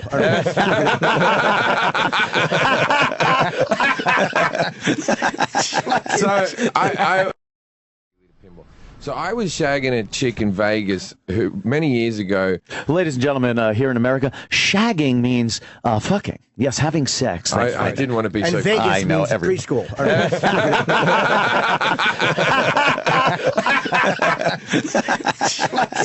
I'll tell the name of the girl was Samantha Harris. She's a redheaded ex-Playboy model. Let's have a look at her. Yeah, you can have a look at her. She's very pretty when done up. Put redhead. Samantha Harris. Redhead. How many years did you get her after she was in Playboy? That's kind of important. This is a few. No, she's still in her 20s. It was still within the range. There she is. There. Get Jesus. One.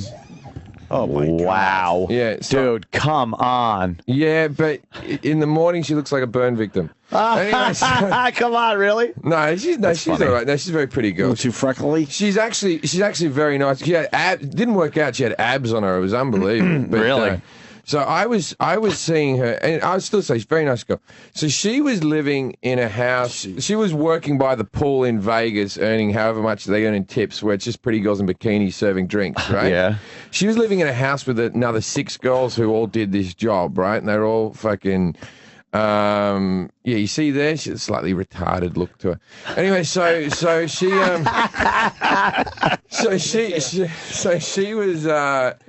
she was living in this house with 6 other girls who did this job, right? Yeah. Now, you know how girls don't have interests or hobbies, right?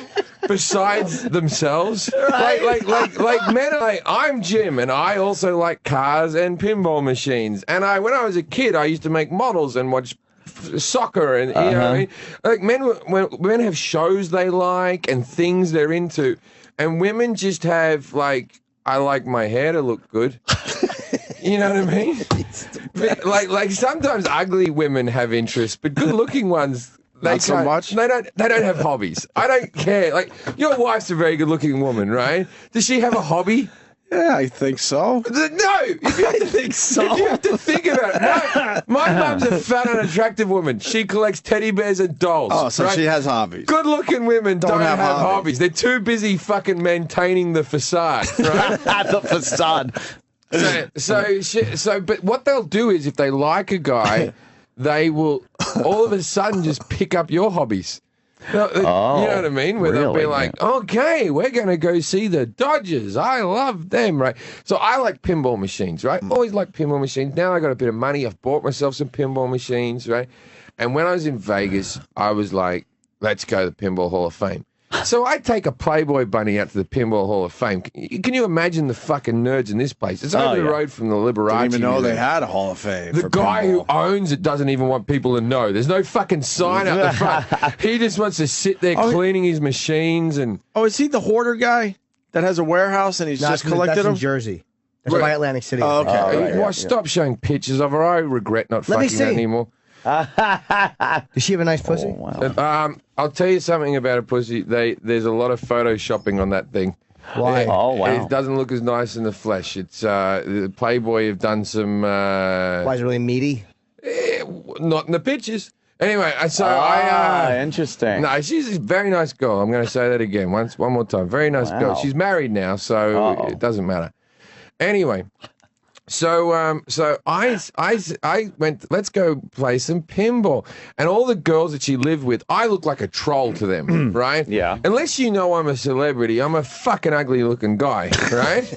So I show up to the house and she likes my stand-up, and I met her online or whatever, so she thinks I'm great. But the 5 friends she lives with, the other Playboy models, are like, who the fuck is she? Oh, man. Who the fuck is she brought over to the house? We're all dating Luigi and his Ferrari, and he's brought over this fucking troll, right? Oh, man. So they all hated me, right? And not hated me, just dismissed. Didn't understand. Take her along to play pinball, and I'm there going, wow, this is a really done up version. I'm really interested in the machines, and she's acting interested. Like, this is exciting. Oh no! And then I play the new Indiana Jones machine that's made, which incidentally isn't that great a machine. The old Indiana Jones is fucking awesome. But the cool thing about this Indiana Jones is it has the Ark of the Covenant at the back, and it has an 8-ball multi-ball, which is like most times you get like crazy. 4-ball multi-ball. And I played this thing for fucking hour until that thing came through, right? Yeah. And then I come back. Multi-ball. I come back to the girl's house, and one of the girls is in the kitchen. She goes, so how was your day? I go, how was my day? I got an 8-ball, right? All dead proud of myself. And then her eyes sort of lit up, and then all of the fucking Playboy bunnies came out of the holes like rats. Oh my God! I thought you meant Coke. Yeah, but I didn't. I hadn't clicked. An 8-ball. Yeah, I hadn't clicked on this yet, so I was sitting around, and all the girls are really interested in my conversation. Oh They're no! all sitting around, and I'm there going, yeah, well, you know, the first machine to have flippers was Humpty Dumpty. Oh, you dick! I'm talking about baseball, and I'm thinking these girls are all right. They're not as vacuous and as boring as I thought. Oh, man. And then the ballsy one out of all the 6 girls stood up and went, are you going to share this or not? And I went, what? And they go, the 8-ball. I went, oh, no, I don't know. Oh. They couldn't have left the room quicker and more disappointed. They didn't like you to start with, but now they really fucking hated you. I've broken up their day of looking at themselves.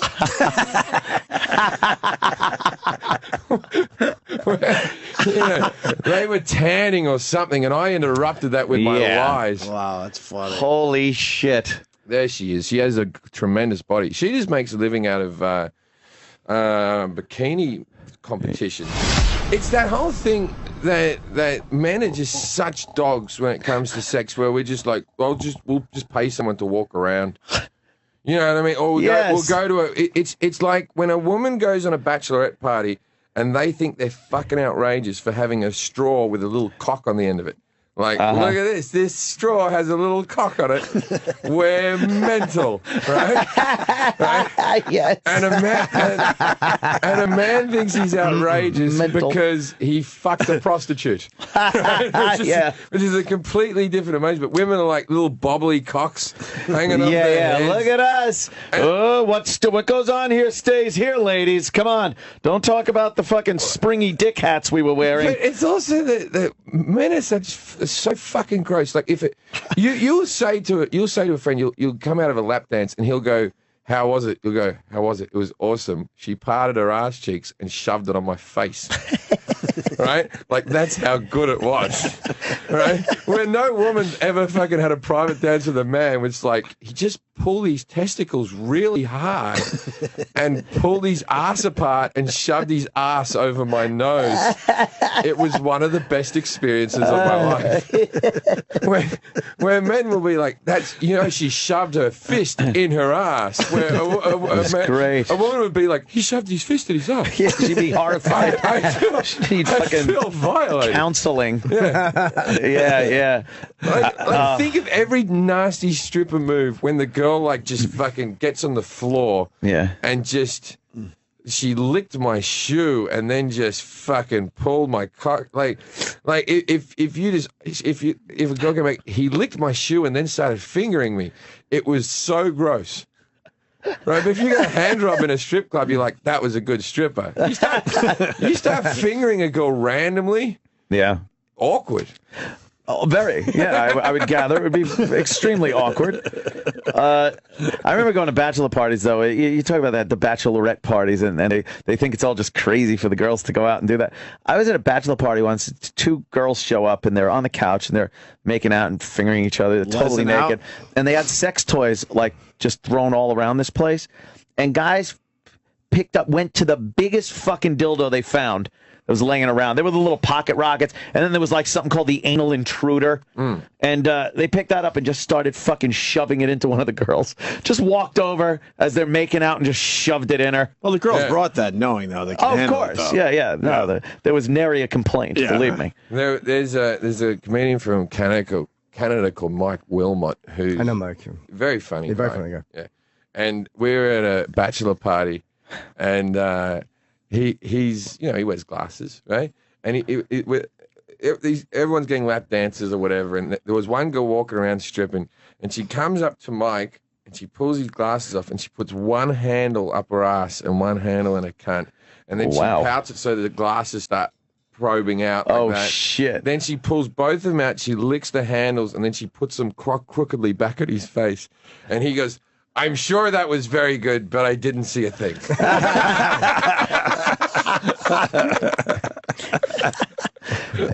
Girls are very presumptuous, those strippers, as to what they think you're going to like or what, because, I mean, that's fucking disgusting. The glasses were up her ass and... You wouldn't want to put your glasses on after they're in her cunt? I don't think so. Give me your glass eye. Thank God Sammy wasn't there. He popped his glass eye out and put it in her asshole and shoved it back in his head. Peeking around. Yeah. She can fucking manipulate it where it looks like it's looking, following you around the room.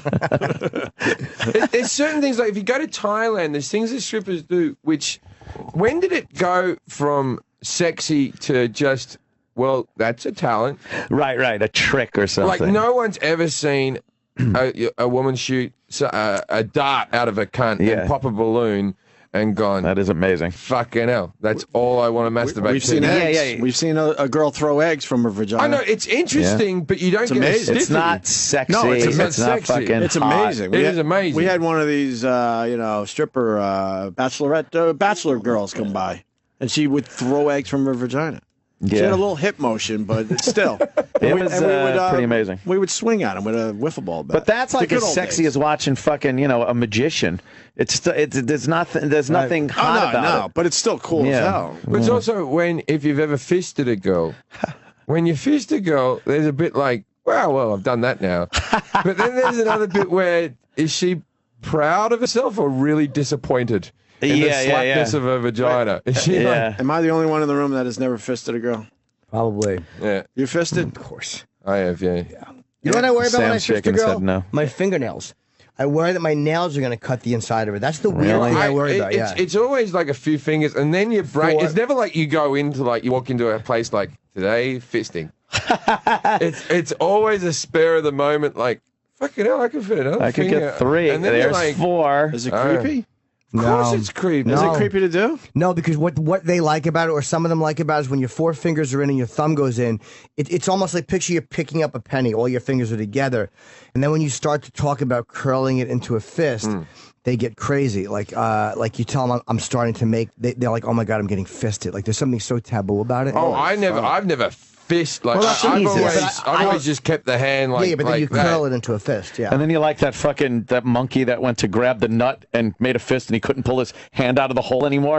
You're too dumb to stop making a fist. I always keep my hand like I'm trying to get something down the side of my car seat. Yes. The Opie and Anthony channel presents a very Chipperson Thanksgiving. You guys know there's only 12 good comics at a time. More legendary appearances from our favorite stand-up comics coming up. Double guns, motherfucker. More memorable O&A appearances from the biggest names in stand-up. A very Chipperson Thanksgiving continues on the Opie and Anthony channel. I don't like special occasions. I like daily life. Right. That's more important. You know what I mean? Like, I don't the thing with the gifts and the thing, all that. Christmas is really something, but it's stressful. But I like the daily life, Yeah, like I've had girlfriends that didn't. I don't make everything about Valentine's Day and birthdays, but I'm very generous, and give them a lot of stuff. Just be nice all the time. Yeah. Are the kids annoyed at how famous you're getting? Yeah, because people come up to me when they're with me, and they hate that. They do, and right? now I'm on buses and shit, and that's weird too. They don't mind that; they think that's funny, right? But yeah. So do they roll their eyes walk a lot? up to me. Yesterday, I was in the car with my daughter, and this guy comes up to my window, That's knocks scary. the window, and he's a cop. He's a weird, even more. He's not a uniform cop. Shit! He's got a gun on his belt. He's got like his jacket on his arm, so he's an undercover cop with a badge and gun on his belt. Yeah. And detectives also have a dark way about them. Yeah. And he knocks on my window, and I'm like, what the fuck? I don't know what. And I roll that, and he goes, "You're fucking hysterically funny. You're fucking hilarious." And then he looks in the back seat, and goes, "Oh, I'm sorry." But yeah, they get annoyed because nobody has any respect for them when if I'm talking to one of my kids, people walk stand between us, and say, "Can I have a picture with you or something?" Yeah. How do you handle that? I just say, no. Oh, Jimmy. I used to be apologetically no. You know what? No. Oh, I'm sorry. But now I go, no. Like, why would you ask me? I'm way meaner. Fuck, I saw Louis C.K. No. I saw Louis C.K. today. What a fucking dick. Yeah, let him say. That's a lot of people go home like that. I decided that's okay with me. I decided that's the worst case scenario. Fucking great. God, that's met real him fame. once. Damn. He's a dick. Really? Why? I asked for his picture and he didn't give it to me. all right, well, I guess he's a dick. So what was?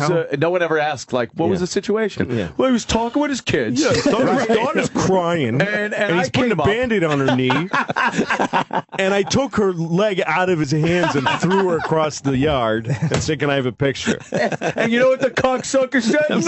No, you can't have a picture. He's a dick. Yeah, you never bother someone with their kids. Even I wouldn't do that. No, and you're a fucking total never pest. when they're eating or with their kids. Yeah. I don't fault anybody for asking this because they want a thing and they're fans. It's nice of them. Yeah, not on any level. But I don't of want course. to do it, so I just say no. But I've had problems with girlfriends over the years because if we're at an appearance or something where there's a lot of people that are there for us, we're going to relate to Louie right now. In a microcosm we can relate to of this, an Louie. appearance we're doing. You know, we had to actually go to where the fans were. Right. Microcosm We had to go purpose. Petri dish. Yes, a petri dish. But like girlfriends would get kind of like.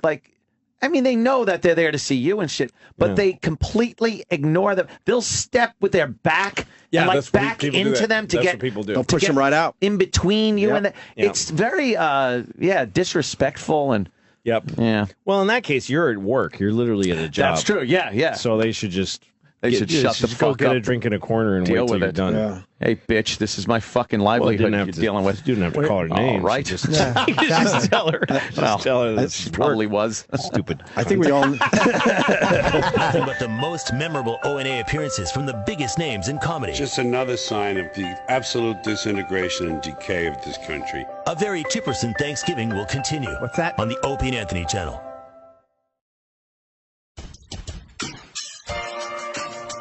More memorable O&A appearances from the biggest names in stand-up. A very Chipperson Thanksgiving continues on the Opie and Anthony channel. This is Adam Carolla, and he met Jim Norton's parents with Jay Leno at the Borgata. And then Mike Tyson called in for Jim's birthday. But whatever. And he was talking about doing a podcast and shit. It was really funny. I like birthdays. Especially when you're like, yay, there's only 2 candles on there. Yay, take your clothes off. Let me show you how to kiss the candle. Gobble, gobble, turkey day. Yeah, let me show you how to stuff the turkey with your tongue. Play turkey foot. I'll kiss your foot and go. I make turkey noises on it, and I watch you get a little tent in your diapers. Adam, there he is. How you doing, man? Pleasure. Good to see you. What's up, buddy? See you, brother. Take a seat right over there. Pull up a mic. Why not, huh? Oh, my God. LA time, huh? Yeah, well, then I did Artie's show. I did Caroline's last night. Right, and then I went straight to Artie's show. Oh, so, man, you're exhausted. We left LA, got picked up at 5:30, so it was one of those. How was Artie? Crazy. Artie's great. Yeah. Artie's always. Oh, yeah. He's he just always brings it. I'm seeing him tonight. Oh, yeah. We're doing a gig tomorrow in Pennsylvania with Amy and David Tell, so I'm fucking going on, and we're plugging together tonight. Dave's coming. I think Dave's doing Caroline's tonight, or maybe tomorrow night. Oh, you just do one? What do you get in that one night for a club? No, I do. We do live podcasts. We do like 5 shows. Like we'll do Caroline's 2 tonight, 2 tomorrow. But if I'm doing stand up, normally I'll just do a theater and get by with that. But if I'm doing the podcast, it's like do a club. Do like multiple shows. Last time I might have seen you once since then, but the last time was we did the live Caroline's podcast, and Justin Bieber walked out halfway through the show. Oh yeah, and it was a fun show too. But I'm such a pig. I think I might have bothered him. I don't know. I don't know what he was doing there. I don't know what he's doing, period. It's pretty funny to watch the self-destruction of a teen idol. Well, also, like, these guys start picking up tattoos. Yeah, and they pick them up pretty quick. Yeah. And so you're 19, so, like, at 26, you're going to be completely have no room. covered. No room for any more life experiences to put on your body. Right. Yeah, very odd. Either that or he will just stop doing it. It's really weird. It's embarrassing too because he's going through this, like 18, 19, we're all kind of jizz buckets. And just to watch him humiliating himself, and it's like, it probably is something nobody would want filmed by the whole fucking planet. I was kind of a jizz Boda bag. I wasn't. You had to squeeze me a little bit. Well, it's not like if you kicked me, jizz would come out. You'd have to put a little pressure, and then I would squirt out. But more jizz Boda bag. Well, yeah, I was more of a jizz bucket. Like if you just looked at me, it was overflowing. That's a good point. Melodrama. You wouldn't want everybody to look in on your fucking 18, 19-year-old thing. You just, maybe not a full jizz bucket, but we were pretty jizzy. Yeah. Back then. Speaking of jizz bucket and Jim, you know, I met your parents backstage at the Borgata. Were you working with Jay? Yeah. Oh God. I wasn't working with him. Jay's just such a mensch. I was playing the Borgata. He was playing the Borgata. He called me and just went, "Hey, at the Borgata." I said, "Yeah." He said, "You want to catch a ride?" I said, "Catch a ride to the airport?" Like I'm such an idiot, you know. You go driving to Philly. So you can drive me to Philly tomorrow because I got a Southwest flight back to LA. He said, "No, we leave tonight." We drive to the airport tonight. No, I got a plane. You know, I was like, "Oh, you got a plane? Oh, I'll ride on your plane. This is awesome." Nice. And he said he flies in to Atlantic City. Yeah, from Van Nuys to Atlantic City. Wow. Flies in that day. Gets in at 6:30. He doesn't go to his room. He just goes to his dressing room. So he goes from the airport to his dressing room, like everyone else upstairs, you know, squeeze one off, quick shower, not in that order, lay out, take a nap, and then go do the show, you know.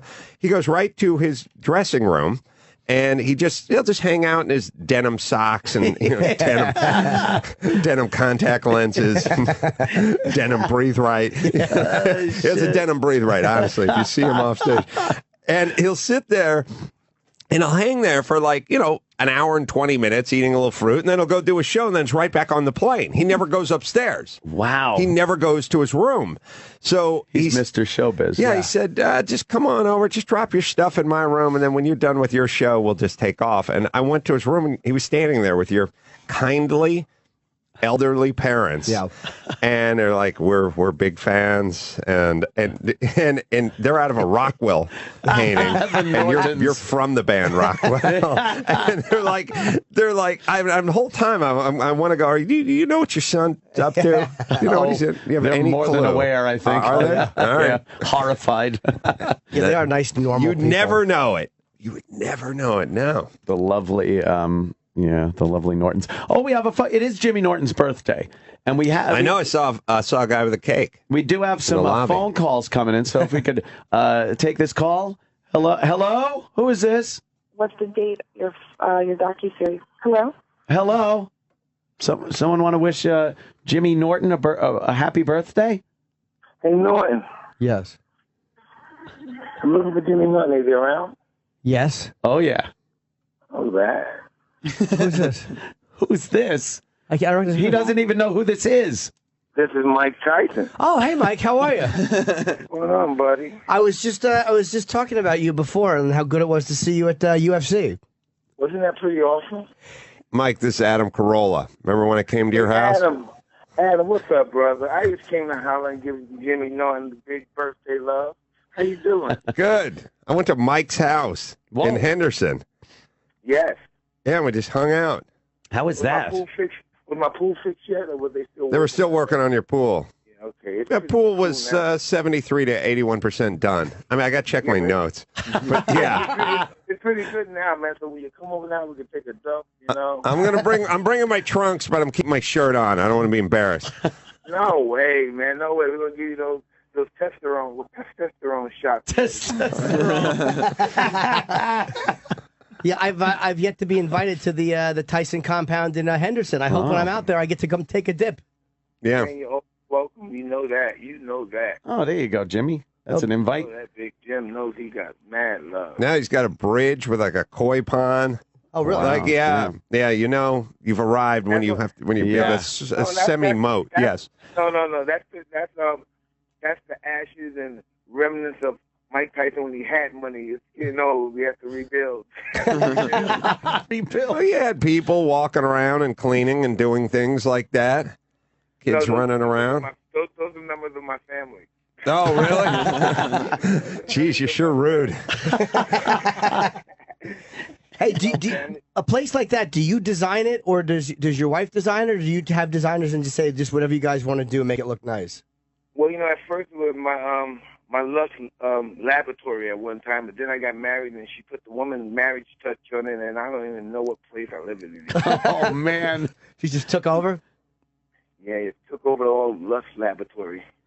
The Lust laboratory. The Lust lab. That sounds. It's nice to know it happens to all of us. It doesn't matter how masculine you are, who you are, that when you fall in love, they just fucking take over. Yeah. It's nice to know it happens to even guys like Mike. Hey, listen, man, we don't know anything about this masculinity thing. We just know it's supposed to define us as men.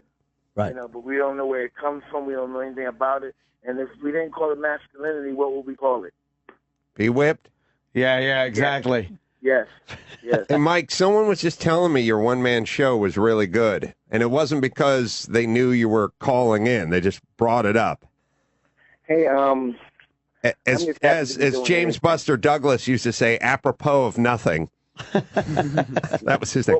Tell me about that word again. Apropos of nothing. Or maybe that was Ronaldo Snipes. I can't remember which heavyweight from the 80s would use that one. Apropos or Applebee? Which one is it? Apropos, Applebee. If I slow down, I'll fuck it up. So I have to just. It's one of those names you have to blow through it, like an NBA player that's from Kazakhstan. You know. Tell me about it. Kazakhstan's kicking a lot of the guy from boxing from Kazakhstan is kicking everybody's ass. Oh yeah. Gorky something. Yeah, middle name, middleweight. Yeah. Gorky. Yeah, those guys just need to pick up like Sugar or something like in their middle name. Yeah, this guy's knocking out everyone, destroying everyone, and the problem is I've talked to boxing analysts about this guy, and they're like, yeah, that Russian kid's pretty good. You need a catchy name, yeah. No one can say the guy's name. Yeah. I can't even. I'm from the Gorky Park. I'm just Gorky. Gorky. No, he's the Manu Ginobili of middleweights. Ginobili? No, but it's one of. That's the whole point. We can't figure this. Someone go online, you'll figure out the guy's name. He's kicking everybody's ass right now. Everybody knows that. He's the most dominant guy in boxing right now, but no one can pronounce his name. Like fucking Drago from Rocky? Hey, when are you? I'm talking about dominant way he's hurting people. Middleweight, yeah. Not way he's stopping them and the referee stopping them. He's really hurting people. Body shots. Hey, when are you shooting, Mike? I know you're shooting in New York. When are you actually filming? Oh, did you film already? We just filmed last night. Was our last night. Show. That's gonna be huge. I was in Los Angeles last night for HBO. How'd it go? It went wonderful for the one-man show. Let's do the truth, and I think HBO is going to air it. Yeah, it's going to be huge. Of course they will. That's fantastic, man. Mike's, I saw Mike like 3 or 4 years ago. He was heavy. He was depressed. He was shuffling, like like the old boxer shuffle, and he looked like an old blues singer who'd done. I was singing some old blues back then. And then I saw him 3 years later, and he was like spry and light and in great shape. Like it was absolutely an amazing transformation. Yeah. Well, I wanted to live. I got tired of wanting to die, and I wanted to live because I was trying to die, and it just didn't work. Fast enough. So let's try this living stuff again and see what happens. So you're loving the live performances. You're loving being out in front of the audiences? Hey, I'm Adam in all actuality, being an entertainer yourself, I just love being. Just being acknowledged, by my peers and people who do the same thing I do at, occupation, and because they know the difficulty of it. And that's what I appreciate more than anything. The people, my peers, that understand the difficulty of it, and still they see that I achieve. So, will you take a break now from the show, or are you actually going to bring it on the road a little bit? I believe my wife said we're going to do it in November and December. Oh, okay, good. And have you updated it at all? Not that you really need to. I mean, because I thought it was. I've seen it twice, and it was great. But when I saw some of the filming from the HBO, and man, it looks so much different. It looks beautiful. So you're happy? Oh, you like it, yeah. Yeah, I never saw it in that kind of footage before.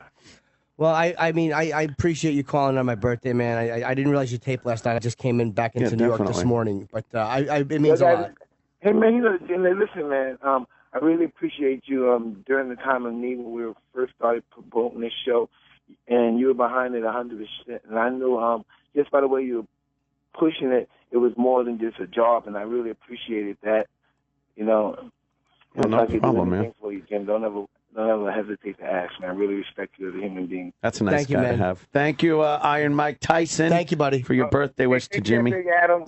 Yeah, I'm bringing my trunks and my water wings, and I'll see you soon. Take it easy, man. Take care, Thanks. Mike. Guys. Bye. That's the champ, Iron Mike Tyson. Yeah, it's funny when I first heard the voice, I thought it sounds like Tyson, but I'm like, it can't be Tyson. Like, they're not gonna.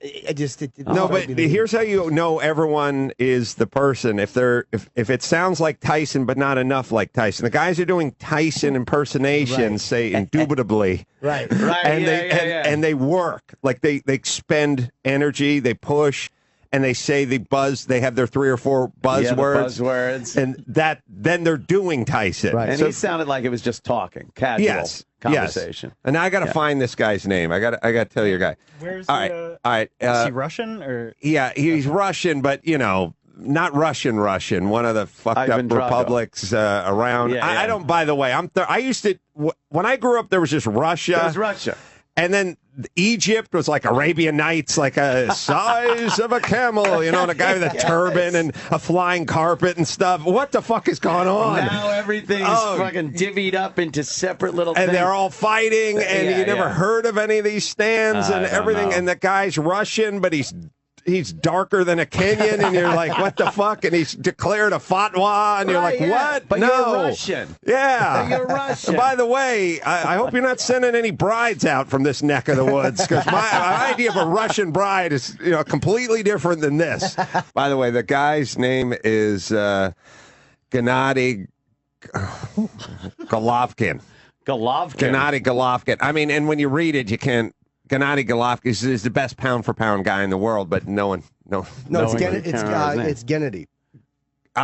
That's the point. I just made it up. I don't know. Yeah, you asked. I wanted to see how confident he was in his pronunciation. Yeah, I've heard, you can't say it, so that he doesn't. He doesn't get as much. Doesn't roll press. off the tongue. Right. You watch a lot of boxing. I don't watch it anymore after UFC. Like I can't. Like guys like Tyson and all those guys that like excited you because of who they were. Like I can't find any boxers I really connect with. Maybe Mayweather's the only one. It's a little like once you discovered hardcore porn, going back to sort of Skinamax, like, hey, silk stockings. Right. It's always some side boob. I wonder if they're really doing it. Yeah, it's a little of that. Yes. But any port in a storm, but still that you're looking for your next UFC fight. Mm-hmm. I got to talk to you about your podcast and stuff, and as opposed to regular radio, as they call it. Do you think you'd still be on the air on regular radio, saying what you've been saying over the past years? And it's nothing, believe me, but people deem it controversial and crazy. Yeah, I don't know. I used to say a lot of fucked up things on the air all the time. Mm-hmm. And so I never, I don't, it's weird. But we're kind of in a different place now. It's so fucking weird now. I know. But I don't think people are more sensitive. I think people are bigger douchebags and they just grab it. First off, there's a couple of things. It's a technology thing. Mm-hmm. Back when we used to do terrestrial radio back in the day, you'd say shit, but someone would have to send a cassette to your program director. It's like, listen, hour 3, minute 18, 21 seconds. He makes a weird ching chong joke when he's talking about Chinese food. I want you to review this, but he'd never get to it, and no one would ever figure it. Now, there's a technology, which is everyone grabs stuff. Everyone has their own official page that looks like some kind of news page, but it's just them in their shitty apartment with a hot plate, and they're banging it out on their Mac. Yes. But it's like from World News, and they do this thing, and then they'll just, Adam Carolla, racist, and then they start throwing it out. So a lot of it's just technological. You couldn't grab these little bites and send these files. Listen to what he said. Read the transcript. Email it to your friends. It didn't exist. So now it's a combination of everyone being super sensitive, although they don't give a shit. They're just trying to get you in trouble. Of course they're not even the group. Whatever group you've offended, they're not even in that fucking group. They don't know anyone in that group. They've never had sex with anyone in that group, but they're trying. It's this whole Schadenfreude thing where like everyone's trying to get everyone into trouble. Did you hear? I mean, did you? Oh man, did you hear what Alec Baldwin? What the way he spoke to his daughter? Oh my God! It's like, really? That's a 2.5 to anyone who's ever grown up with parents, or whose dad who got pissed off, right? That's nothing. And then here's the thing. Then it's all over the news, and all the pussy hypocrite cowards have to sit there and go, and they look that shocked look on their face. Like, and when I heard that call, I was shocked. There's not one guy sitting in Good Morning America going, I don't know what the big whoop is. Yeah, no big deal. My dad used to beat me with a shoe. Yeah. And now they just go, oh, my goodness. Feigned outrage. Phony outrage. It's righteous indignation, and then you get to be on the happy side of the issue. You see, you get to be on the good side of the issue. And whenever this stuff comes up, whether it's Trayvon Martin trial or whatever, Zimmerman, whatever, and everyone just sits there and goes, oh, my God, I don't know what to tell my kids. and now you're on the happy side. And meanwhile, you're going, we need to start a dialogue about. I'm a huge pussy, so I'm not going to say anything. But someone should have a dialogue. There needs to be a national dialogue on Alec Baldwin. But they're not going to say anything that's not towing the company line ever. Right. But so, and by the way, they're just suggesting everybody. It's like standing next to a burning barn going, someone needs to put that barn out. Somebody's got to pick up a bucket with somebody. We need to start a national dialogue on putting that barn out. As they continue to throw gasoline on it. They just sit there and throw wood chips onto it. And talk about whoever set the barn on fire and try to get them in more trouble for it. Like, did you see him? I saw him. He was throwing hay on it. Right. and then once in a while, a guy comes around and he goes, well, honestly, we don't have enough wells dug in the community, and we need to start. Okay, listen, troublemaker. Hey. I'm focusing on the barn over here. You're trying to violate the soil. You're part of the problem. You're a soilist. Right. Yeah, everyone's just a hypocrite and a pussy, and they can fuck themselves. They love getting people in trouble. And when they say a dialogue should be started, the second you start an honest dialogue, the people crawl out of the woodwork to call you racist and fucking homophobic and misogynistic. There's no honest, open dialogue in this country. You're crucified the second you're honest about anything. Yes. I've been on Twitter talking about the Zimmerman trial for fucking ever since it started. And I can't tell you how many times I've been called a racist for doing nothing but quoting fact that is going about in this case. And statistics. No one wants to hear statistics about black and white. Not when it gets in the way of their emotional argument. Yeah. And look, if you approach every problem, like, I mean, if a doctor comes to you and says you have emphysema and you need to quit smoking, you don't attack the doctor. He's giving you information. Yeah. It might not be information you care to hear, but it's information. And if we're trying to cure a problem, if you have gout or whatever you have, and he's telling you take it easy on the red wine, you don't go, fuck that guy. That doctor let's go get is him. Horrible. Yeah, let's run him out of town. No, there is a problem. There is a remedy for the problem, and we should attempt to fix the problem. But if you attack the doctor who gives you the news, or look. Everyone wants to be on the cheeseburger diet, but the guy's going to come in and go, look, you got to eat a salad every once in a while. And if we attack him, we're not going to cure the obesity problem. And that's the honest dialogue we want to have. We claim to want to have is with the doctor, but he gets run out of town the second he tells you to eat some kale. Yeah, because again, nobody really wants an honest dialogue. Well, they want to hear their side of it. Nobody makes a living off of the bullshit. Right. Yeah. It's astounding to me. I've been watching the coverage of the Zimmerman trial and the aftermath, and the revisionist history that's taken place in only a couple of days is amazing. There's nothing, not a word on the news that he ever laid a hand on George Zimmerman. Well, now he was walking, he was black, he was an innocent boy walking with his Skittles, and Zimmerman followed him and shot him. That's the dialogue now. That's all you hear now. Well, it's like, first off, the news, these guys are going to get somebody killed. Yes. Because of their misreporting. And what happens is we're busy. People have one ear available, one eyeball available. We're not really that tuned into other people's shit. You're kind of into your own family, your own work, your own business, hookers, whatever you got going on now, Jim. Right. Trolling online for prostitutes, like whatever you're into. I knew you were just bringing me in. You're into that. So You turn on the news, and it's just pretty much, well, black guy walking with Skittles, white guy shoots him in the back for no apparent reason, and, all right, let's go burn down a liquor store.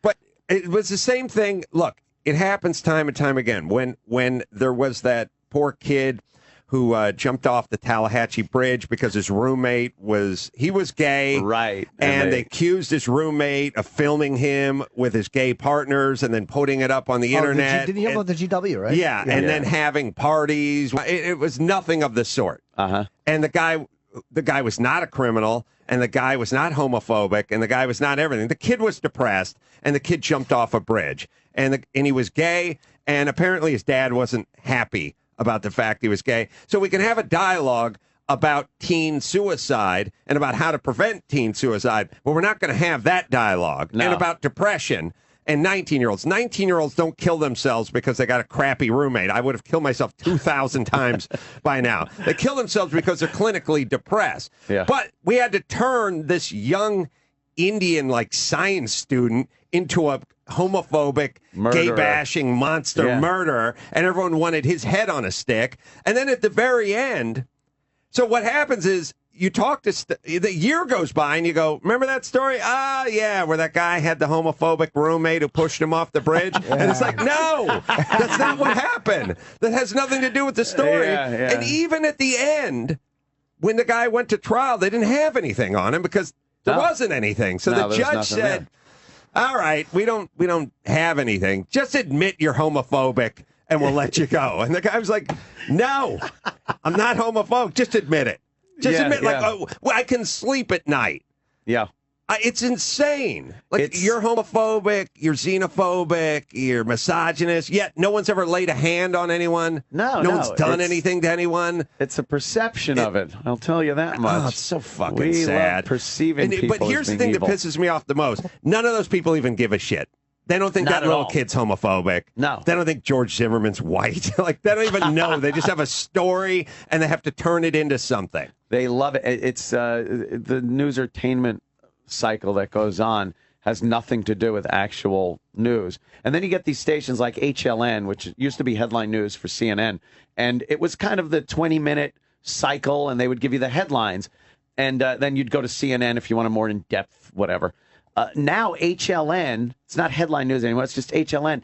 It's still under the CNN flag, but it has nothing to do with news. It's Nancy Grace yelling her opinion. Hey, that guy is good. Her backwards ass opinion on shit, and it's still disguised. People think it's the news. I'd say more about it, but I have a lawsuit against them for the Jodi Arias trial because you've ruined my relationship with my wife because she's wrapped up the last 19 months of her life laying in bed watching a woman who's killed her husband or killed her, and this is it. We're done. We're done going on with life because a chick who was a 7 shot a dude in the shower and stabbed. That's it. What if I just quit my life to watch a trial? She was fully involved, huh? Oh my God! Yeah. I'd give Jody an 8 though. Did you see those fucking fat pussy lips in those photos? You got to jump up to an 8. Okay. Anyone that hits their husband with a hammer and has a fat pussy is an 8. You like that? Yeah. All right, but I'm just saying, once in a while an attractive woman kills somebody. Let's get over it. Yeah. Move forward. We can't believe it though. That's the problem. Is we don't like to admit that we can't. It's like why people were surprised Susan Boyle could sing because we expect nothing out of pigs. So when an attractive person does it, we're utterly shocked. What are you doing? Casey Anthony, very attractive. Yeah. No, I know. It's so sad. Yeah. Fat people we expect to commit homicides for some reason. They're just unpleasant No, they're in not general. pleasant people to be around. It's so true though when you see a teacher out of Florida had sex with her 15-year-old student. You wait to reserve your judgment until you see the picture of the chick, and if she's hot and blonde and sitting on a Harley Davidson, you're like, "What's the big whoop here?" There's no. But if she's a pig, you're like, "Oh, that kid's life has been destroyed." Poor kid. Here's my argument is always the same argument. Like if I was ever her defense attorney, I would take the 15, now 16-year-old boy up to the stand who was banging the super hot blonde, chick and who was his teacher in Florida and just go, look, Your Honor, ladies and gentlemen of the court, I'm not going to waste a lot of time here. All I have is one simple question. It's been a year since you two had intercourse. Have you beat off to her since? Remember, you're under oath. Yeah. All right. And would you say it'd be in 2000 or under? Okay. Ladies and gentlemen, how can there be a crime here? What vehicular manslaughter you don't beat off to? If you beat off to this, moving on. Moving on to the next case. How can you be traumatized by something you beat off to? Like, you know, you get carjacked. Well, you might beat off to it. Someone holds you up at an ATM. You don't beat off to it. Oh, that was great. I love these guys. Gun to my head. She's in jail, and they're beating off to when the crime occurred. Yeah. And that's true, though. Reserving judgment. Do that all the time. I want to see the second I see the headline, I click on the link. I'm like, I want to see the picture first. I want to see if she's hot. Right. That blonde on the fucking motorcycle and shit, she was like incredibly hot. I know. And you're like, oh, like where does that happen? I don't know. It's like magic. No, I had like Mr. Saponzi, the fat guy with the male pattern baldness and the sweater vest and stuff. Like it smelled weird. Like where these teachers even come from? These teachers. Well, can I tell you this? I went to my kid. I have twins. I went to their like first grade, whatever. Their teacher has a stud in her nose. Wow. Number one. Number two, she's got the full-blown Starbucks grande latte with the extra whipped cream on top and the thing, and it's sitting on her desk like it's a milkshake sitting on her desk, like the idea of the milkshake on your teacher, but it has her first name scrawled across it. Oh man! And so I go walk over, and it's just at her desk, and I can see it's Sarah just out to the class, So I go, I'm going to turn that cup in a little bit because if they find out, they call me by my first name. Like what the? That's I didn't. If incomprehensible. I have no idea what any Mister was the first name or Miss, and if you found out, it was a big deal. Like you found out your teacher's first name. They're all on a first name basis. The chicks are like 27 and wear go-go boots and have nose studs and stuff. It's crazy. Finding out your teacher's first name was like finding out, Batman's identity. Yeah. You just didn't. You didn't know it, and you didn't want to know. It was not really. There was no reason to. God, yeah, it's all very lovey, touchy, feely now. First name basis. They had a walkathon for fitness. First grade, 7-year-olds walking in a circle on grass for fitness, walking. And every once in a while, a kid would break out into a jog, and like Coach Marty'd be like, hey, safety first. Safety first, cool it down. Let's go. It's like walking for a 7-year-old is nothing. That's zero in the exercise, zero calories burnt. It's Waking 7-year-old up in the morning, they're getting more exercise than walking in a circle. And Adam's podcast, of course, is it's in Guinness now as the most downloaded popular podcast. It's fucking amazing. Yeah, I wish we had more time with you because what you did after leaving radio is fucking. It changed the way people look at regular radio and where guys can go after radio. Well, feel free to speak about it for an hour or two when I'm gone. It really is amazing. That podcast that you fucking just balls it out and are now a massive success. It really is amazing. It's great. Thanks, guys. Thanks for coming in, man. My pleasure. And so, a very chipperson Thanksgiving draws to a close. Listen for more throughout the weekend. And happy holidays from the Opie and Anthony channel.